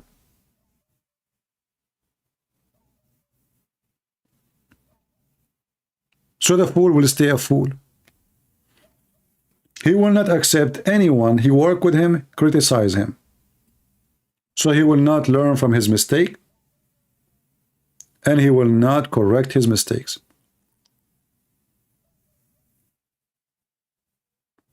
However, if you ask me, for sure I prefer Trump over anyone from the other party. Like imagine now this guy Biden, he die. I mean, that will be horrible. We will have this laughing machine, Harris. Ha ha ha. What do you think about Vivek? I mean, this guy should not even be in the stage. He's just a kid. Go right now, check where he is. I'm sure he is in the bar. Presidency should not be for someone too old. He cannot remember his name.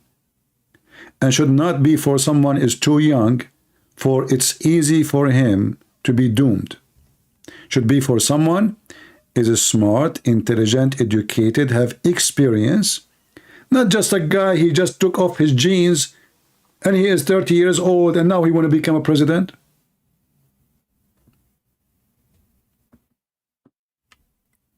Kid, he's a kid. His friend will call him, hey, should we bring the girls? Have party? Imagine Hunter Biden become the president now. And by the way, Hunter is way older than this guy. So don't do it. It's a kid. It is just a kid. You have always to have somebody have experience. And you know, age is very important, because you know, when you are just a very young, life will take you, you know, many temptation. You have different interest. Your energy in different place. You need an older man, stable. He have a, you know, he have a wife. He is married. He is decent. He have a good reputation. And at the same time, he prove himself in things he do, like DeSantis. Trump is an idiot. Biden is idiot. The only one was smart, by the way, between them, it was Obama. Obama is a snake.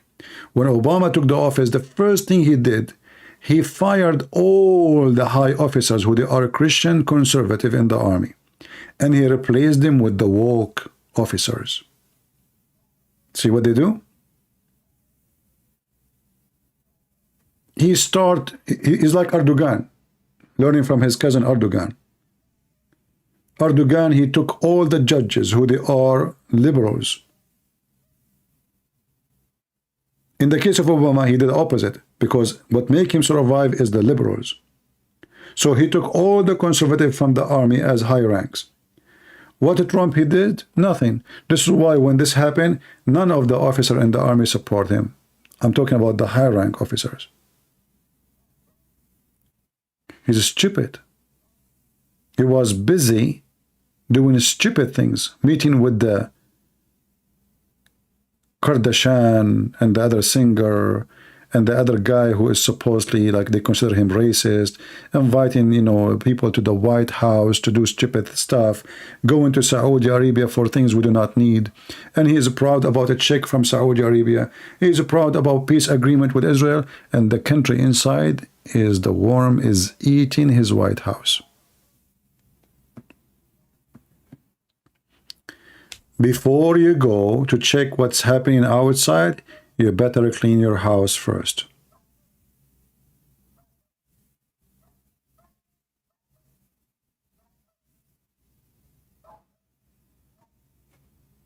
All right?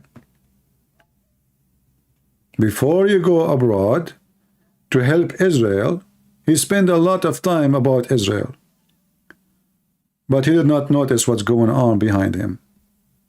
And then when the election came, surprise, surprise, the idiot, he found that he was an idiot.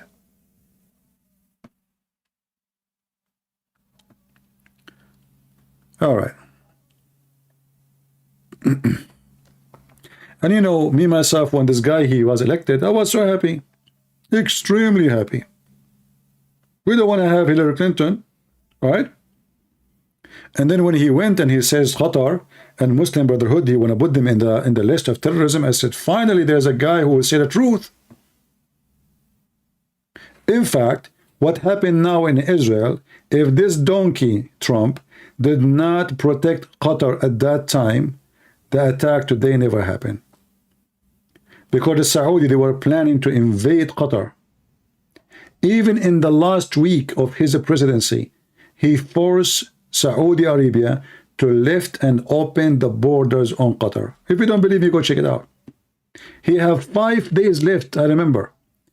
5 days left.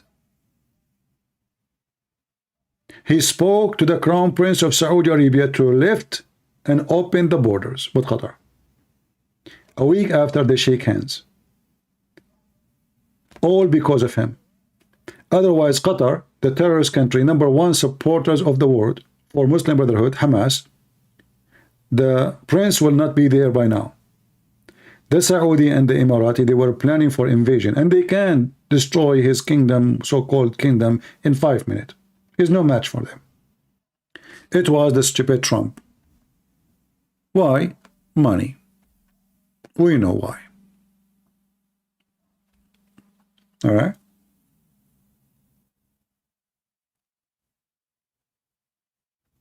Now I sound like Jordan. I sound like nobody. Who is Jordan? Patterson? facts, my friend, facts. Am I lying? Go check it out. Did he force the Saudi to open their borders to Qatar 5 days before he left? Trump, even he warned the Saudi when they were thinking of invasion that I don't approve that and we will not stay watching, because remember, the American, they have big troops in the Gulf, specifically in Qatar. It's a fact. Don't tell me sound like Jordan. You sound like a fool. He protected Qatar. Okay, how you explain to me, you go and you say Qatar should stop supporting terrorism. He meant who? Hamas, Muslim Brotherhood. And then 2 weeks after, we rent the building of his son-in-law. And then 5 weeks after, we sell Qatar F-16. How they are supporting terrorists, and then we sell them the most advanced weapon America have? You tell me. Are they terrorists or not? Have you ever heard of somebody he sell weapon to a country supporting terrorists? Did he lie when he said they are supporting terrorism in the high level, which means the royal family, they are the one doing it?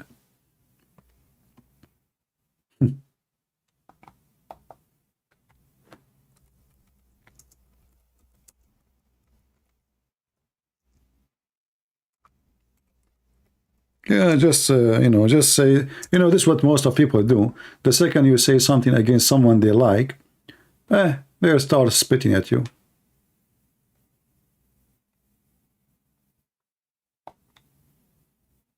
Right?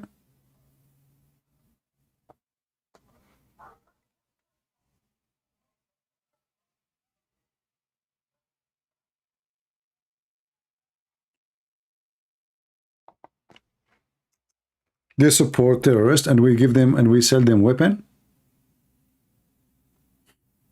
How that work?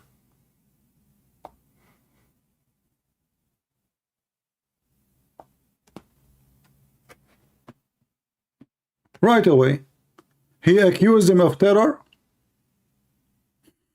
I mean, yesterday you accused him of terror.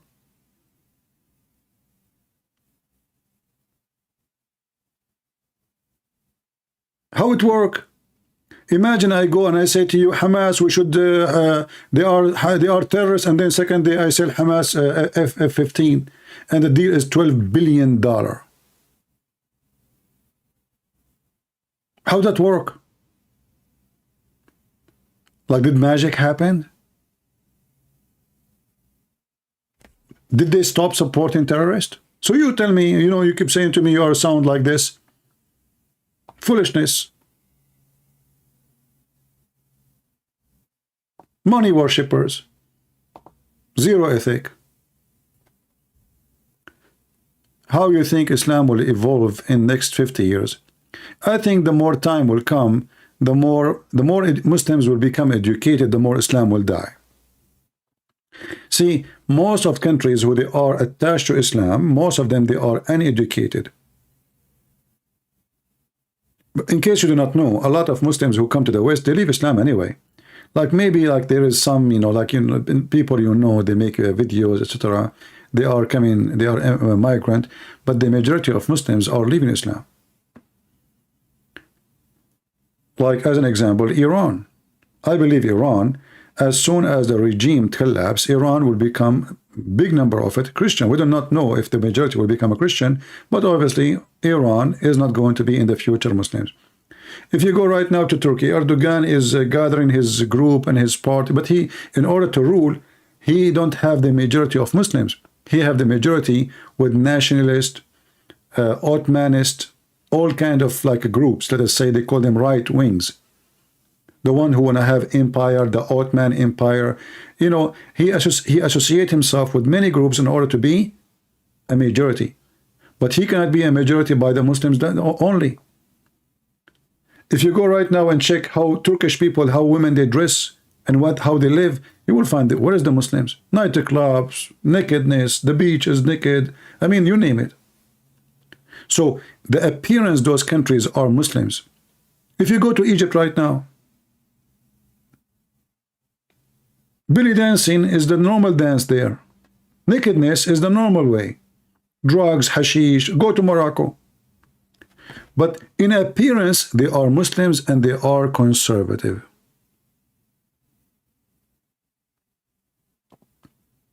But in reality, Islam is dead there already. Who is a Muslim there? Even Saudi Arabia now, you can eat in the street in Ramadan. Women, they walk without any hijab. Women, they can drive cars. Women, they are wearing jeans. Women, they are wearing short. Who can believe this, that Saudi Arabia will be like this? It's impossible.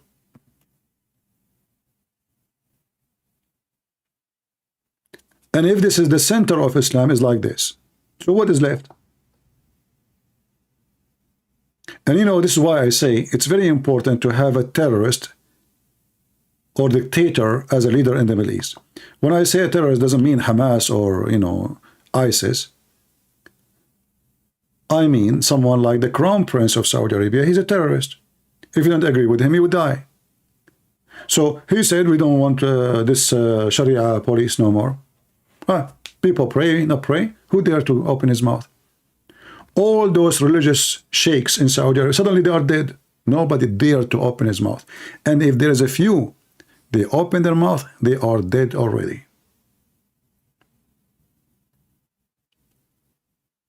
Dictator is the only one who can change the direction of a nation in the Middle East.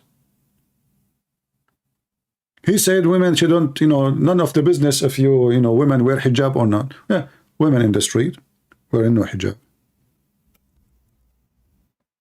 And now they have theaters, they have nightclubs, they have a competition for music. Music before it was haram.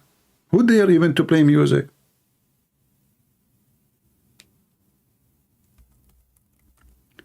The first bicycle came to Saudi Arabia. A guy, he was abroad. He brought with him a bicycle. He took the bicycle on the street. He drove the bicycle. He came back home. Few hours after, the police came to his house and they have an order from the Sharia court to execute the devil bike. They consider the bicycle the devil bike.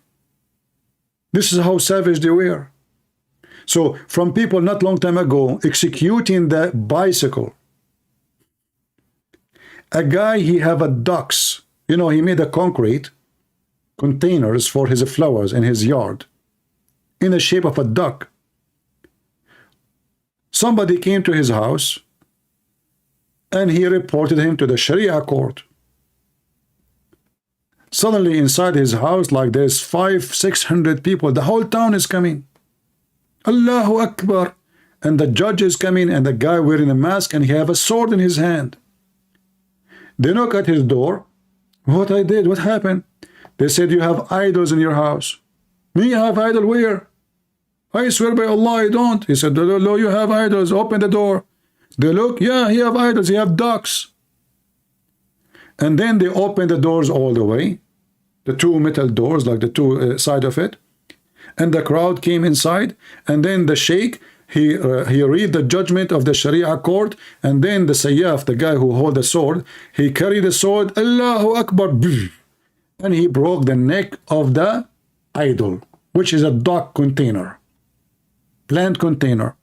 And the crowd chanting, Allahu Akbar, Takbir, Allahu Akbar. This is how savage they are.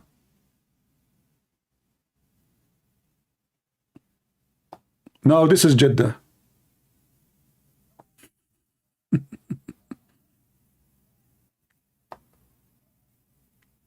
This is the Middle East. This is Saudi Arabia. This is what? This is Saudi Arabia. Now,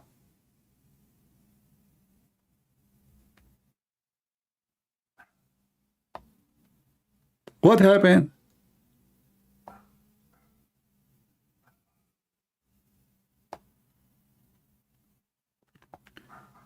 So it doesn't matter how much they claim about Islam, and you will notice that those who they are living in the West is too much Muslims, more than the Muslims in the Islamic countries. Mostly I notice actually those who they are more attached to Islam is those who live in Asia. Like you will see in Indonesia a girl, she is 5 years old, she's wearing hijab. In the Middle East nobody do that. Nobody care for Islam. Islam is dead, really dead. And actually, after all what happened in the last few years, those who in those countries, they notice that they got nothing except garbage from this cult religion. Like, look at Syria now, destroyed. Look at Iraq. Look at Libya. Name one place a group who they are Islamist brought something good to it. Yemen will never be Yemen again because the Islamist is involved. Shia versus Sunni, they will keep killing each other forever. Same as Syria, same as Iraq, same, people will reach the point where they understand that as long as our problem is a religion, we will never have peace.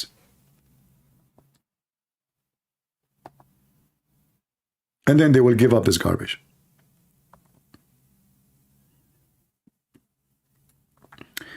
The second issue is education. As long people are uneducated, then people, this Islam garbage will stay. You will notice that Hamas is flourishing in Gaza. Why? Because in Gaza there are very little number of educated people. Women just make babies, The new generations, maybe 30, 40 years from now, if they are better educated, they will not be the same. Education subdued Islam, changed Islam. Like you see this Mimi Hijab, he talk about Gaza, he support Gaza, but because now he live in the West and he became more educated, he don't join jihad, he don't want to kill anybody, he don't kill anybody. But yet he claim he is very conservative, but you know that a conservative Muslim is somebody join jihad and he kill for real. Not somebody go and make his speeches on YouTube.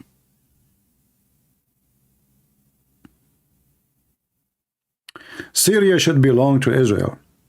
Well, based on the biblical, the promise to in the Old Testament, that it is from the river to the sea. But if God can make such a promise, well, that's good.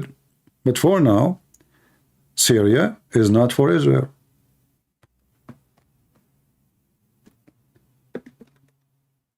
I mean, the Israelis have a hard time to take over Gaza.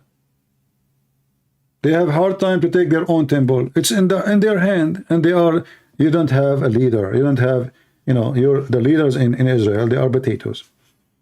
The temple is in front of them, is across their eyes. They can touch the wall, but they cannot go inside it. And you are talking about Syria? Go take the temple first. They don't have a real leadership. They are just doing partition. And all what they care is to avoid conflict, but the conflict will come. They avoid it, they think it's not coming, but they never solve it. Take the temple, build it. Actually, this is the time they should, right away, the first thing they should do after the attack in Gaza, because when Hamas attack, what they name the attack? The flood of Al-Aqsa. Shouldn't you respond by taking Al-Aqsa? To show them that next time you do such a thing, the response will be massive? If you have a real leader in Israel, the response should be take the Aqsa, not take Gaza. The first thing you do, you take Al-Aqsa. You attack us because of Al-Aqsa, here we go. You are out. And who can stop them? The same, nobody can stop you to go to Gaza, nobody can stop you to take the temple. So why you don't take it?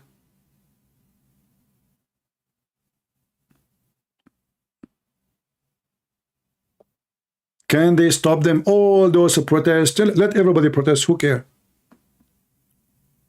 Actually, they have full control of the temple. Yet they allow the Muslim to take the top floor of it. Just tell them no more, that's it. Take it. Even in their book, it is your temple.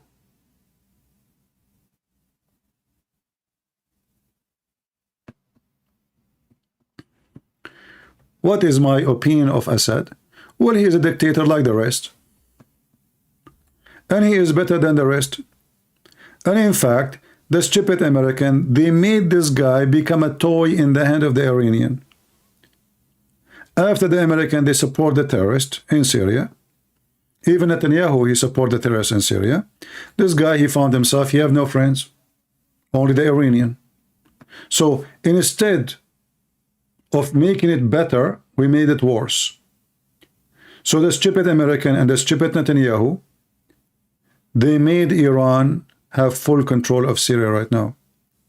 So now the president of Syria is not independent no more because he need Iran. He's bankrupt. He need Russia. He's bankrupt. This is how stupid the Americans are. They could not take him. They could not replace him. And in the top of that, they brought Iran to the borders of Israel. Before the war, Iran was not there. Even Hezbollah was not there. But now the Assad became captured by Hezbollah and Iran because he needed their support. Thanks to the American and thanks to Netanyahu. Very stupid.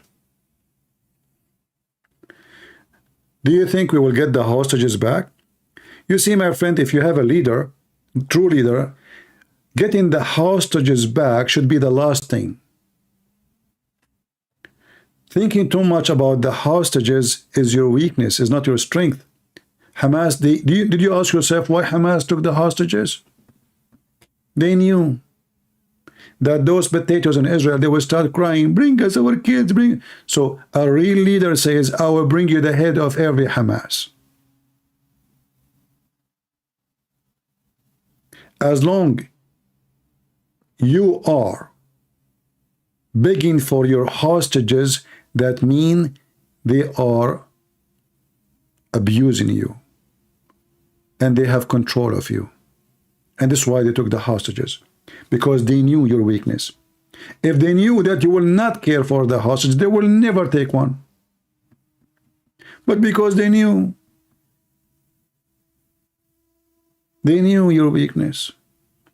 The stupid Israeli Netanyahu, many years ago, he himself, they kidnapped just one soldier.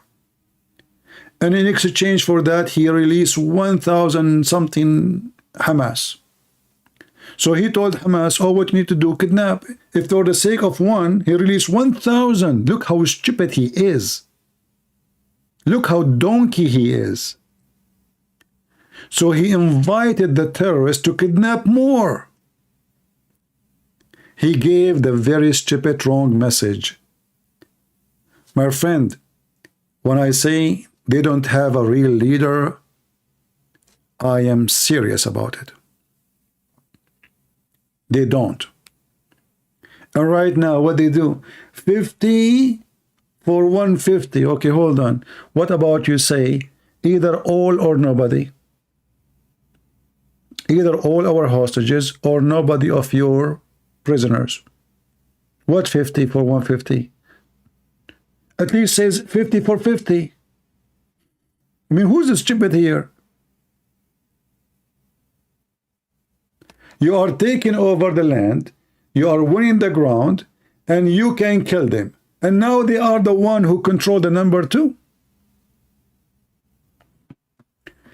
This is showing you that Netanyahu never changed. He left as a donkey, never come back as a horse. If I am the one in charge, my first message for Hamas, I don't care if you kill them all, you are dead. I will give you a chance maybe to survive if you surrender and give me the hostages. Otherwise, you are dead anyway. And as long you are capturing the ground anyway. So what are you worried about? They are worried about politics. So again, we go to zero. Politicians are not leaders. They are not.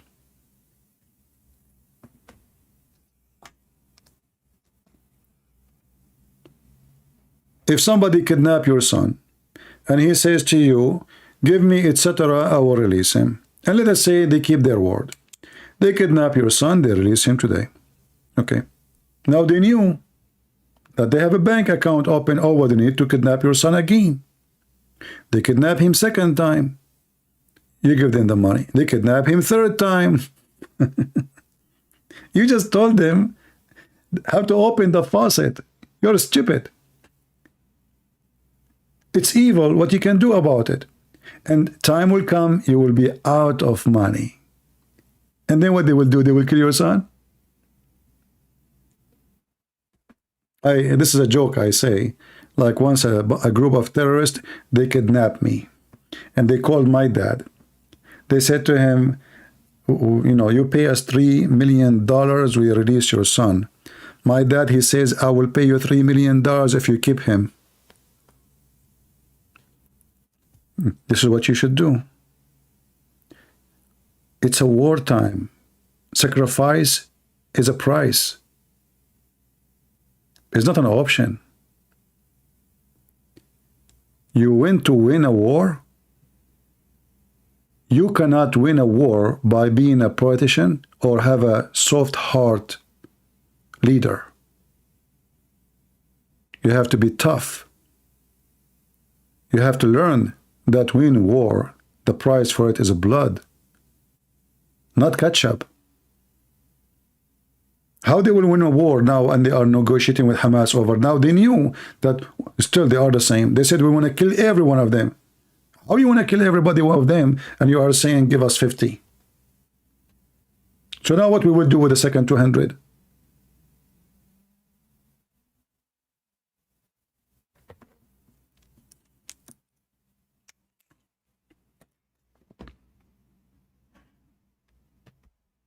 When I say stupidity is amazing, I have my reason. Anyway, guys, I'm not going to keep you longer.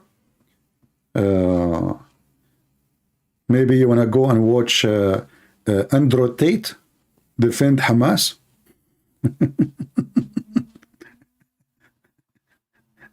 I see Apostate Prophet and David Wood, they are live on air, and they are getting Andrew Tate busted, supposedly. He defend Hamas. Why he don't go and join Hamas? I mean, what's wrong with those people? Everybody defend Hamas by microphone? Oh, okay. Well, Hamas, thank you. Thank you. Well, I hope he will defend Hamas when he goes back to jail. Let us see. Anyway, guys, I want to say thank you all for being here. May the Lord bless you. As you know, I don't keep my videos, so if you want to download, feel free. You know, download the video before we take it down. I will leave it maybe until tomorrow or the day after.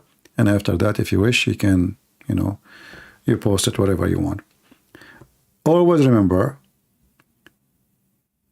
when you speak about something serious, don't be just a fool who follow what they say to you in the news.